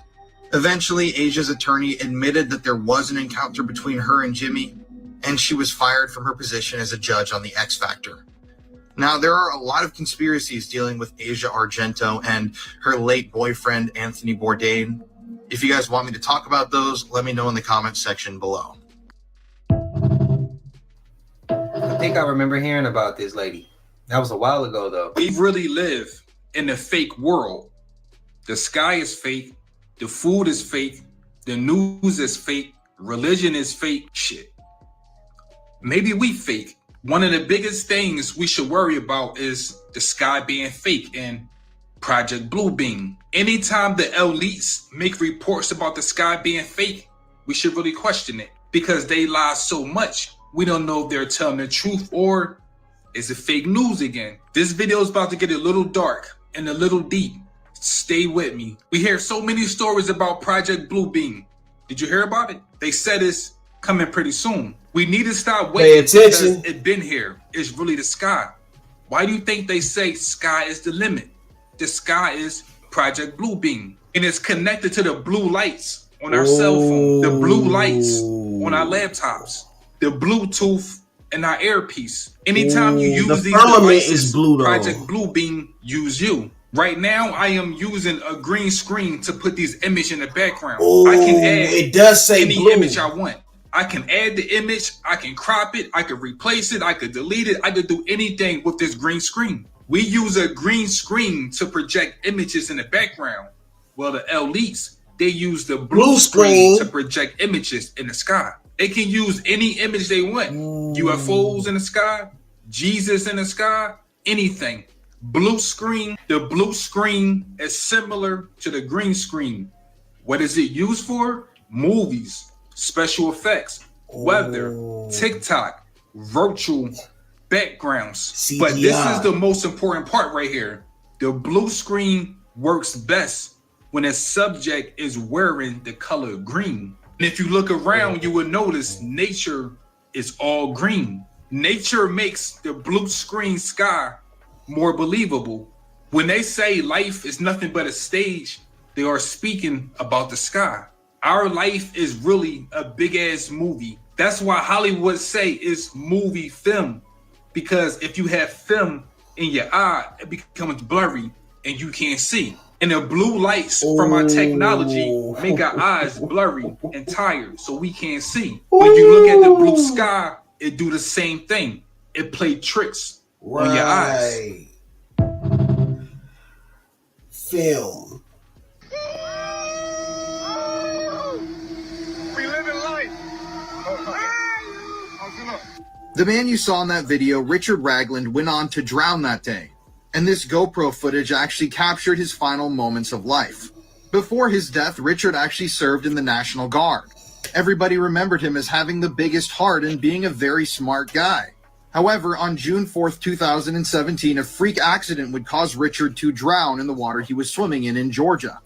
To this day, nobody knows exactly what killed Richard or what forced him under the water, but his friends that were with him that day stated that he went under the water. They tried to help him, but there was no way they could get him back up to the surface. So after his death, Richard's family mourned their loss. But it wasn't until years later when a diver actually recovered that GoPro sitting at the bottom of that water. The diver's name was Rich Abernathy. He has a YouTube channel where he goes into bodies of water and dives. And he was diving in that same water in Tennessee when he came across a GoPro. And when he looked at the contents of that GoPro, the connection was made that this was Richard Ragland, the man who had drowned there only a few years prior. I'm going to play you a little bit more of that video. It is just some really haunting stuff. Being with brothers and sisters. We live in life. We live in life. We live in life. The thing is, one common goal that we all share is the same goal.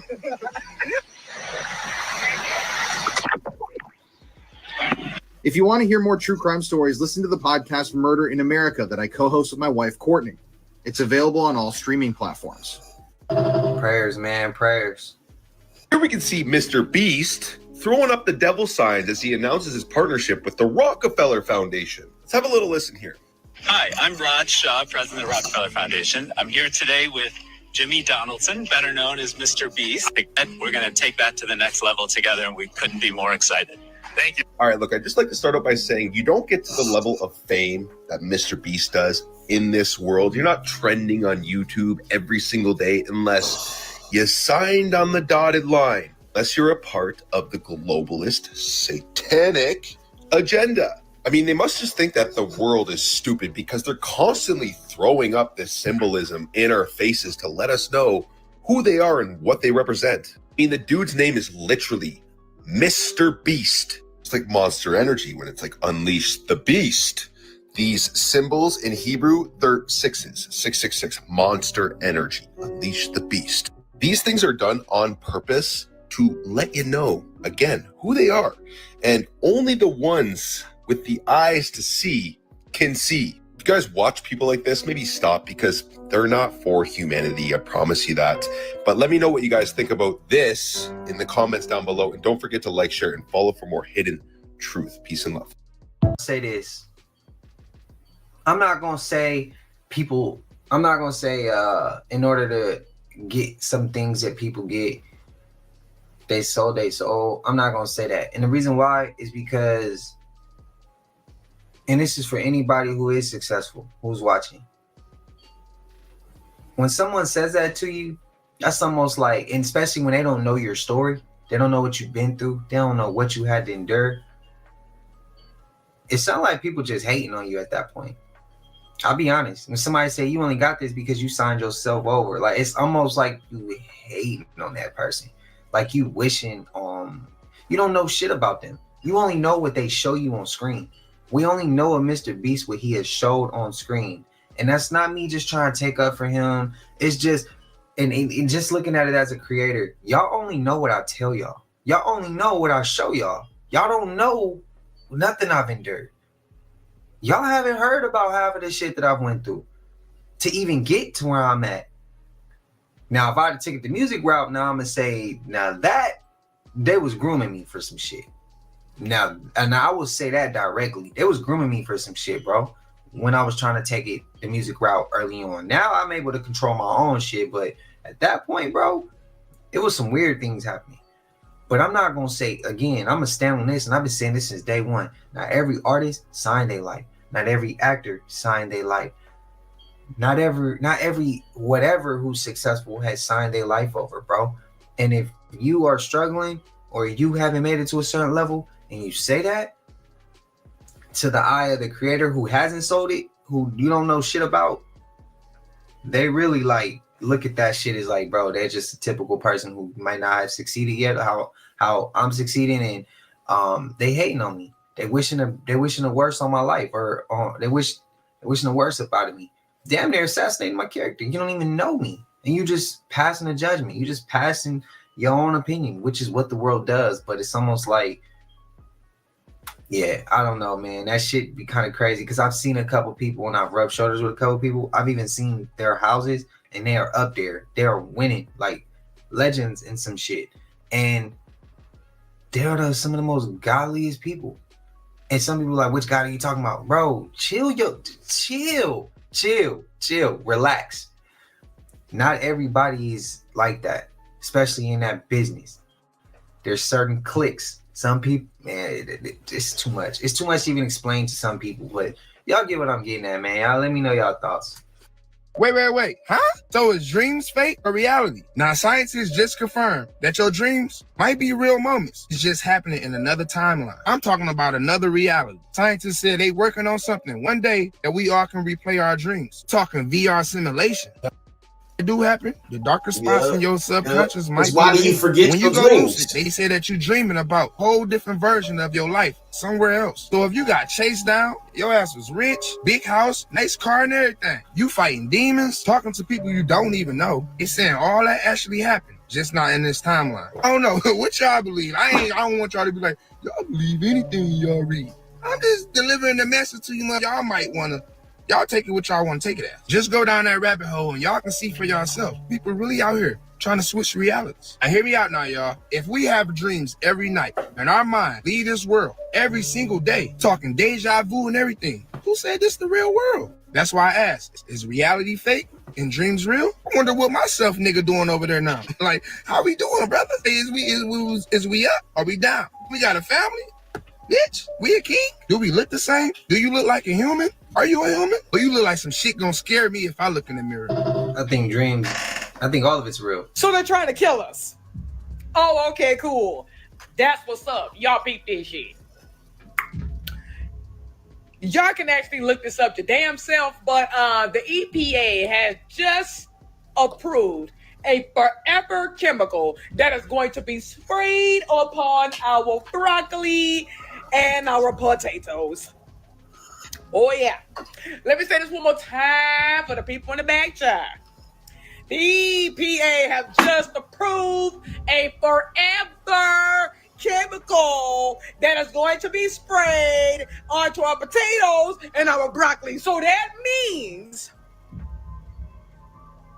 if you are a potato hoe like me, you eat this potato. This forever chemical is inside of your body forever. It is not going to dissolve like how fats and all the other stuff it dissolve in your body. No. This is a forever shit that's going to stay in your body forever. And then on top of that shit is also called.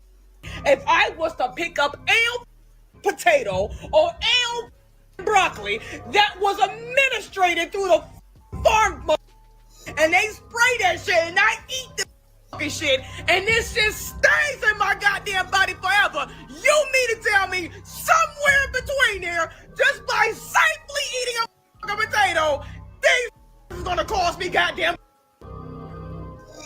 Wow!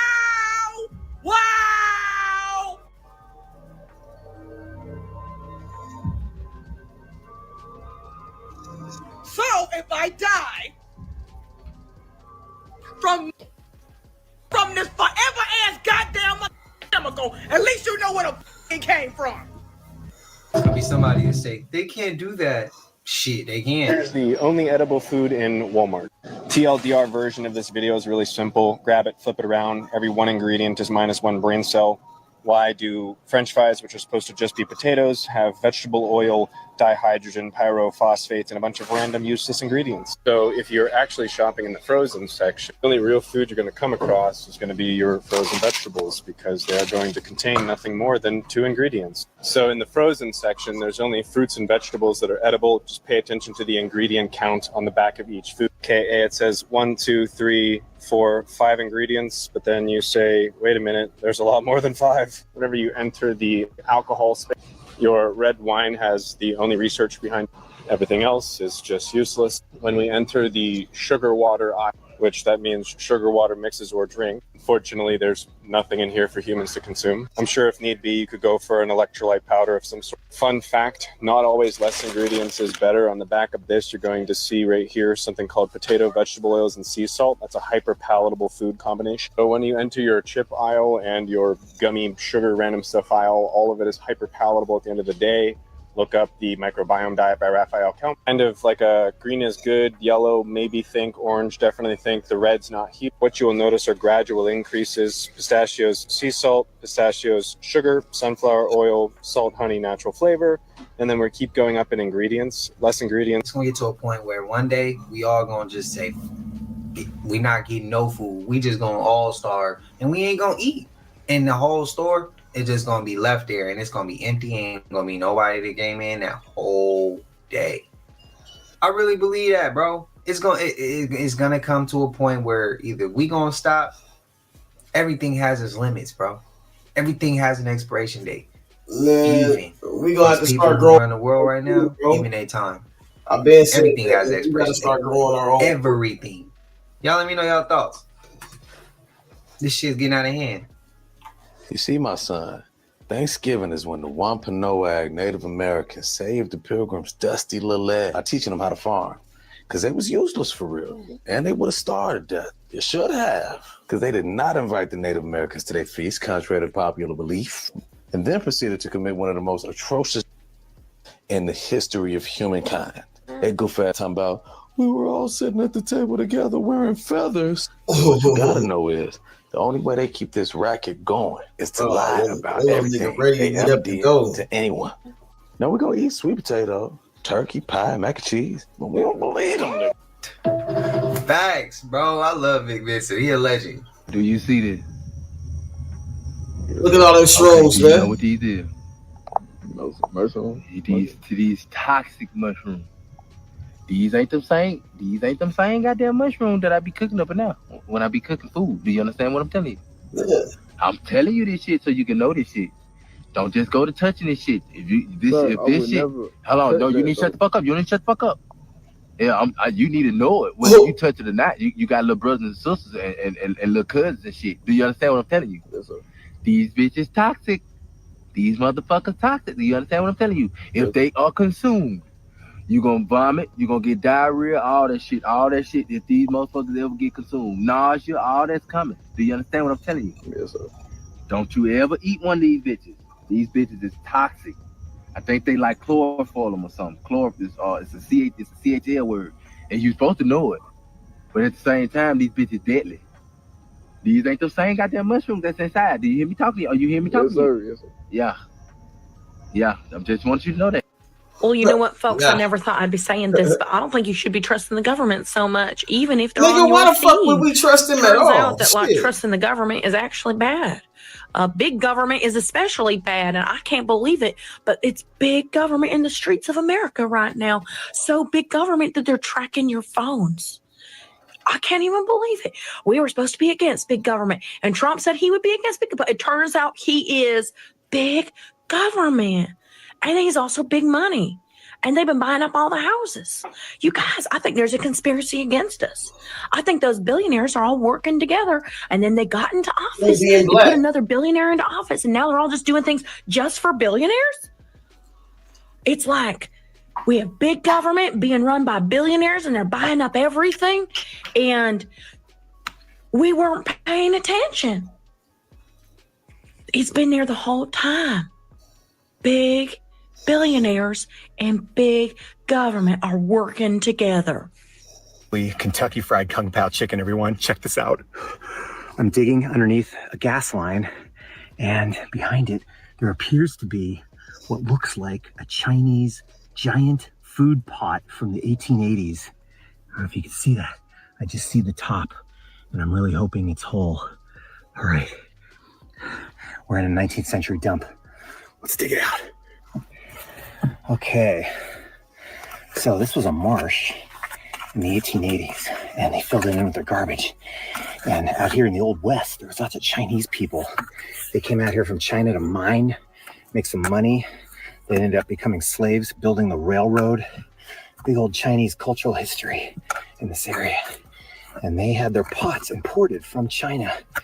These brown clay, brittle pots were made there, sent all the way across the ocean. You can see this looks like a half-size one. It's big, but it's not too big. Kind of like me. No, I'm just kidding. All right, I popped her loose. You can see where I just pulled a little bit and it popped out. So let's pull it out for the first time. Coming out of the ground. 140 years. Oh, there it goes. Oh yeah, the size of that honk machine. Really lucky that workers didn't break this when they dug the gas line. Wow. There's the where the strings would go for the shoulder carrying yoke. So you'd have like a pole balanced on your shoulders, and you have one of these somehow on each side. These guys were strong. Boy, beautiful 1880s Chinese pot. What's in it? Whoa, more Chinese stuff. Look at that. There's Chinese stuff in it. Like a broken little Chinese saucer. Oh, wow. With some blue glaze, wow. Wow, that's like a for a I can't talk. For some kind of alcohol, like a little cup for sipping it. Whoa. Cool. There's another piece. Wow. Damn.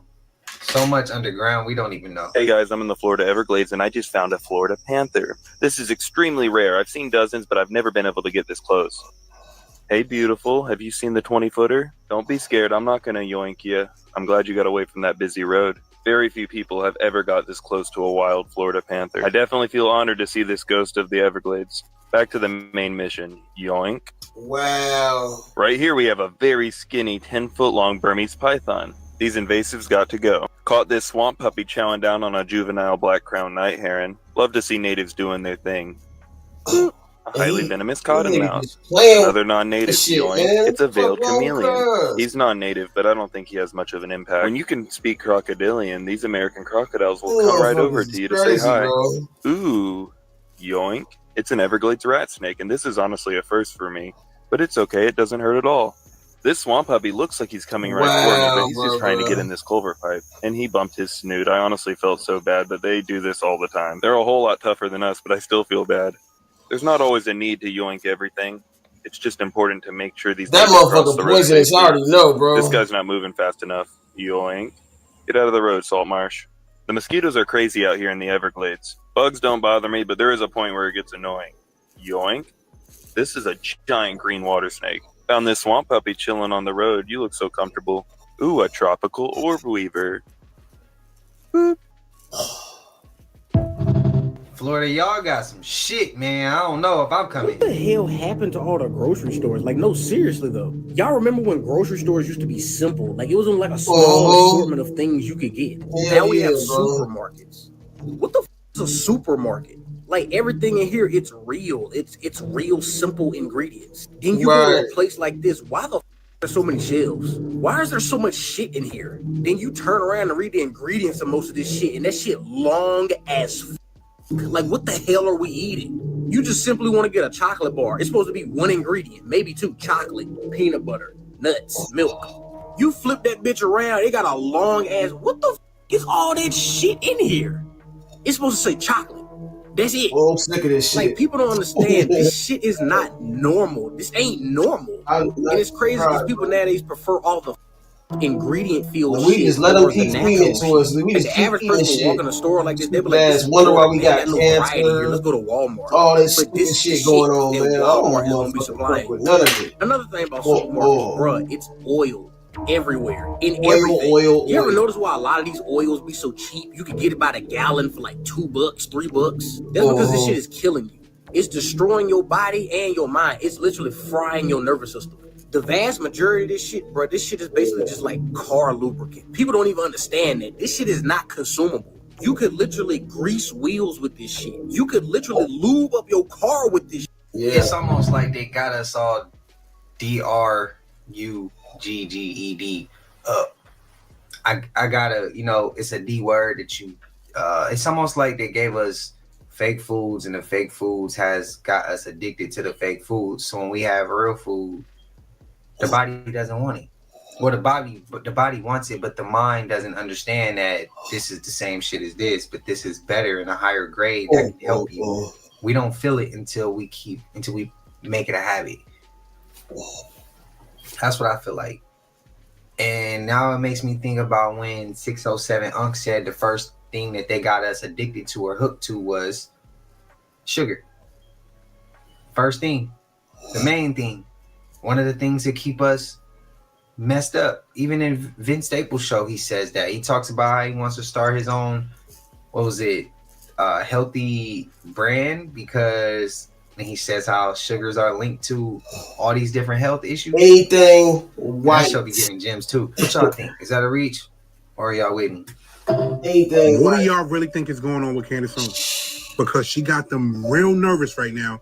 and I think something is about to happen. Now, she just said some shit that I'm not going to say, but I am going to show you because this shit is crazy. Look at this shit right here. Read this right here.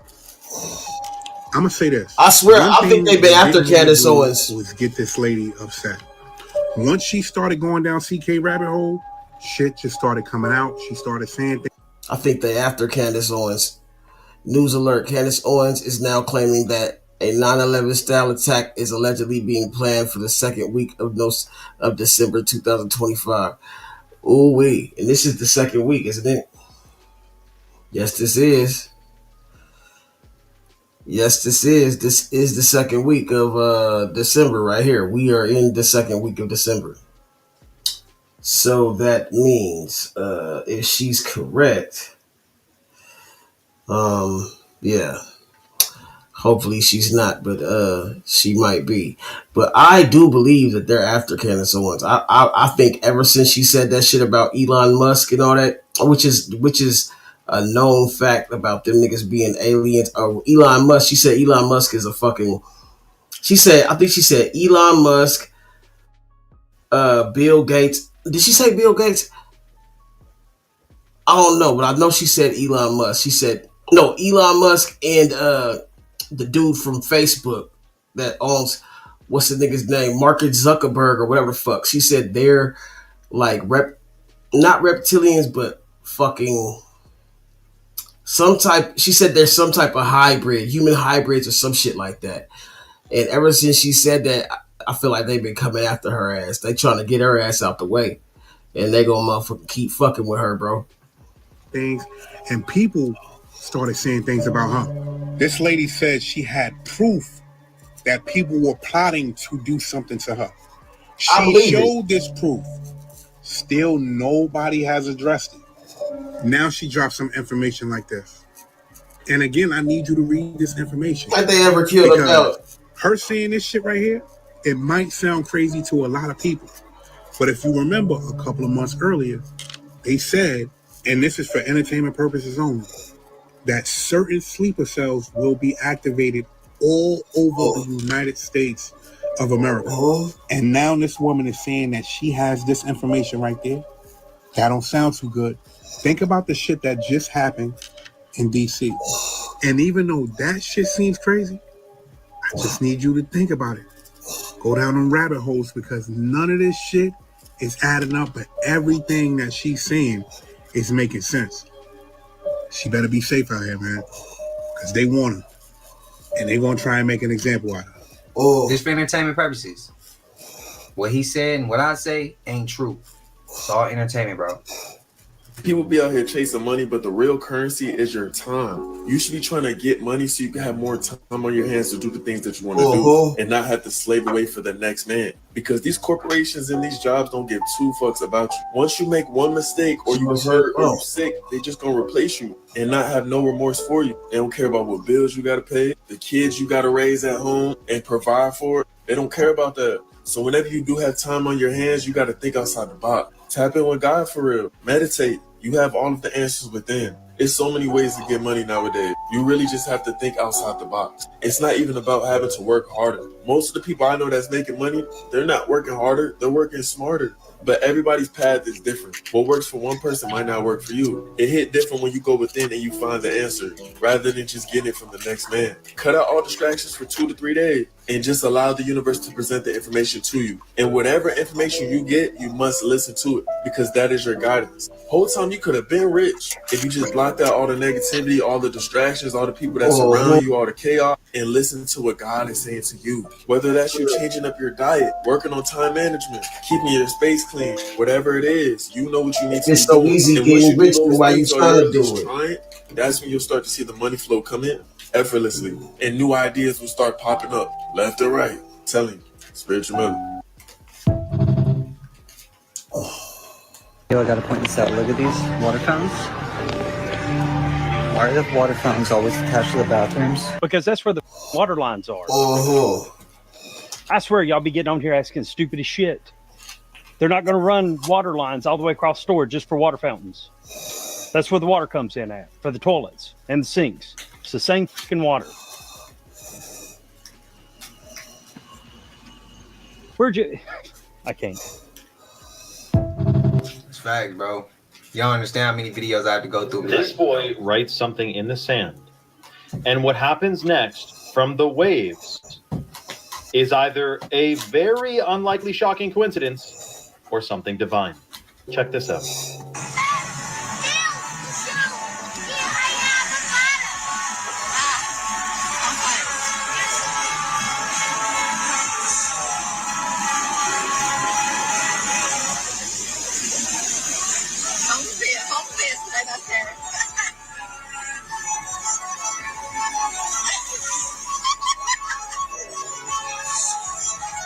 Now, this reminds me of the beekeeper in Greece who put holy images in the frames that he put into his beehives, and the bees would not build comb or over top of it, despite, because skeptics were like, oh, it's probably because like maybe there's a chemical in the paint or something that they don't like.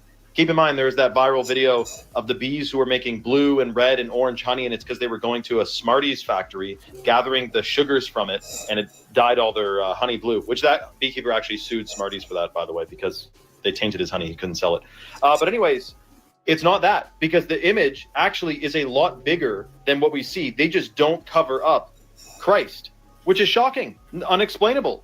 Now, the beekeeper did this not to do some experiment, but to bless his bees and his yearly honey production. That, and what happens next from the waves. Negativity, all the destruction to what God. Water fountains always attached to the bathrooms. They're not going to run water lines all the way across store just for water fountains. That's where the water comes in at, for the toilets and the sinks. It's the same fucking water. Where'd you? I can't. It's fact, bro. Y'all understand how many videos I have to go through? This boy writes something in the sand, and what happens next from the waves is either a very unlikely, shocking coincidence or something divine. Check this out.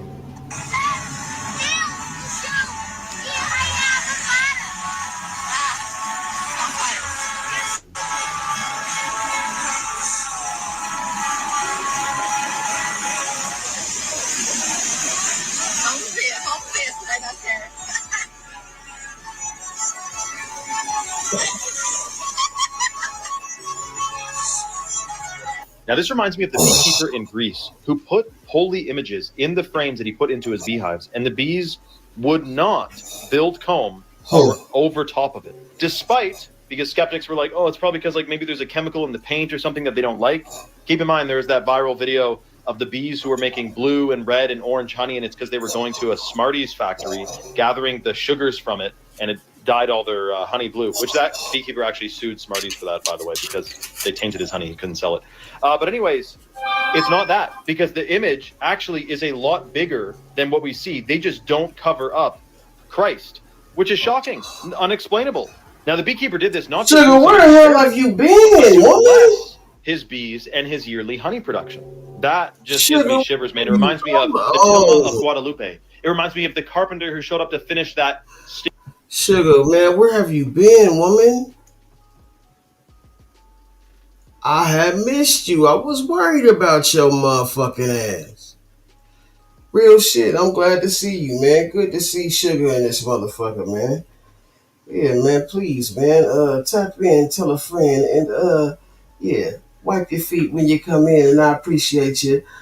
Cause you know, you always are appreciated, man. You know what I'm saying? With so many motherfucking haters and weirdos and queerdos and, you know what I'm saying, busters and custers. You know, it's good to have somebody of a real essence around every now and then that you know what I'm saying, got good intentions and you know got a motherfucking healthy motherfucking outlook on shit, because, you know, nowadays it's so hard to motherfucking tell. Yeah. And your smile and your laugh has always lit up my day. I just wanted to let you know that you are beautiful in your own way. Keep being you, and thank you for pulling up. Tap in, and always you're welcome. Yeah, for real, for real. Yeah, man. Don't disappear no more, man. Actually, you know what I'm saying, can you pull up to the panel if you can? Because I'll be here for a minute, a little bit longer. You know what I'm saying? I ain't hit the 6 hour mark yet. Yeah, that part. Good to see sugar in this motherfucker.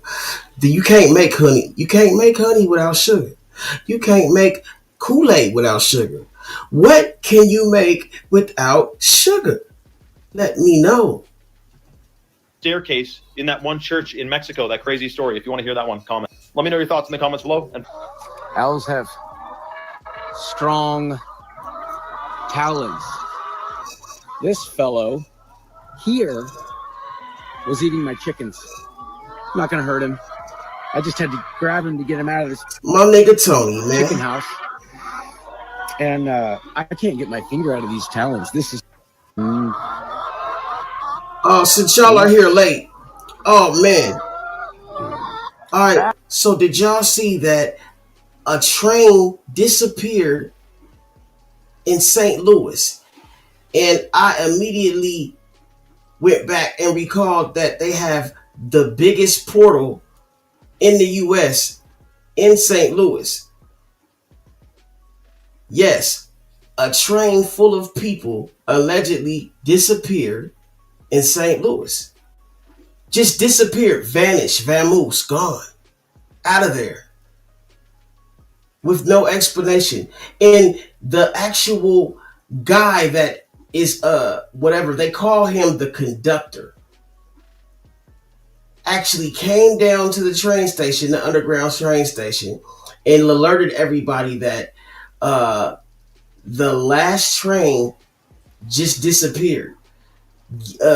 Now I'm letting you guys know this because the next train might disappear too, but we will alert you just in case it disappears, you know, so you can't say that we didn't tell you. How the fuck can a train full of people and passengers disappear going from St. Louis to Chicago? How weird is that? And on top of that, being that St. Louis has one of the biggest portals in the world. Yes, and it's been proven. But these motherfuckers got the nerve to tell us, oh yeah, you think I'm bullshitting? Okay. Yeah, hold on, let me show you motherfuckers this shit. Y'all think I'm bullshitting, huh? I swear to you, man, this is no joke. This is real shit. Was it this episode? Was it this one? Yeah, I think it what was it this one? Oh yeah, it was this one. Peep this shit, y'all. Train is past where it would be in it. Oh god. Peep this shit. I do not know if we're gonna make it or when we. So the Influx database stores all the information gathered. Not this Cameras shit. only detect license plates. So know when you get on. Affordable housing communities, which Next train, that this could happen to them too. I do not know if. think. A train leaving St. Louis, Missouri, heading for Chicago, Illinois, vanishes without a trace. The conductor explains to people on the next train that this could happen to them too. I do not know if we're gonna make it or when we're gonna make it. I'm just catching them up real quick. Y'all, They just said that the train that left from here at 8 o'clock this morning, the train that left St. Louis at 8 a.m. didn't make it to Chicago, they said? that's crazy work, man. That's a little, and they don't even know, like they lost communication with the train. That's some scary shit. Like, Right. yeah. Now I immediately connected that to this portal, right? That they have in St. No Louis. other train is past where it would be in it. Oh God, I hope these people are okay. God bless. Ooh. Yeah. Oh my goodness. Ain't that some shit?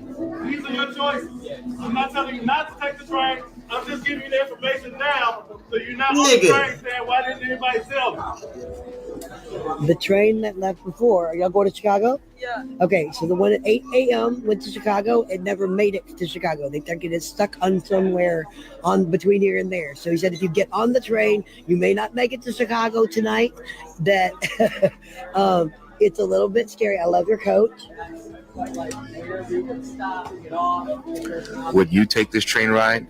Leave your thoughts in the comments. This is Unanswered Universe. Wow. I'll be honest, I might have to pass. Unfortunately. This portal in the world.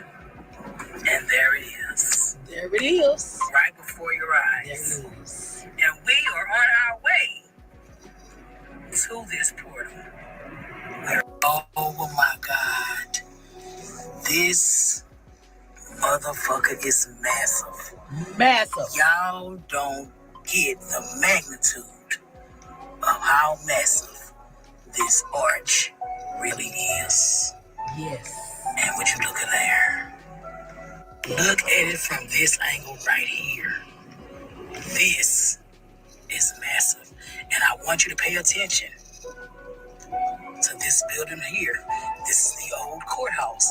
And at the top of the old courthouse, what do we have there? Is that an antenna? Right? Electrical conductor?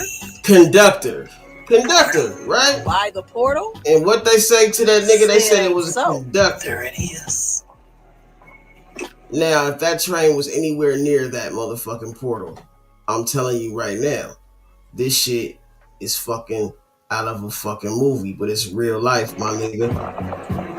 So we've made it safely to the portal. That is it right there behind me. We're going to explore this portal.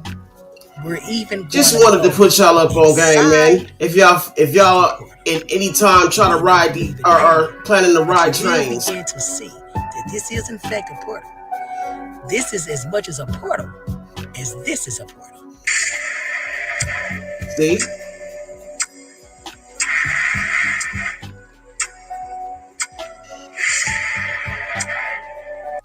Now my thing is, could they be using this as an experiment? Or could they be running experiments? We already know that CERN likes to collide particles. It likes to use their Hadron Collider to open up wormholes and portals, right? Allegedly. So could they have been using this train as a conductor, like he was saying, because it's something that has large mass and it's moving at a pretty good speed? I mean, I'm just saying, bro. It's kind of crazy, right? You know what I'm saying? And so, don't say I didn't tell you first, man. Trama told you I can't hold you. And I also told y'all that this bride, this woman, Candace Owens, I told you they was gonna come after her, right? Because she had put out there that Elon Musk and Mark Zuckerberg were reptilian or slash hybrid humanoids. And I told y'all, man, you know what I'm saying? She spoke too much. And those are people with a lot of power, man. And you know, Elon going through a lot right now with the Tesla shit. I never thought he was human to begin with. But yeah, look what they're saying about your girl, man. Months earlier, they said, and this is for entertainment purposes only, that certain sleeper cells will be activated all over the United States of America. And now, I'm just saying, I'm just bringing it to y'all attention. That's all. Right there.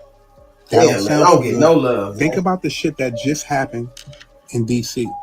And even though that shit seems crazy, I just need you to think about it.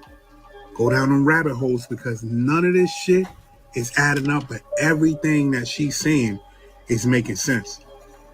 She better be safe out here, man, because they want her. And they gonna try and make an example out of her. Just for entertainment purposes. What he said and what I say ain't true. It's all entertainment, bro. People be out here chasing money, but the real currency is your time. You should be trying to get money so you can have more time on your hands to do the things that you want to do and not have to slave away for the next man. Because these corporations and these jobs don't give two fucks about you. Once you make one mistake or you hurt or you sick, they just gonna replace you and not have no remorse for you. They don't care about what bills you gotta pay, the kids you gotta raise at home and provide for. They don't care about that. So whenever you do have time on your hands, you gotta think outside the box. Tap in with God for real. Meditate. You have all of the answers within. It's so many ways to get money nowadays. You really just have to think outside the box. It's not even about having to work harder. Most of the people I know that's making money, they're not working harder, they're working smarter. But everybody's path is different. What works for one person might not work for you. It hit different when you go within and you find the answer head ass rather than nigga. just getting it from the next man. Oh, Future slash goddamn motherfucking Eddie Winslow chin looking ass nigga. Fuck this nigga got going on for 2 to 3 days and just allow the universe to present the information to you. And whatever information you get, you must listen to it because that is your guidance. Whole time you don't that nigga look like Future, man? Like did they clone Future and like you can't tell me that nigga didn't bust up. You know what I'm saying? With I just bought a new book. I don't even know what that nigga was saying. Nigga. Could have been rich if you just blocked out all the negativity, all the distractions, all the people that surround you, all the chaos, and listen to what God is saying to you. Whether that's you changing up your diet, working on time management, keeping your space clean, whatever it is, you know what you need to be doing. And once you do those things, or you're at least trying, that's when you'll start to see the money flow come in effortlessly. And new ideas will start popping up left and right. I'm telling you, spiritual melody. Yeah. Okay, give Future his face back. Yo, I gotta point this out. Look at these water fountains. Why are the water fountains always attached to the bathrooms? Because that's where the water lines are. Stupid. I swear y'all be getting on here asking stupid as shit. They're not bring the sugars from it, and it dyed all their honey blue, which that beekeeper actually sued Smart. They're that strong, I can only imagine what the beakers. Damn, homie. Hey, now, nigga, you can't tell me that Al don't know something we don't know.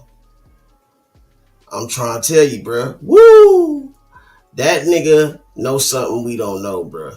Owls have always gave me the heebie-jeebies, bro. Whatever you want to call it. Because they always got their eyes wide the fuck open like they just hit the hardest motherfucking crack ever made. And these motherfuckers can turn their head 360 in any direction. I personally don't fuck around with the owls, but I know that they are a sacred bird that was once, well, I mean, you know, look at Drake, man. Drake worships the owl. You know what I'm saying? With his bar mitzvah attending ass. Now, I personally don't fuck around with the owls, but I got respect for them. Do your thing, man. Bird man. I mean, ow. Okay. Woo. Whatever the fuck sound this they make. Isn't allowed, sir. Keep doing this you. is not permissible. I don't like how he talking to his bird. Leave that owl alone. Fly, Mordecai. Fly. Why would you name that owl Mordecai? Mordecai? See, I told you that owl do something we don't know. That ain't no regular name. Mordecai? What job does he do that his name is Mordecai? He didn't call him Calvin. He didn't call him Anthony. Mordecai? Nigga, yeah, that's some biblical shit. That sound like a motherfucking book in the Bible, nigga. Let's turn to Mordecai 12, chapter 6. Like, what the fuck going on with this owl, man? And we know they celebrating, worshiping owls in the Bohemian Grove. And this motherfucker, goddamn, look like he knows something we don't know neither. I don't trust him. Damn, I thought that it was gonna use his beak at him. Look at that big ass spear in the left hand corner soaking the energy out from the sun. You see it, dog. It's right there, clear as day. See. Look at that shit. See. Look at it. See. Getting energy from the sun. Like, who else do that? Oh, I know. Like me. Yeah, man. And now, see, that motherfucker was an entity. You see what I'm saying? What that nigga Trey was that Trey song? Trey Son song? Trey song. I'm gonna say Trey Son song. Pop up like an entity, whatever the fuck. Yeah, nigga, that's entity, nigga. That's energy. Entity. I was going. I don't understand why you look at that shit, bro. Hiding this secret for so long when we already look. That motherfucker came down there like a mosquito. You see the hooks. It's like a hand, nigga, dipped into that bitch. And then motherfucking took Seeing off. all this footage. This shit is from 2012. Look, it spread its wings and then took off. Seen this shit, but I don't understand why. Has been showing videos and pictures and shit since the 60s. And then flew the fuck off. I'm trying to tell you, bro. This sun is alive. It's a man, I ain't gonna even tell you. Y'all packed with the demons must be about to expire some shit for y'all just now to be coming out saying some shit. Cause this right here is insane, dog. Big ass spear getting energy from the sun, dog. Right in front of your face. And the fact that mother shut off so fast like that is incredible. Boy. And the fact that it can take in all that mother heat from the sun. Like, it's right on that mother. Oh yeah, man. Ain't no telling what that shit is, dog. Ain't no telling. Said we ain't gonna be able to see the extraterrestrial bodies that they got because all we gonna do is make memes. I personally do not believe that the sun is a ball of fire no more. Nope. I think it is a ball of gas. No, not gas, but it's a ball of plasma, excuse me. And yeah, I think we're affecting it, and the whole surroundings is affecting that bitch. That motherfucker conscious, man. It breathes just like any other, like it's alive, man. That sun is alive, bro. That shit real, bro. Of course we gonna make memes and cap on the mother. We a different generation, dog. And we funny as a mother. And all of us awake. I'm gonna be one of the first mother tapping on the extraterrestrial when they show the picture of the mother. Unless it look like me, then I'm gonna be like, damn. But I don't think it look like me. Not the ones they with, at least. Not the ones they with. But as you can see in this video, big ass spirit getting energy from the sun and then ghost out that one way real quick, dog. You see it? I got it for you right here, dog. Peace. It spread its wings and then took off. That shit was real. What y'all think was taking energy from the sun? So this woman, she went to Costco and she bought out every single one of the rotisserie chickens. Man, Shalana, if you bought up all the rotisserie I'm a man. For Thanksgiving or whatever, right? God damn it, Cammy. As expected, everyone in the store gave her crap for it. A lot of people recorded, they posted online. You can see it on the TikTok. And some people even said that she should be deported, that she shouldn't even be in this country. In fact, one person, this person right here, said that she was unchristian-like as she pointed her finger and judged her. She wasn't the only one. Everybody else did that. Come to find out, and this woman didn't say anything when she was there. She just recorded them and did her thing, whatever, probably defend herself. But like, how the fuck do you buy every chicken? She was actually out here. You can't tell me that bitch ain't running some. But she might be doing the right thing, so we can keep the motherfucking jury out for a second. She might be out here feeding the homeless or some shit like that. But she bought every goddamn rotisserie chicken in the Costco. Feeding the homeless. She bought every single one of those chickens to feed to people who didn't have any money, any means, or any family. Oh. And she gave them out to anyone who came and got it. See? Some chicken, some food, a soda, out of her own pocket. Things aren't always what they seem. It might be a good deed, but as we know, no good deed goes unpunished. And goodwill. Ain't that a fucked up world where no good? God damn, we can't even do some good shit and get praise or get man. Sometimes when you're on a mission from God, it means that the whole world will be against you. They don't know what God put in your heart. That doesn't mean that what God put in your heart is wrong. It means you must stand in your conviction, because even so-called Christians will say that you are unchristian-like for following the word of God. Yeah, man. That woman displayed more love and more Christian love than anybody in that store. And y'all hated on her being for cruel. And it's a lesson to not jump to conclusion and judgment right away without having all the facts. Y'all need to apologize, man. God bless you. Let's add this. Y'all God don't want you pointing conclusions fingers. and He don't want you judging. That's for him to do. I don't like that shit. But, you know, some people like to say they're using discernment. I ain't going to disagree with you. That's your prerogative. That's how you live. That's what you feel. That's your mentality. That's how you live your life. Do your thing. Me, I wouldn't even have did that. She buying up all those chickens. I don't know her story. I don't know what she got going on. And at the end of the day, I mind my business. That's what I do. Some people don't know how to mind their business. Some people know how to mind other people's business because they got a lot of bullshit going on in their life that they don't want other people knowing about. 9 times out of 10, people who other people's shit always in other people's shit because they got a lot of shit.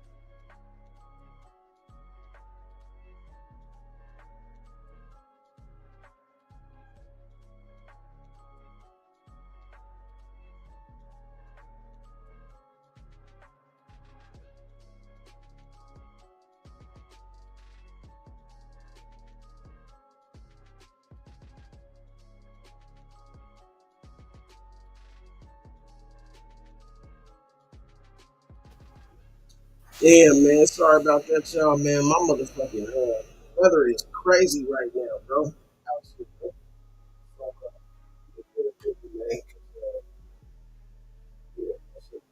What's going on with my people's life? We're gonna have to get this shit straight.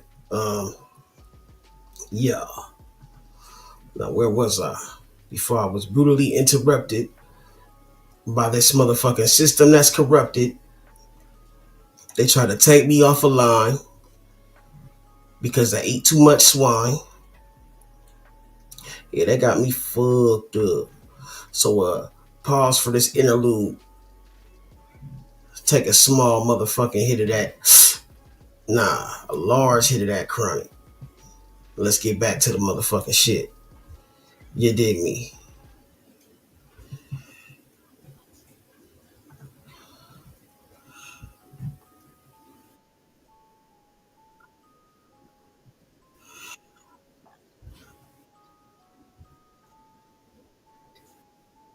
These hoes be sad, bruh. Hey, man.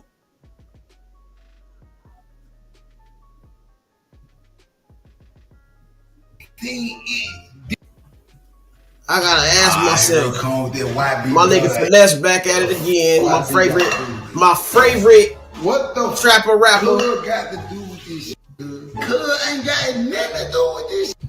I said, you got you talking this shit, nigga. You just on this joint strictly eat. You just eating straight. You just eating nut all in your stomach. Cuz you just eating. Ain't nobody said nothing about fire. You just straight eating. Cuz you just real deal, just porn star store, just dildo, just 16-inch dildo, just 3 inches wide, 3 inches width, 16 inches in length. It's just deep throat, gooch, balls, nasty. Jesus. Bruh, chip.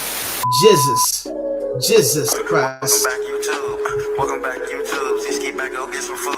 I'm gonna play with you, suck ass. Suck ass, nigga. nigga. Shaking ass, twerking ass. I'm not gonna play with you, man. My nigga I'm not gonna Finesse, play with man. you ass clapping ass, man. You twerking ass niggas, man. I'm not gonna play with you, the split doing ass niggas, man. I'm not gonna play with you suckers, man. What's wrong with you? I got on here to say this right here, man. Listen to this, man. Listen to this, man. Put a dick in your ear and fuck what you heard, nigga. Put a dick in your ear and fuck what you hear, nigga. Matter of kid, man. I don't play with nobody else, folk, man. Hey, man. Alright. Stop playing with me. It ain't hurt. It ain't funny no more, huh? It ain't funny then. It ain't all fun. Alright. Mm-hmm. Alright. What you eat for breakfast, bitch? I ain't ate breakfast yet. You tell me why you worry about my breakfast. Don't worry about my breakfast, bitch. My breakfast. Nigga said my breakfast. My breakfast. You eat for breakfast, bitch. You finna eat for breakfast. You talking about you up on live. You should have been ate a full course breakfast. Your hair should be done. Your teeth should be brushed. Breakfast your ass should be clean. Hey nigga, I'm eating some you breakfast. Talking about? You should have a full demonstration going. I just got out the water. I just came in from the club. I've been working. I've been taking care of the business. I'm still on it. Now who the f you been doing? Yeah, bitch. 25 questioning my nigga, man. What's wrong with you, hoes, You talking man? about you better shut up before I dig into your personal background. Right, bitch, and find out that you get your motherfucking weed from Nordstrom's Rack. I been telling me about they self. Fuck I around ain't with been me. spying no. I ain't been playing with no. I ain't been getting no break. I've been putting my foot on all them niggas, man. Man, shining hard enough. Let me brush my teeth. Sure. Hey man, my shit hitting harder than cuz, man. I ain't gonna lie, bro. Toothpaste on my toothbrush. I ain't even got a motherfucker put no I don't know purple toothbrush. What other color in there? So out of all the toothbrushes in the world, I get purple. There's been a blue and a green one. Out of all, this is a joke.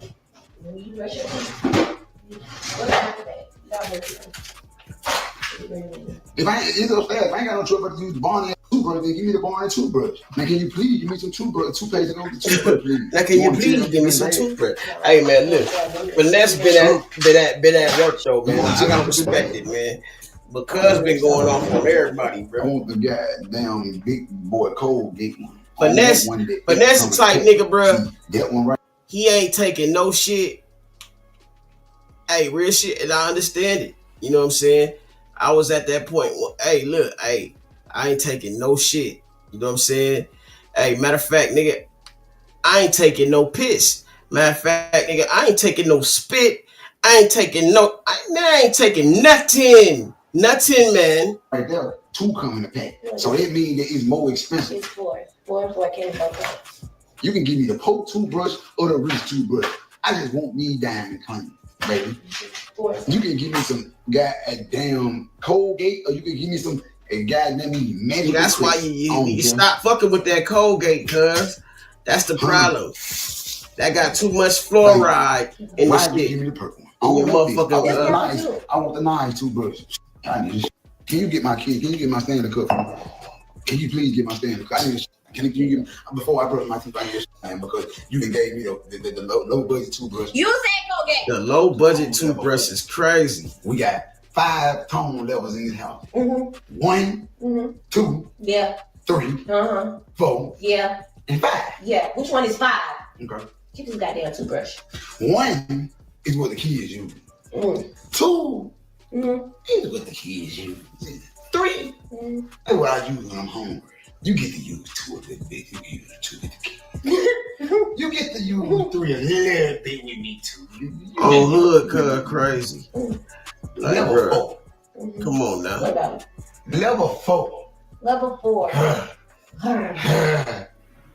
Get that standard cup. I'm gonna tell you what level 4 is when you get that standard cup. It's right there on the dresser, please. Oh, you said please. Thank you, ma'am. Can you please open it? Can you please hand me the standard cup? What's level 4? You snatching? One thing about it, and 2 things short. Let me tell you what number 4 is. Tell me. Come here, because I want you to be closer when I tell you what number 4 is. I'm listening. Come here. Come here. You ain't close enough. You still ain't close enough. Nah, I need you near me so you can hear me. I need you near me so you can hear me. I need you near me so you can hear me. I need She you near me. she got too much ass in it to be all the way over there, huh? Thank you so much. Number 4. Goddamn. That's the beginning of the goddamn peak. See, you been around and go past 5. Okay, well, we're gonna stay at 4. Number 4. That's when I get up out the goddamn bed and some shit ain't right. Huh? That's still goddamn. That Hey, man. Every time on number 4, I'm gonna put your goddamn. You don't be on 4 no more. You just talk about. Hey, man, y'all make sure y'all motherfuckers go play that motherfucking Trauma Told You. Motherfucking 80s, baby, you know what I'm saying? And yeah, man, keep them motherfuckers going up, man. You know what I'm saying? We gonna keep the motherfucking A1 thou wow. Like big dogs, no little bow wows, nigga. You know what I'm talking about? Pimping. And for the rest of y'all niggas, man, have a happy motherfucking what's today? Thursday. Is it Thursday? Well, no, what's today? Tuesday? What the fuck is today? When? I do not know. But have a good one, nigga. Yeah. Like I said. Yeah. You a goddamn slave master. Who? Hey Joe, what's up? If a would have stood on that, if I was Samuel L. Jackson back in the day, then Joe would have been, Django would have been dead as soon as he pulled up on that goddamn carriage. What you say? On that goddamn nag, that been dead right there if I was Samuel L. Jackson. Samuel. Because guess what? If there was Samuel L. Jackson with me, guess what? I would have said, get what? Man, get your who is you? I would have looked at him. Nigga, I just want to understand, man. I would have looked at the ball line. Who it is? I would have looked at who it is. When you going, I would have him. Man, get naked. You ain't no name. You ain't no name. Who it is? You ain't no shit. I get your people. Bow! Get your automatic legs. He said, call a medic leg shot. But Memphis famous for leg shot or to get naked. One or 2 things gonna happen in Memphis when they're trying to humiliate you. They gonna shoot you in your leg, or they gonna tell you to get naked and clap your ass. Get naked and run up the street. Twerk. You laughing, man? I'm dead serious. Twerk. Straight up. Real talk. I ain't y'all they gonna man, I'm dead serious, dog. Oh God. You know that. Number 5. Nobody use that but me. Yeah. I'm the only one on number 5. Yeah. Around here. Okay, you can get on because on number 5, but I'm going on 10.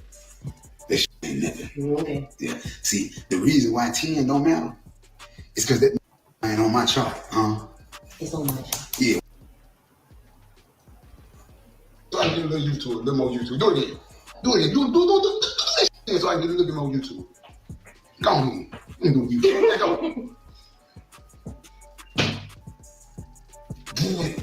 I need it to be done. Because see now, if you try this about 3-4 months from now, your I'm talking about you name it. Man, they gonna feed you. Cuz stupid as fuck. We'll try accessible.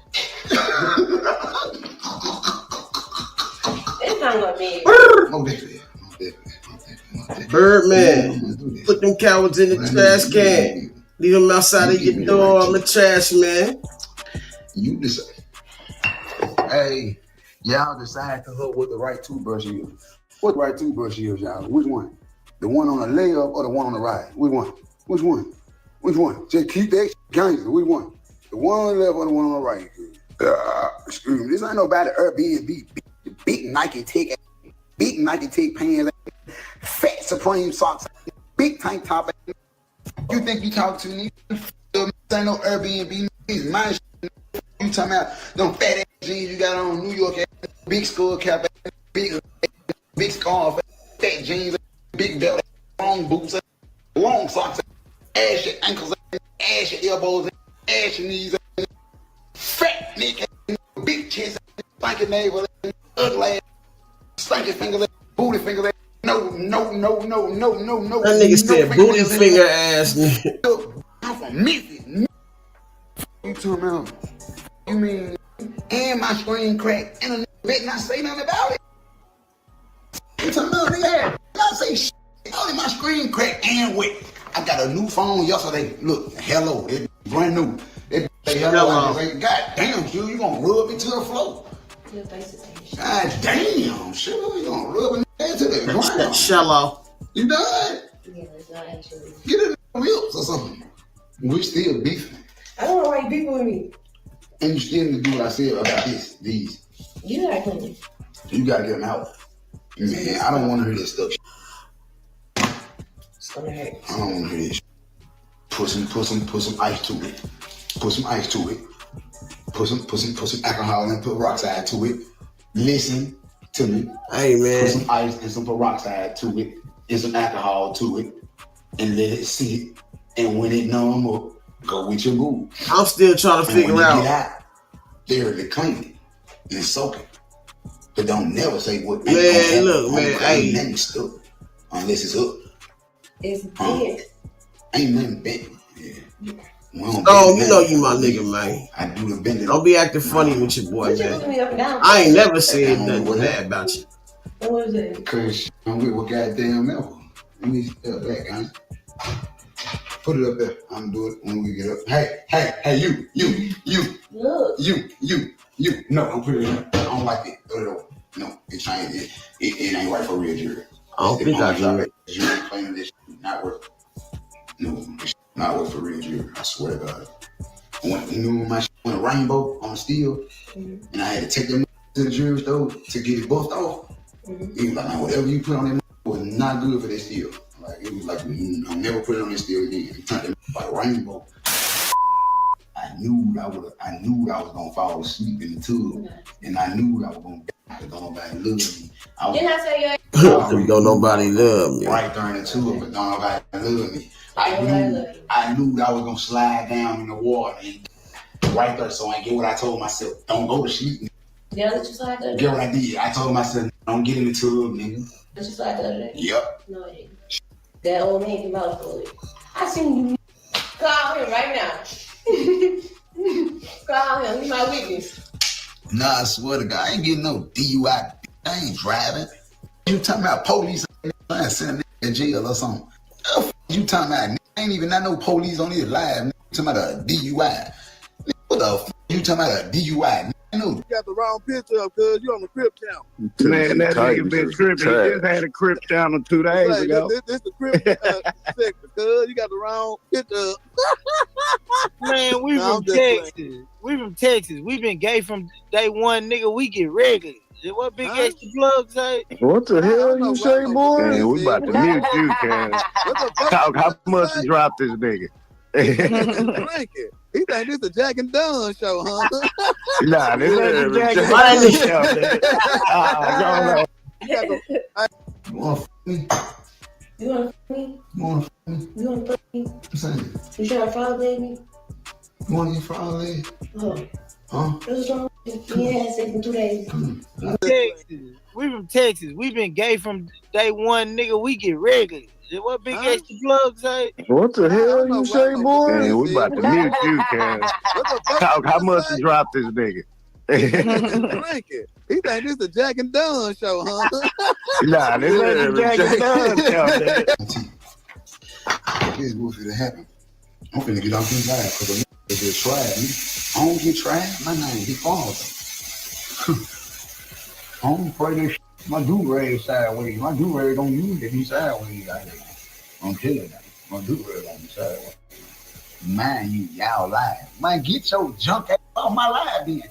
What the f you sitting up with your baby up under you on my live for anyway? Ain't no telling what I liably break out to do. Ain't no telling what I liable to do. Don't have your Shout out to Big Talk, man. Ain't no telling what I liable to do. Talk been dope lately, man. Hey, that shit was funny as shit. Damn, special announcement too. I'm finna start screaming tomorrow. God damn, Chew, your toothpaste strong in the morning. Let me see that toothpaste. Toothpaste strong, man. Beeps, I ain't remove. I don't move my thing, remove them bad. For them. Oh, shit. God damn, y'all didn't have to go that hard. I get it, bro. Y'all didn't have to go that goddamn Where my nigga KV at, man? Powerful.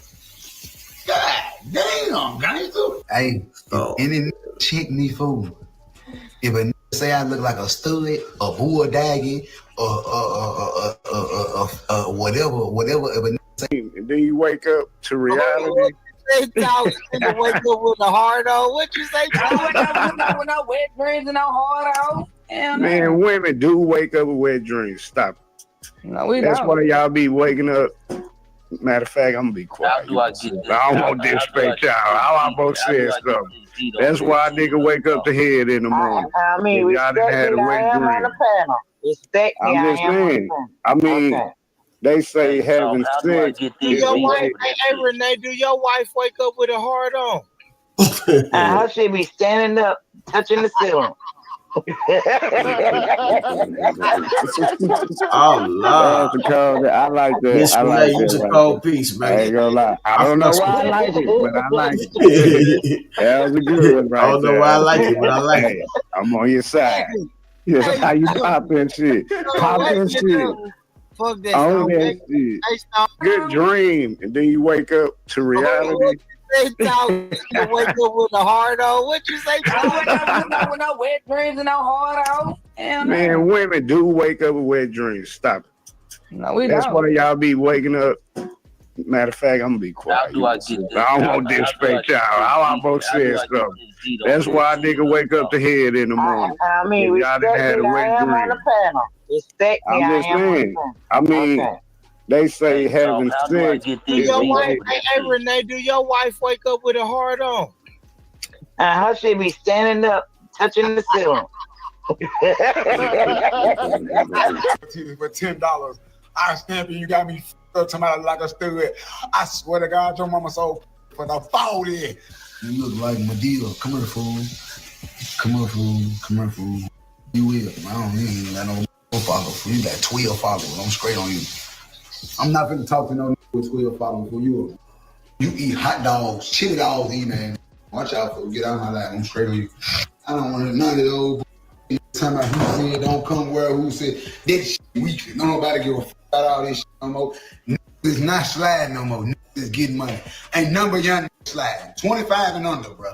Ain't number young niggas. All the 25 and under, them the young niggas sliding, bro. All the, worry about some money. All this sliding, tough ski mask, Nike tick. I ain't miss me. I don't give a fuck. I pull up and pop out from this. I miss me with that. You ain't talking about shit but a murder case. I want some money, fool. What the f you talking about, nigga? See, I tell you something. See, I ain't finna put you down, man. F you mustache, man. I was just finna put you down, man. But you mustache, man. You think it's a man. I'm not finna put you down, man. You ain't got a Jolly Rancher to eat, man. How many on here, man? 2,000 motherfuckers, man. You can't eat about McDonald's burger, man. I'm not finna put you. I ain't like you don't listen. I'm not finna keep on putting you Damn, I'm finna start streaming. Man, come there, man, because I'm not finna keep on putting you down, man, who ain't know nothing, man. Fruit rolled up here, man. All on my jump playing and shit, laughing and shit, fool. I ain't on that shit, fool. Quit playing with me, fool. Quit playing with me, fool. Out about that damn young fool. Quit playing for you, never head, bald head, stinky, scallywag, long dress, long skirt, long heel, big skirt, long dress, long panties, long earrings, long earlobes, stinky hairstyle, shirt weed. Quit playing with me, big mustache, specks of hers up under your chin, little earlobes, fat ankles, fat knees, fat glutes. Quit playing with me. Today ain't the day. Here they come with the YB belt. What the f YB got to do with this? What the f Cuz got to do with this shit? Cuz ain't got nothing to do with this shit. I said you got nothing to do with YB. You just on this joint strictly eating, cuz. You just eating straight, cuz. You just eating nut all in your. All right, well, let's get right into it. All right, I'm gonna count it down, and we're gonna start from there. I'm gonna go 3. Are you ready? All right, in 3, 2, real life street stars, man. We are back once again. The woman with the plan, the Jaganator, the Jag Squad, Mrs. Jaguar. Right. Welcome back. Hey. How y'all doing? We're doing good, and Jag, I don't know if this is the holidays going for you guys since you asked. Cold. Yeah, it's cold. You got that Philly weather. You got that weather. Welcome to Trama TV. Yeah, it feels like you are now rocking with the best. I remember when I first moved to Dallas, the first Christmas we had, it was like 60 degrees, 70 degrees. And I was like, this is awesome. A Christmas you can barbecue on. So, yeah. We call it freezing. Yeah, I'll tell you. Horrible. Jack, I don't know if this is a time to celebrate or a time to mourn, because we have a documentary that's trending #1 on Netflix, where we have a black man executive producing the downfall of another black man. Is that what we're calling it? I mean, that's how some people are looking at this thing, or it might be looked at as a vindication. But that's why we're here. We're gonna have a conversation, man. This Sean Combs, The Reckoning, the 50 Cent Diddy doc. First and foremost, we've been talking about this thing, Jack, for going on 2 years now. And once again, thank you for even being, I guess you could say, a beacon during this whole conversation, as far as kind of spreading light on a lot of things that go down in the industry that, you know, the normal person may not even see or hear about, that happens in the day-to-day. Did you really think 50 Cent, when he first mentioned it, that there was an actual documentary being worked on? Well, see, this is the thing. I can believe that it was happening. At what purpose? See, and that's the thing. Like, my opinion about all of this stuff is so much different than your average person's, and my outlook is so much different than your average person's. Did I believe that it was possible? Absolutely. Why wouldn't he be able to do a documentary? Why wouldn't he be able to bring in Alexandria to come and put this together? Like, the woman who directed this, she doesn't even seem to have a background in hip hop at all. That makes sense. So it's like, yeah, it's kind of interesting. It's kind of interesting. I mean, for crying out loud, Diddy sent him freak off videos. True. Very true. Interviews very true. about it. Did you feel that just 50 Cent's name being attached to it again? These are two, as everyone knows, the 3 names in hip hop are Jay-Z, Diddy, 50 Cent, when it comes to the status of where you could get as a business or a brand. I guess so. So for the top 3 individuals, for one to go at the other and release this doc, I don't know, what does that say to again, I keep asking about the hip hop state of things. What does that say to hip hop? Like, are we our own downfall? I guess I don't know. Well, I mean, I don't know. It all depends on what you consider hip hop. Like, I don't consider any of this debauchery, any of this animalistic crap. I don't consider any of this hip hop. I grew up in hip hop. You know, I know what hip hop culture is, and it's none of the stuff that people are selling. I mean, when did it stop being hip hop? We're gonna go through the documentary itself, but when did it stopped stop? being hip hop when it became corporatized. It stopped being hip hop when certain groups of people saw that they could use it to influence the mass public. When people saw how influential hip hop was, it became very clear. Once upon a time, not long ago, when people wore pajamas and lived life stuff, you know, when laws were stern and justice stood and people were behaving like they ought to good, there lived a little boy and he was misled by another little boy. And this is what he said: "Me and you, kid, we gonna make some cash, robbing old folks and making a dash." Come on. Like, they did the job when money came with ease, but one couldn't stop us like he had a disease. He robbed another and a sister and a brother. Tried to rob a man who was a undercover. Children's story. Yeah, man. Jaguar know her bars, bro. That's why I fucks with Jag. We used to have real stories in hip hop, and now everything is what? Watered down. What are people talking about anymore? It's not. You niggas is watered down, talking about let the juice loose. Able to influence people, care about their communities, or to pay attention to what was going on. And now it's used to encourage people. I'm a 5-star general sitting at the pinnacle. Don't be sound digital. Lyrics is so subliminal. I mean, when you got rappers saying that, female rappers telling everyone that they need to be on prep. When you got that being sold, like when you have, is nobody not paying attention to how many people in the entertainment industry are now pushing and backing stuff from the pharmaceutical industry? Oh. You know, influence. It's hip hop has been very influential, and now we got what we got. So yeah, I don't know if I would use the word hip hop when it comes to this conversation. Oh. All right. Well, speaking of, before we delve in deeper, you know, right when this documentary kicked off, and first and foremost, have you watched the documentary? Yes, I have. Okay. Actually, I've studied it. I've been studying it. I appreciate you guys giving me some time because I have a bunch of notes. Oh, okay. That I took because I wanted to see for myself what this is really all about. The first thing we have to kind of delve into is the fact that when it comes on, we start off with Diddy basically recording him coming back to New York, recording himself, hiring a camera crew to technically turn himself in. You know, 5 days before he turned in, he came back to New York. You know, based on his lawyer, 6 days. Apologies.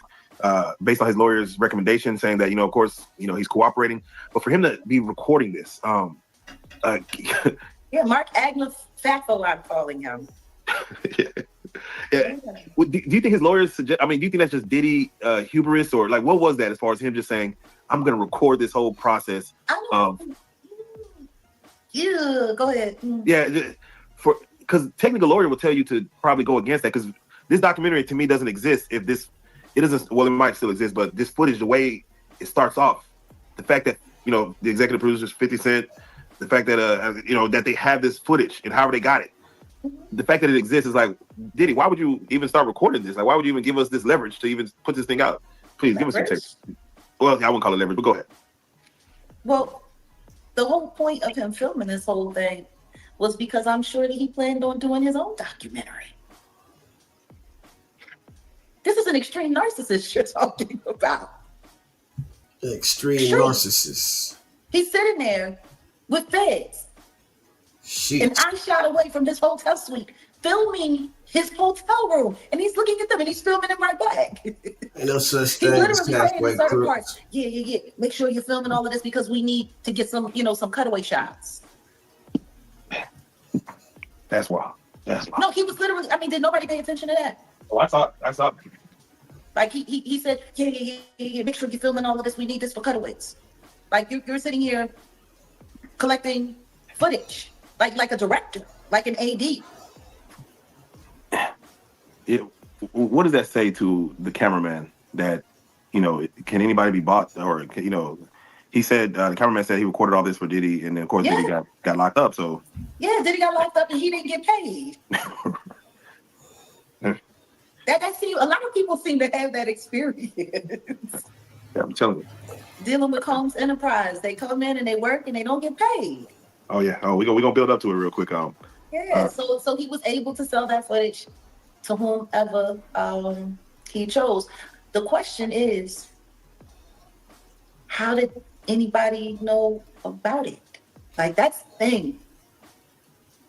Like, that's the part that, you know, it's so funny because people they get so excited. But when you've got a lawyer like Mark Agnafila who is orchestrating your possible surrender, because as you heard him say in the beginning of the documentary, he was very clear. It's almost the middle of September and there's no indictment. As you heard Diddy say, I've been an exemplary client like you've asked. You said I've been an excellent client. I came here. I did everything you asked me to do. Mm-hmm. That's what they're literally having this conversation. Yeah, in that conversation, Diddy was worried about the outlook of the public versus the victims. The outlook of the public. Oh, he was worried a lot more than that.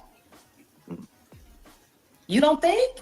He literally sat there and said, we need comms. He's sitting there talking like an evil dictator. We need comms. We need a way into this conversation. We're losing, he said. We're losing. Losing what? What are you losing? But the key words that he said that were so important were, we need to be able to be speaking to the potential jurors. He said, you might only be the guy that watches CNN, but there's 9 billion people in the world, and 7 billion of them are on Instagram or TikTok. We need to have control of that. He said, we need to know how these potential jurors are thinking. That's what he said. Thanks. So what does that mean? He hadn't even been arrested yet. He hadn't even been taken into custody yet. Damian Williams hadn't come forward yet with a list of the charges that they were charging him with and what they were taking him to That trial nigga knew for. this shit That was didn't coming, happen nigga. until December. That nigga knew this shit was coming, boy. So once again, they were losing. Losing what? Losing at what? We need to have control of comms. We need to make sure that we know how the potential jurors are thinking.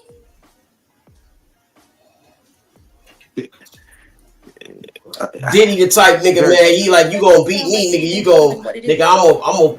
They were looking to infect the jury pool as early exactly. as possible. That nigga was already playing before the motherfucking shit started. To see a lawyer sitting on the phone. That's a cold fucker, man.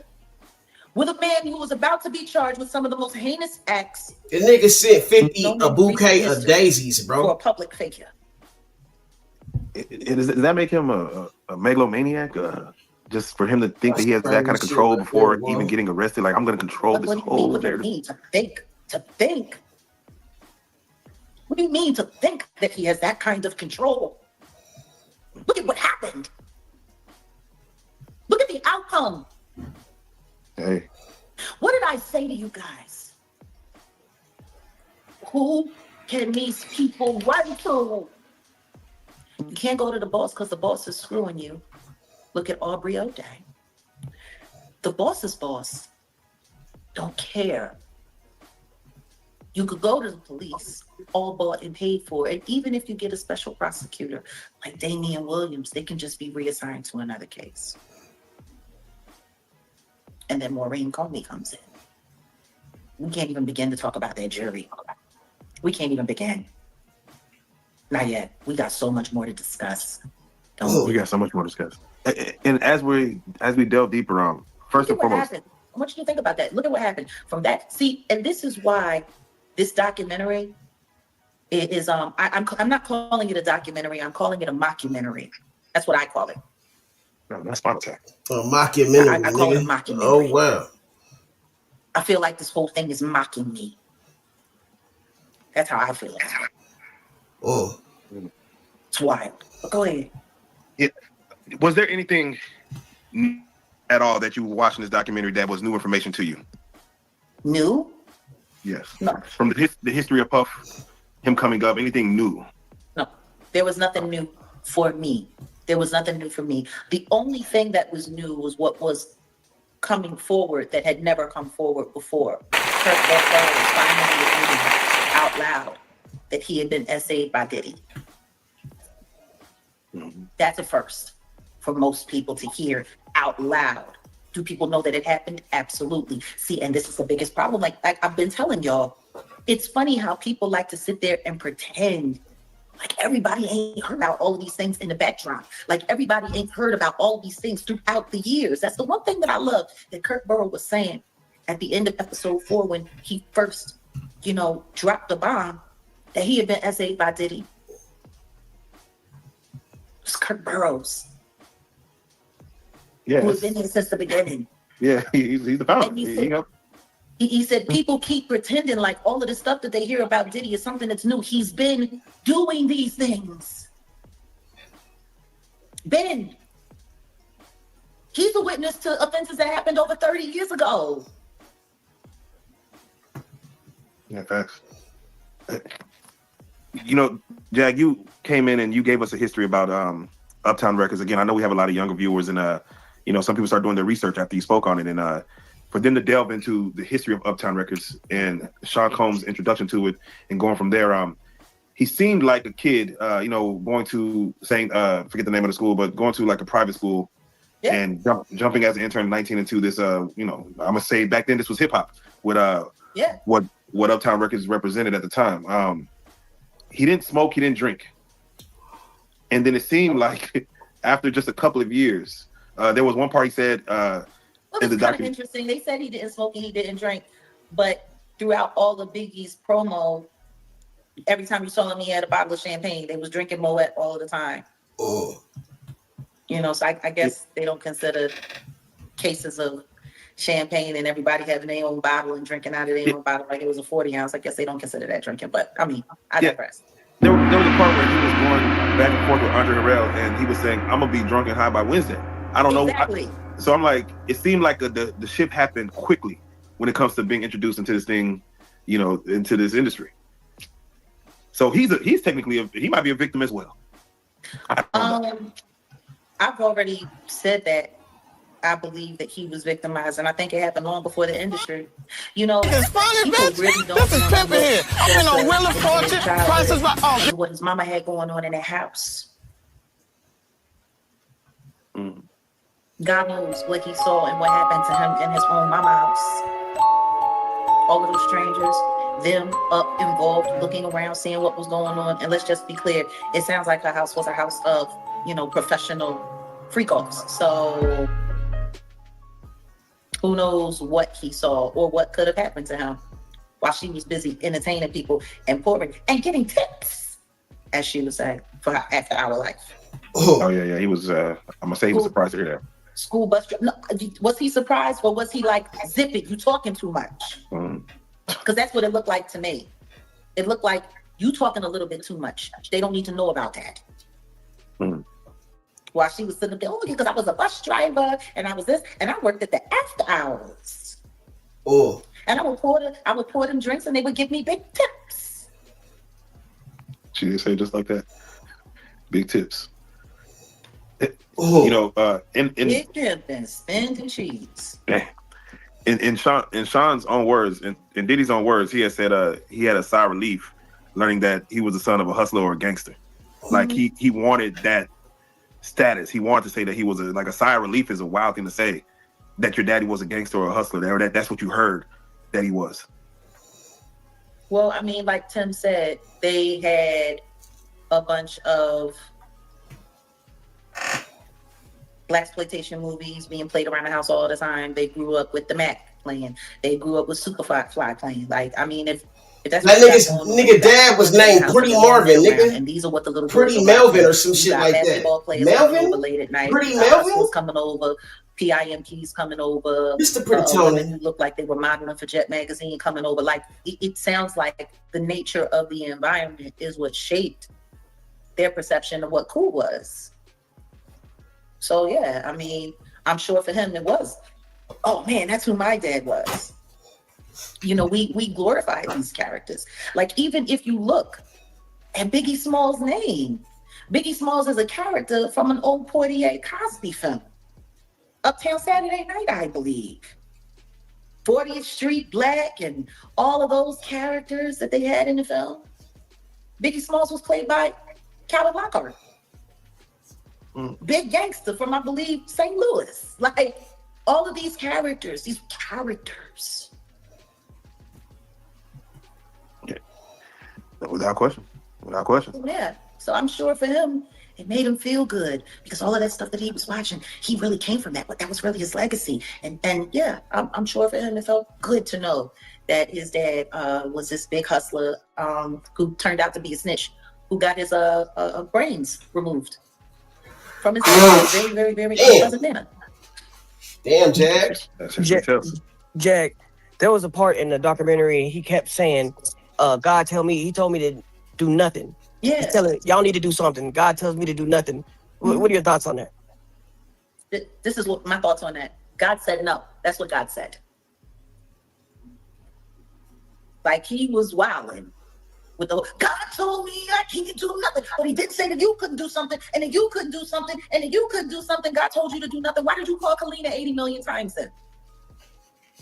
If God told you to do nothing, if God told you to be still. Speaking of God, did you see him with Little Rod working out? Oh man, that was while they were on the come down from all of the pharmaceuticals and all of the weirdo behavior and all of the alcohol, watching TD Jakes. Oh yeah, God, it looked weird. It's very weird. The voice memos alone. I miss your legs. Your lip leg. Your lip leg. Not legs, your limp leg, LEG. Yeah. Jeez. What straight grown man says that to another grown man? Because it sounds like the leg that he was referring to was his pee-pee scut. And again, we're bouncing around, but for Lil Rod, that whole part right there where he stated, they would all just be drinking, and then all of a sudden everyone's out of it, and he would wake up with women next to him. Sometimes he'll wake up with Diddy next to him, not remembering what happened the night before. Yeah. That's as wild as it gets, man. There's so much left unsaid. Just wake up with Diddy next to him. Wake up sore. But I'm tripping, all right? I'm tripping. I mean, that's what the whole world went around saying. I'm tripping. Okay. When you see the Eric Sermon discussion about Misa, and it's again, it seems like Diddy's just out there to take everyone's girl. It seems like if you got her, I want her. For the situation where they say he was trying to shape Misa into his mother, can you see that? Like, yeah, with the blonde hair and yeah, and all of that. I mean,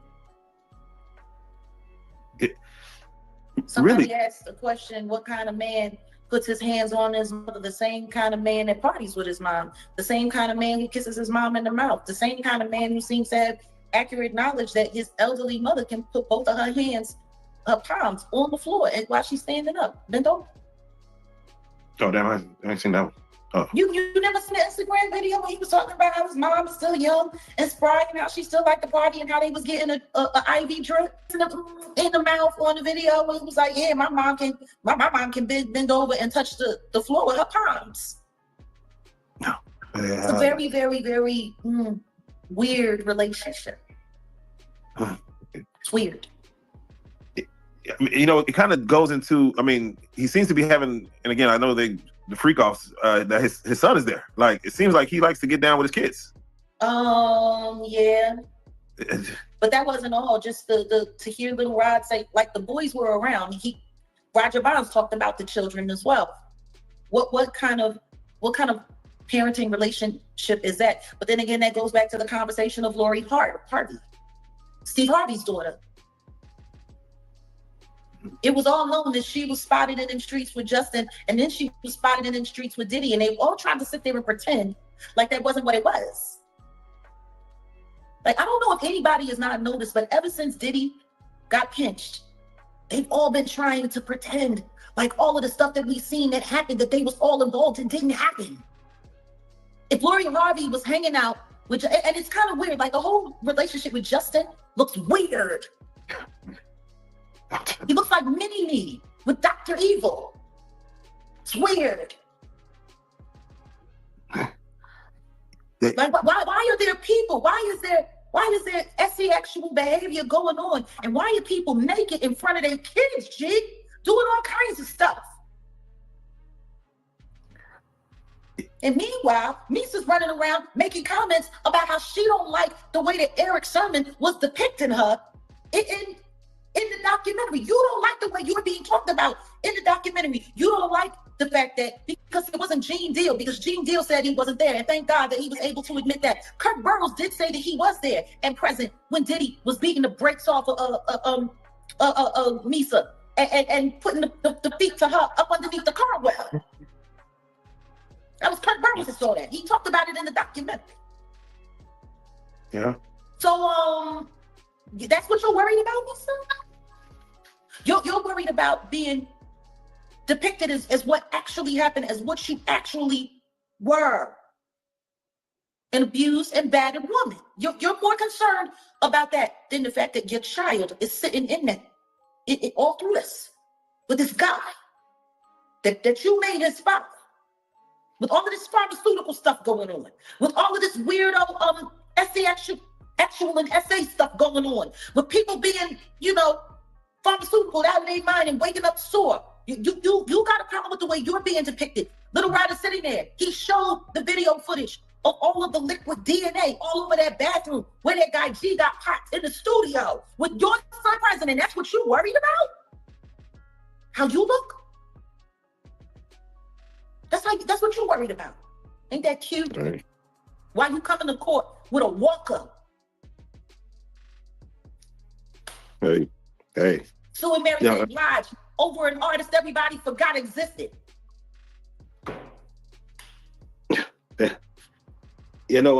Kirk Burrows, he had said that Diddy had put his hands on his own mother. From what it happened long before the fame or long before his notoriety. During the first tragedy that made him famous, the City College celebrity basketball game that claimed 9 lives. Very similar to what happened with Travis Scott down in Houston for Astroworld. Isn't that funny? Isn't that such an odd coincidence?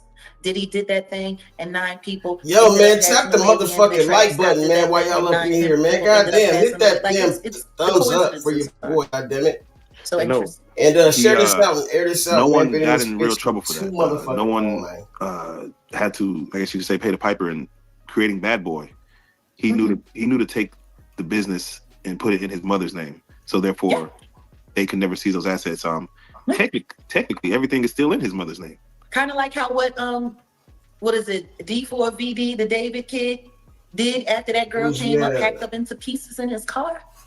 Yeah, he came back home to Texas, right outside of Houston, and started turning over assets immediately. While his PR team was lying, saying that he was cooperating with the police when the police have made it very clear as of late, he has not cooperated at all, left the state almost immediately. So when he so-called moved out of the house on, what was it, Doheny, and now they changed the name to Virio. Isn't that funny? Girl gets found cut up in pieces right around the corner. Hit that motherfucking thumbs up for your guy, man. Tap that bitch. Street within weeks. Isn't that interesting? Unless you got something better to do. Huh? Yeah, that was tap that motherfucking thumbs up, share this out, air this out, all that good shit, man. Like I guess the reason why I'm bringing up certain things is because a lot of people are trying to make this seem like it's just a Diddy issue rather than it's an industry issue. So let me ask, because him putting his business in his mother's name and the U.S. attorneys trying to go after a RICO that he used his business as an enterprise to do these sexual deviant things. Yeah. Technically, if he's just getting, let's say, small payments from his mom, he's not technically using the business. Do you think that they barked up the wrong tree to even lose his trial based on him saying that, hey, I'm not even the owner of Bad Boy. I'm just let's say an employee who just gets payments to do little small things. Did you have realized that or notice all right, we can't trace the money back to the owner of Bad Boy? Well, See, that's the thing. That was for Kurt Burrow's case. What about now? Because Combs Enterprise, all of it is not owned by Janice Combs. His name is on stuff. A lot of stuff. Like a lot of these things that happen, it's not like back then it was Bad Boy, Combs Enterprise. There's a bunch of different stuff that falls up underneath that umbrella. And it ain't all in Janice's. It's not all in Janice's name. It's not. Good portion of it is, but not all. Like people have to be weary about anybody who goes through this much trouble to evade responsibility and financial liability. Because even if it's not all in his name, even if it isn't all him, even if it were all in his mother's name, then that would mean that his mother is the one that's running the criminal organization, and she's been aiding and abetting his very sick behavior for decades. Hey. It sounds like they should have made sure that she was added to everything. That's the case. Because if he's just an employee and he's just being paid for his services, then that means that all of this stuff was going on up underneath her nose, and there's no way she didn't know about it. She was involved and present for too much of it. Like, there's a lot of games being played. And there's no way that the federal government is just so green that they missed all of this. I mean, this is the same federal government that went after Al Capone, and even when they couldn't go after him legitimately for all of the things that they knew that he did. By the way, let's talk about that little historical fact. Part of the reason why they couldn't go after Al Capone the way that they went at him in the beginning was because of all of the corruption, was because of the ledger, with all of the judges' names who had been being paid off to throw cases, to turn their heads, all of the police precincts that were working in tandem with Al Capone. They didn't want to tank the government's involvement in all of the corruption. So instead, they went after him for income tax. So this way, they could stack up the years and put him in jail forever without having to expose any of the government. Wasn't that cute? Hey, they run the system. I'm just saying, that's history. That's facts. Historical fact. No, these are facts. Yeah. Jack, most people, they don't know how a recording Diddy not being able to. I'm sorry, you or not saying not being able, but Diddy not paying Biggie correctly. Diddy not paying all of his artists on Bad Boy, as far as them saying that, hey, he was shining and all the artists were not winning. Craig Mack, his wife saying like, hey, we were broke technically, and he had a #1 record. How does the average recording contract work? Like an average recording contract where someone like a Diddy comes with, hey, we're signing to Bad Boy. How does an advance work? How does the recoupment work? For those that don't know. First things first, how it should work is you should have a lawyer that's working in your best interest. That's #1. I mean, my first attorney, before I switched over to a Jewish attorney, Brad Rubin, I was using James Elam, who was African American, and James Elam and I fought for everything that we could get because they worked very hard to keep it from you. They work very hard to keep everything from you, to keep every dollar from you, to get over on you as much as possible. That's why you need to have some kind of understanding of entertainment law, or make sure you have a lawyer that's proficient in it and that speaks it fluently. Everyone knew those Bad Boy contracts were terrible. Everyone knew they were getting screwed over. What they were hoping for was that they were going to be able to make it to the next phase of something where they would finally get something. Like, it's all a carrot being dangled. Did you not hear what Bab said? That was probably the goofiest commentary that I heard in that entire, I took it to my lawyer and my lawyer went over and he said, well, they're offering you fame, but they're just not offering you fame and fortune. The lawyer literally sat there and said to her, if you sign this contract, the only thing you're going to be is famous. You're going to get robbed. And she said, I signed it anyway. It's Bad Boy. Yeah, that was wild. That's beyond wild. She only had 24 hours to sign. Like, that's beyond wild. That's beyond wild. Like, you literally were told you're going to get robbed if you sign this thing, and she signed it anyway for the fame. And now she just spends her time with YouTubers trolling. Kind of like Roxanne Mack Johnson, Craig Mack's widow, because she was still legally married to him. when he passed away. Did you know she's a YouTuber as well? Oh no, I didn't know that. Yeah. I thought it was so interesting that they had her in there. I mean, the reference in which they put her in there, I guess, you know, it made sense for her to be talking about it because of what they were talking about. That I didn't have a problem with. The question is did anybody not bother? Because they could have went to a bunch of other people to got that same information. Like, this was a woman. Did that woman? Ooh, you know she came after me, right? I didn't know that this is Craig Mack's widow. Yeah. So technically, she's ex-wife, but she's actually his widow. That's how she was able to get her hands on what royalties she could after he passed away, and she was finally able to get her children back because she had lost custody of her children to him. Yeah. Yeah, it was her, and then I believe Tisa Tells. I was interested that they put them that on. They were included. Yeah. Yeah. That was kind of wild. It was just so funny because I'll never forget when Roxanne first was hunting me down on behalf of the troll farm. She couldn't get to me because I wasn't responding to any of her messages. She had been trying to get to me. She kept trying to buy her way into my life, pay her way into my life, sending me money, trying to sending $1,000 cash apps. Then she started going through Nosy Ho Live because she wanted me to come forward with a story. Guess what the story was? Shoot. Shoot. You want to know? Yeah, shoot. Okay. So allegedly, according to Roxanne Mack Johnson, and by the way, the name Johnson, she married a cop in Chicago.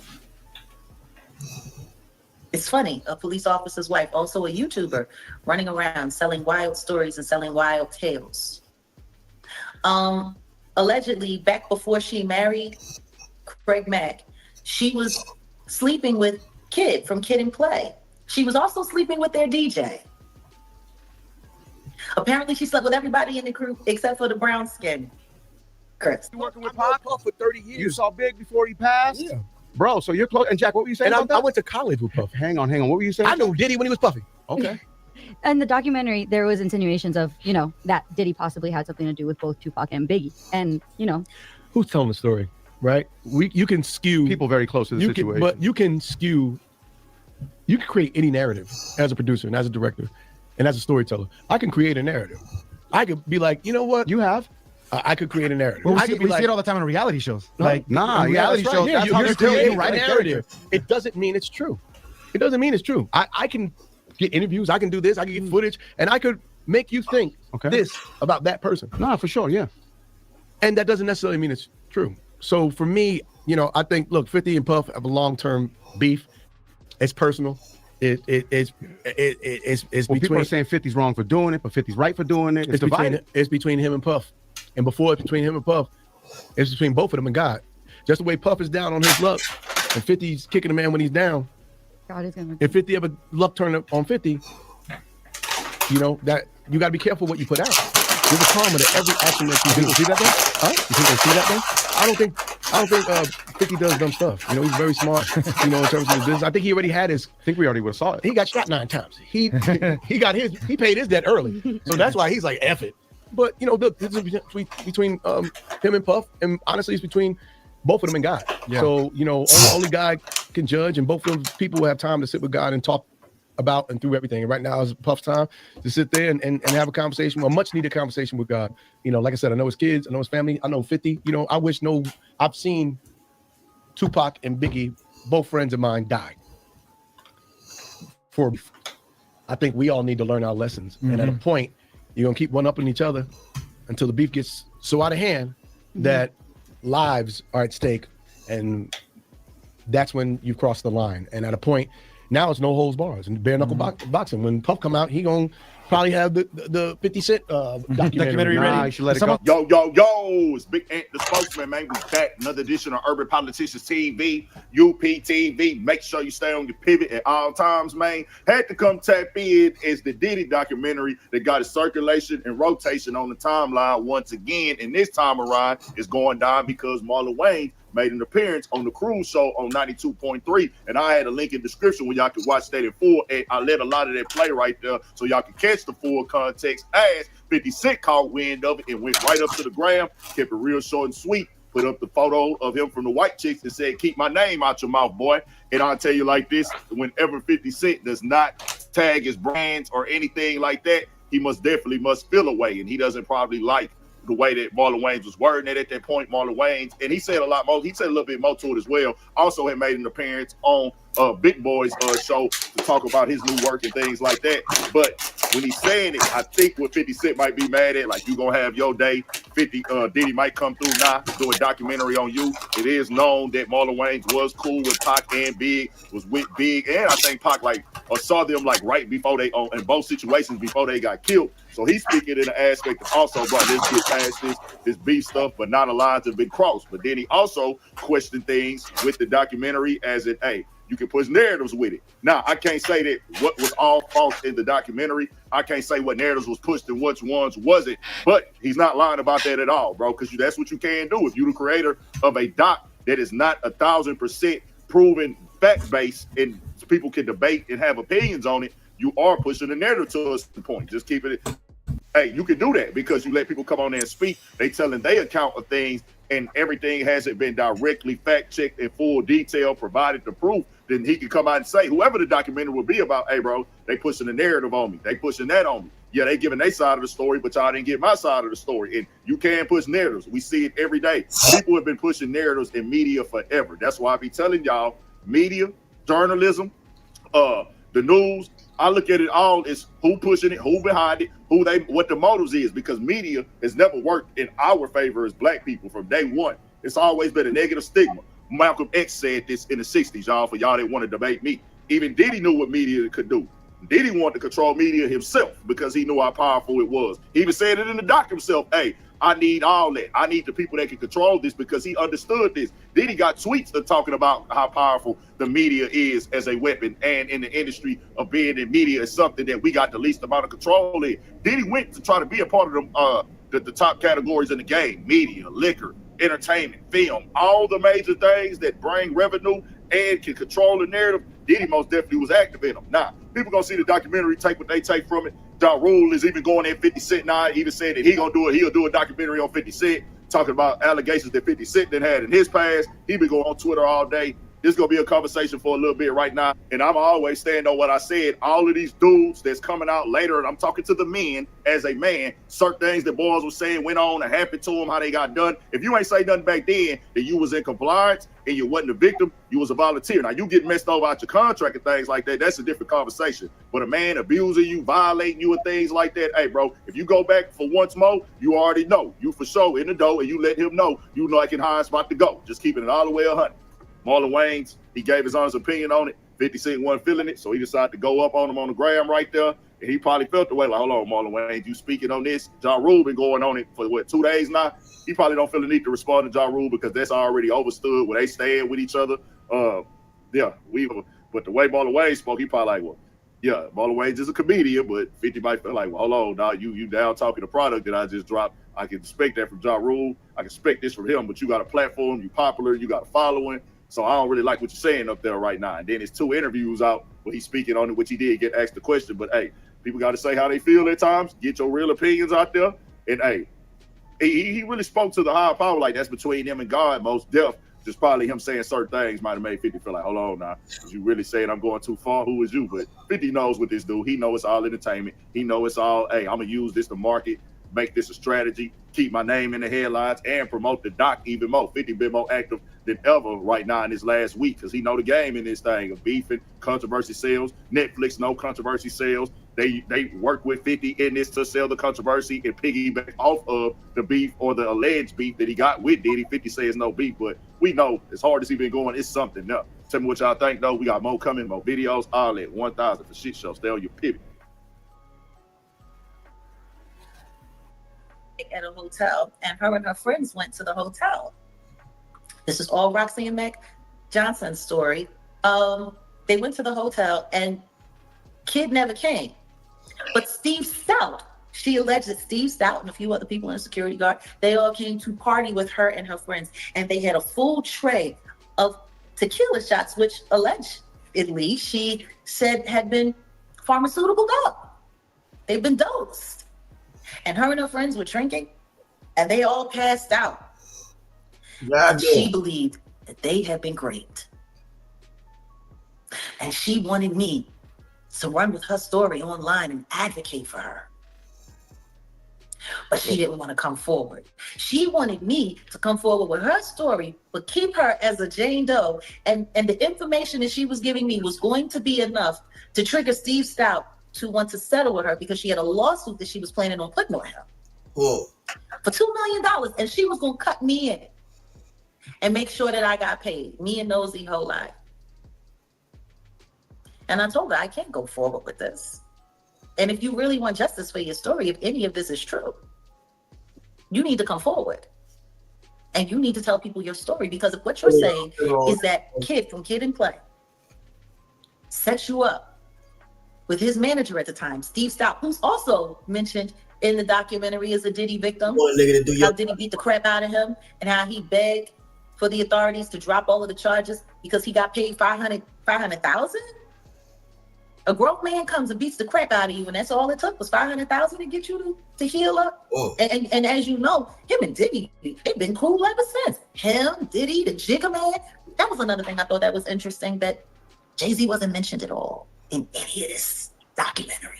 Yet he was there for so much of it. Because right after the Diddler beat the crap out of Steve Stout, the Jigga Man poked up Rivera. Not long after that. All of this stuff happened around the same time. Why do you think Jay-Z wasn't involved in none of this?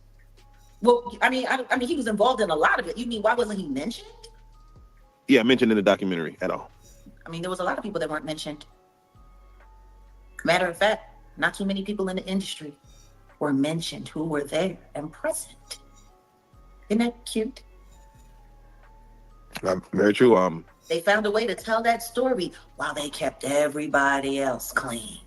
Jack, how come you don't think... Episode 2 focused heavily on Tupac Shakur, the East Coast, West Coast. Yeah. They were saying that Diddy was technically jealous of Tupac and Biggie's friendship, of Tupac's success. Technically. Yeah, technically. I mean, they said it right. Diddy wanted to get down with Tupac. Tupac didn't want to have nothing to do with it. Nothing. He wanted nothing to do with Diddy. He was interested in helping Biggie. He was interested in promoting Biggie. He was interested in where that whole thing could go. He saw the promise. And I think he knew that Biggie was being taken advantage of. I think he knew that. But it was too late. He was already bought and paid for. You know, it was good, though, for them to, you know, highlight that one a little bit of history that, you know, Biggie was actually signed to Uptown. He was an Uptown artist first. Yeah, coming out the Heavy D. And then how all they had was him to start Bad Boy, but they knew that it wasn't going to work. They were going to go out of business first. So they went and they got Craig Mack so that he could be the launch. And then boom, you see what happened with that. Exactly. It was all a setup. It was all a setup. It was all a plan. It was all a ploy. You know, I don't think Diddy ever thought that Andre was going to fire him. I think he thought that because of the closeness of their relationship and how much Andre relied on him for so many things when it came to pop culture and youth and bringing in the young people. I think he thought that he was, you know, he was always going to stick around. So like when he had to move around the way he moved around, he went helter skelter for real. And the truth is he had so much information. And when you look at the way he went to Clive, that was another thing that I thought was interesting. Clive was mentioned for all of 35 seconds. Reckoning, produced by 50 Cent, aired. I kind of like Diddy. Diddy and his team have been scrambling to make it disappear. The documentary itself unearthed a lot of truth about the monster Diddy in all his snake-like ways. Now, many people wondered how 50 got the secret footage Diddy didn't want released. And his former security guard, Roger Bonds, revealed exactly how. Cause I'm getting it as your bonds. Yo, man, how 50 get, blah, blah, blah. Yo, Puff, take this self doing that. Let me explain something to y'all. All right, whether it's NDAs, whether it's whatever. When these young boys come in, first of all, he only deal with young videographers because he want to rob them, and he know that they want the opportunity to follow Puff Daddy, P Diddy. They want that opportunity, so they get him at a low price anyway. But when you stay out so many hours a day, Puff wants a videographer with him 24 hours a day on call. Whether we on the yacht, whether we on a ship, wherever we at, he wants to videotape that, right? So now, they come to agreement. They come to whatever the pay is going to be. But then it'd be so many hours on that invoice that he don't want to pay. Whoa. He gets in touch with the office. He gets in touch with the chief of staff. Yo, what is this I'm paying? What is this I'm paying? You know what you paying. You was outside all of these hours. It's 160 something hours in a week. You was outside 140. That's the invoice he put in. So now, being if you got a contract and he don't stand to that contract, guess what happens? He could do whatever he want to do with that footage. So now that footage goes to the highest bidder. And 50 had to be the highest bidder to get the, this is business. You know what I'm saying? Everybody ain't in love with you. Everybody ain't dedicated. Everybody ain't loyal to the point of stupidity. Trust me. Now, 50 Cent, he actually got a surprise package while at Club 11 in Miami, and it was a clear death threat. Now, if you're familiar with the term pushing up daisies, then you know exactly what this means. Even behind bars, Diddy is showing his power. He never commented back at 50 Cent clowning him for wanting to take him shopping, seemingly hitting on him. It appears the documentary drew the line for the diddler. Now, Diddy sent 50 Cent some daisies, indicating that he's a marked man. Now, 50 Cent commented, said, "What kind of gay ish is this? Diddy sent flowers to me at Club 11, LOL. Why all the foreplay? Get busy. You know I'm stupid." Then 50 Cent said, "A warning, I'm 90s grimy. You don't warn me, LOL." Now, Diddy is no stranger to unaliving people. Now, let's talk about the bodies that he's hidden and he's responsible for.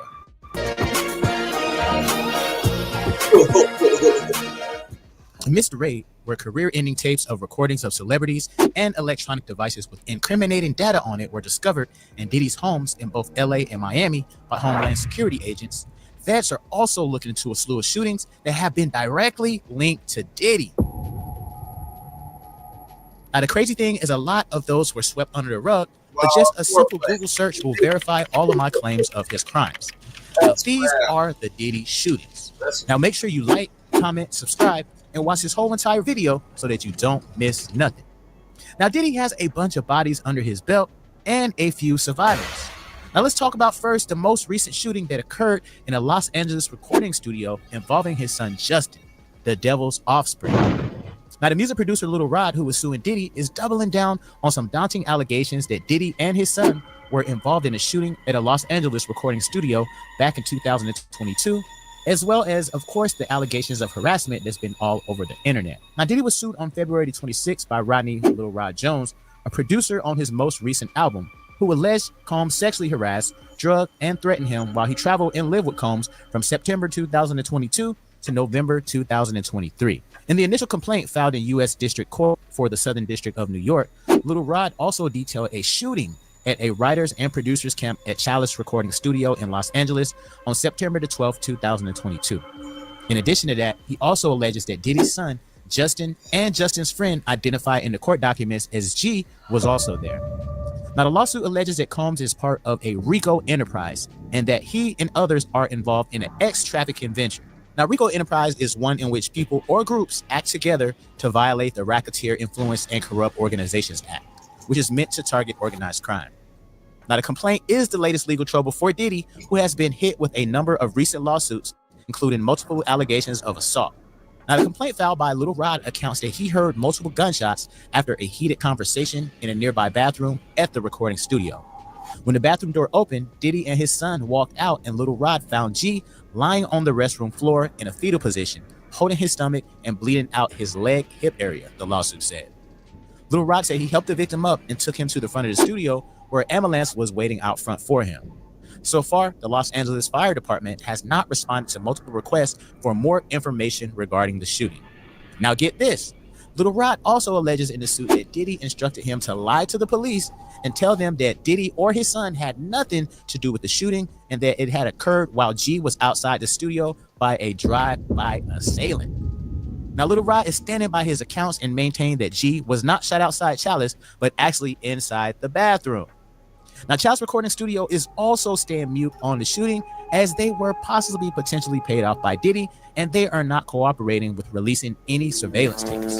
Now, reportedly, the studio was contacted by NBC News and they issued a questionable comment. Chalice Recording Studio is alleged to have sent an unnamed person stating the shooting occurred a half a block away from Chalice and it was the result of a robbery. They also said there are police reports corroborating this, and to please wait for facts to come out before you start contributing to the defamation of our organization.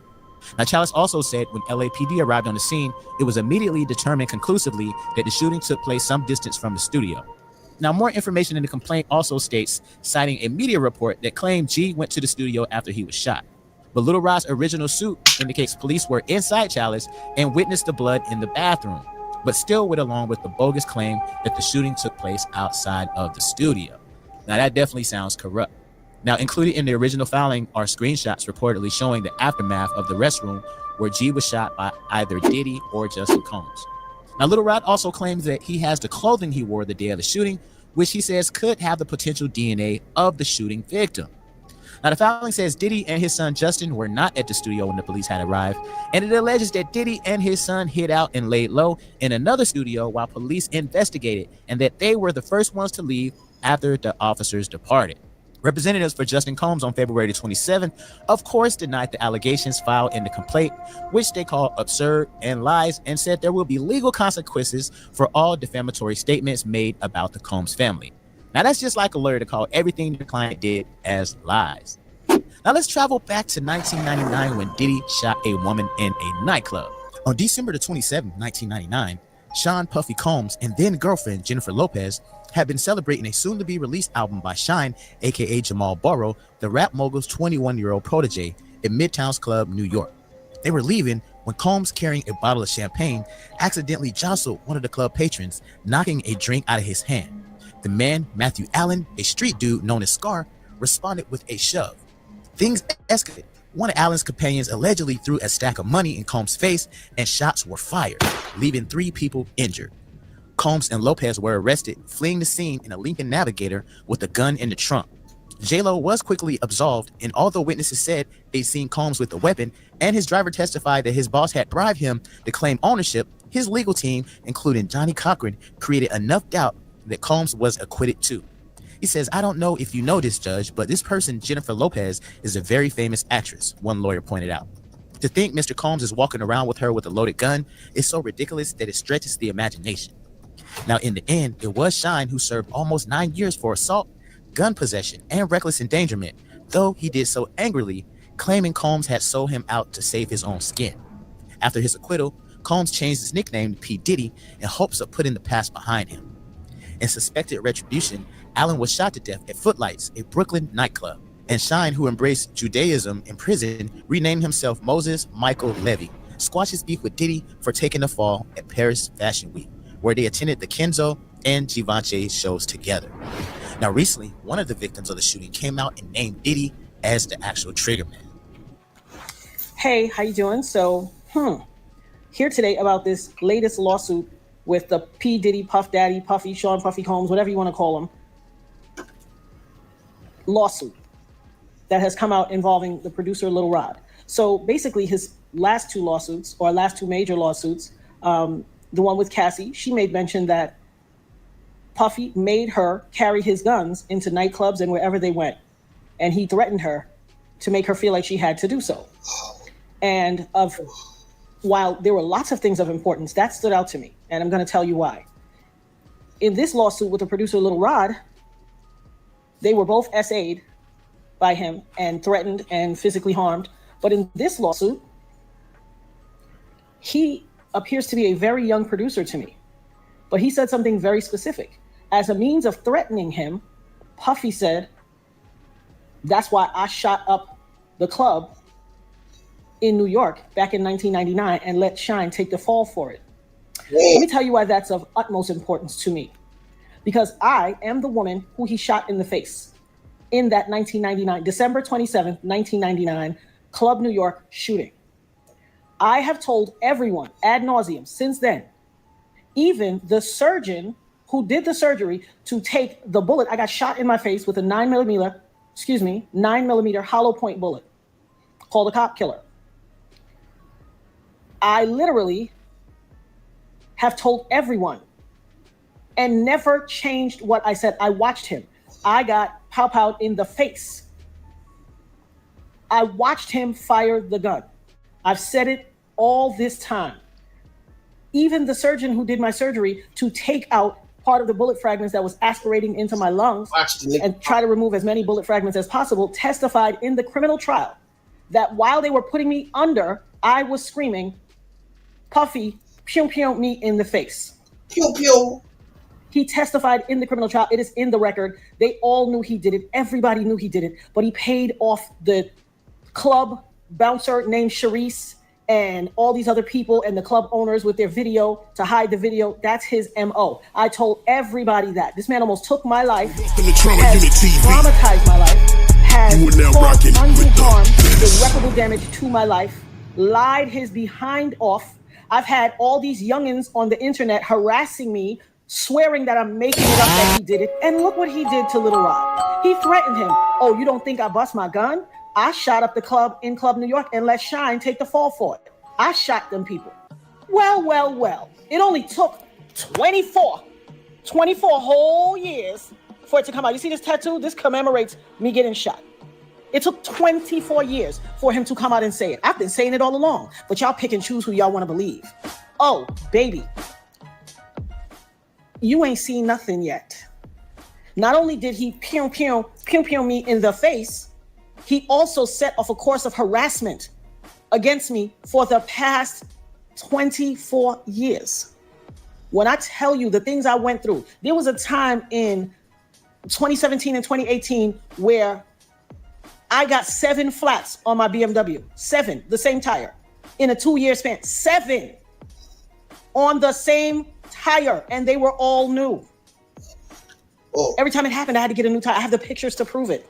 Oh. Harassing me. You want to know why? Because prior to Cassie, I was the only person to be victimized by him and then to successfully sue him and get paid. And he had to pay me out of his pocket. He has never gotten over that. Oh, baby. Oh. You see this RICO charge that's about to come? This conspiring and pew-pewing up the club and ruining or attempting to ruin my life? As God is my witness, I will not stop until you suffer every single iota of punishment, until I have every second of recompense that you took from me. For every tear that I had to cry or my children had to cry, I am going to get $1 million back from you. I will not stop until you pay the price for what you did to my life. And for all you people out there on the internet and in cyberspace and in the far reaches of my life or the perimeters or wherever who always like, oh, she just saying that to get some. Hell, what you got to say now? What you got to say now? I had some youngins on the internet that ain't even old enough, that weren't even alive when it happened, arguing me down, cussing me out, calling me everything but a child of God. Go check Instagram, it's there. Harassing my life. Harassing me. Oh, you lying, he ain't do that to you. You just want clout. You just chasing clout. What is that to chase clout about? How is that clout chase worthy? It doesn't even make sense. Well, I guess it will make sense in this new generation, but you better believe I will have my say. I will have my say. Hashtag having my say. Hashtag the dopest nerd ever. Hashtag Eb Talks. Y'all ain't seen or heard nothing yet. Now, it definitely seems like Diddy is capable of putting that hit out on 50. Now, he already sent him a warning saying, look, man, I can touch you wherever you at. And, you know, he's basically showing his reach to 50 Cent, man. I do feel like 50 Cent may be a little shook, or he may be just that crazy to where he just don't give a damn. because 50 got money and power as well. So it's interesting to see what's gonna come about, man, with this documentary coming out. If y'all haven't seen the documentary, make sure y'all check it out on Netflix. Hey man, that's kind of crazy though, bro. Like, I mean, I ain't gonna hold you, man. 50 a gangster too, bro. But like, think about that, bro. 50, he was having a motherfucking party, an exclusive party. Like, that means that place was not listed. Like, it wasn't like everybody knew he was gonna be there that night. It was like a pop-up type situation. So for Diddy to be able to send him that bouquet of daisies meant that not only did he know where Cuz was, but he had eyes on him. So that was like almost like a, you know, to let 50 know, like, yeah, exactly what, yeah, nigga, I can get to you, nigga. You know what I'm saying? Keep playing with it, nigga. I'm a motherfucker put you, you know what I'm saying? Like, bruh, like, I think you gotta understand, man. 50's not scared of fucking Diddy. He don't give a fuck. But everybody has their motherfucking limits. See what I'm saying? And you gotta think too, man. 50 is Diddy's affiliated with a lot of niggas too. You know, like, even though he's got his situation, he's still fucking with Rick Ross. He's still cool with a few niggas, man, that probably, I don't know, you know what I'm saying? Like, I don't know, bro. I just feel like this shit can get messy. Because, you know, 50 got money, Diddy got money, but you fucking with a nigga that ain't got shit else to lose. Diddy, like, fuck, man, like, so I don't know, bro. Like, 50, man, you know what I'm saying? He with that shit. You know, I'm 90s grimy. You don't warn me. LOL, you know what I'm saying? That nigga said, nigga, don't warn me, nigga. Like, nigga, fuck all this foreplay, just get busy. Like, nigga, hey, bro, like, 50 done beef with some of the hardest niggas, bro. Like, honestly, bro, like Preem, East Coast niggas, Preem, Jimmy Henchman, niggas that's allegedly hard, you know what I'm saying? So 50 like, fuck, nigga, like, what nigga? Like, nigga, what, nigga? Nigga, I done did everything. I remember 50 said, what he say in one of his verses? He said, if I get killed today, I die with a smile on my face, some shit like that. He said, I'll die with a smile on my face or some shit like that. Cause nigga 50 he done accomplished so much. He probably feel like shit, nigga, like, fuck it, nigga, like, you can't scare me, nigga. You can't, nigga. The fuck? You know what I'm saying? Like, shit. Niggas just sprayed up his shit with silencers and shit. Like, 50 do not, you can't. I mean, he done beef with all types of niggas, bro. Even the one nigga, he was beefing with Meech. Like, I think 50 actually likes to stay in beef to keep him on his toes. You see what I'm saying? Like, he probably feel like, nigga, hey, and I get it to an extent, bro. Like, hey, man, real shit. There's some shit I'll never motherfucking say on here, but best believe, nigga, I done beef with some niggas, bro. And, hey, it shit get crucial. You better be ready for that shit, bro. You know what I'm saying? You better be ready for that shit, nigga. If you don't know how to move, nigga, you know what I'm saying? But 50, nigga, hey, nigga, he ain't never had nobody to run and go get. He had to deal with shit head on. I ain't never had no big brother to run and go get or no big homie to run and go get, nigga. So a nigga got to deal with shit head on. You know what I'm saying? So if you bring it, you better bring it, nigga. And threatening a nigga? Huh. Come on, homie. Come on, homie. You know what I'm saying? Like, so, hey, bro, any nigga can get touched. You know what I'm saying? I should fear no man as I walk through the valley of the shadow of death. You know what I'm saying? No weapon formed against me shall prosper. This is the inheritance of the servants of the Lord. You know what I'm saying? This is the way I feel, nigga. Like, fuck anything you talk about, because fear, I don't subscribe to that. What I do subscribe to is respect. And sometimes, man, you know what I'm saying? That's why I always ask niggas, I'm saying, hey, what's more important to you, man, respect or loyalty? Because I always want to see how niggas think. Because in my eyes, man, they both are very important. But see, I'll take loyalty because this reason. You can still, you can respect a nigga and still rob him. You can respect a nigga and still try to jack him, right? Because nigga, you want to be that nigga. Loyalty will keep you from motherfucking doing that. Loyalty will keep you from fucking a nigga over because, okay, say I don't like this little nigga, but I know his pops. I know his cousin. I'm loyal to them. So I'm gonna let you slide. I give him a pass because of cuz. You might give homie a pass because you loyal to his people. You see what I'm saying? Loyalty to me is more important. You ain't gotta respect me, nigga, but you can't disrespect me now. Don't give me but nigga, like out of sight, out of mind. But loyalty is royalty. You feel me? Keep it loyal, nigga. Stay loyal, nigga. I feel like nigga ain't nothing, nigga. I'm not gonna do a nigga dirty that I'm not gonna fuck a nigga over that I'm loyal to. You know why? Because nigga, why would I burn a bridge that I might need to cross again? Or why would I cross a nigga that's not worth it? You see what I'm saying? Or that I feel like I'm loyal to that I need to be loyal to. Like it's like, okay, I'm not even gonna go there. I'm not even gonna take it there. See what I'm saying?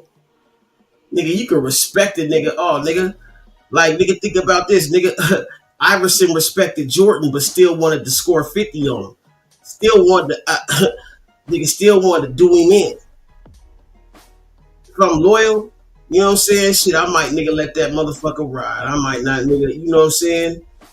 Like, hey, bro, do your shit. I don't like it, but I'm loyal. Fuck you, but I'm loyal. Respect, yeah, that'll only last for so long, nigga, till it's like, nigga, hey, man, you know, fuck this respect, nigga. That nigga got my spot. I want that spot. Fuck respect, nigga. I respect him, but I want that spot. Let's get it. Let's get him done. You see what I'm saying? Like, to me, in my eyes, loyalty goes further than respect. That's just how I feel. So I always ask niggas, you know what I'm saying, that question because I want to see how niggas think. You know what I'm saying? A nigga can think, oh, this nigga don't respect me, nigga. But still, I'm still loyal, nigga. I ain't nigga shit, nigga, whatever, nigga. You feel me? Definitely interesting, man. Want to get you guys' take on that. Y'all let me know how. That's just real talk, man. You know what I'm saying? That's my thesis on this shit, bro. You know what I'm saying? My breakdown of the breakdown, man. But yeah, man. Respect goes a long way. Loyalty goes further. Loyalty is royalty, and vice versa. You see what I'm saying? Keep your head on the swivel. Keep your foot on the pivot. The game ain't sweet, but money make you forgive it. Real shit. Keep it G. Till next time, nigga. Y'all motherfuckers act like y'all know, man. Share this out, air this out, man. All that good shit.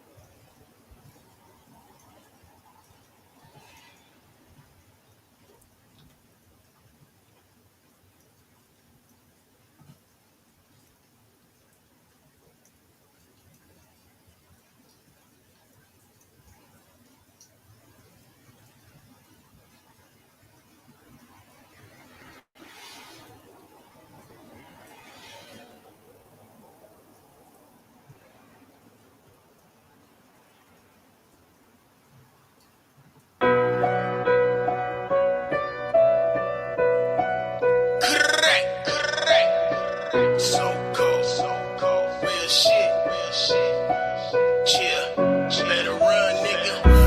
cold, he a dead man walking.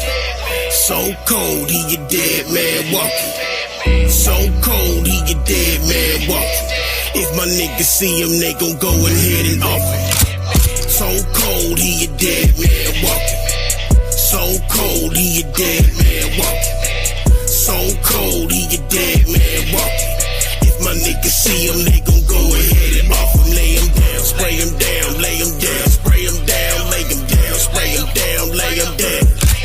Lay him down, spray him down, lay him down, spray him down, lay him down, spray him down, spray him down. It's that music that you play when it's time to take a trip. You brought that HK with a couple extra clips. Left the phone at the crib so you know what type of time we on. Latex gloves, I don't even got no jewelry on. All black hoodie with the Pooh Shiesty mask on. It's a lucky day, I can't wait to get my blast on. I just popped the Percocet, I ain't about to set trip. Most my music positive, but this song is negative. But this what it's made for. I'm a killer asshole. You can call it anal. I am in the sad song. Hang up this your last call. On cocaine and Adderall. I don't fuck with alcohol. Had a couple bitches and we had a ball. Trust me and we had a ball. We gon' shoot. Betty Crocker in the kitchen. Go and get my juice. Already got the sauce and my team don't lose. In the kitchen whipping chickens, homie, we got proof. Lay him down, spray him down, lay him down, spray him down, lay him down, spray him down, lay him down. Lay him down, spray him down, lay him down, spray him down, lay him down, spray him down, spray him down. So cold, he a dead man walking. So cold, he a dead man walking. So cold, he a dead man walking.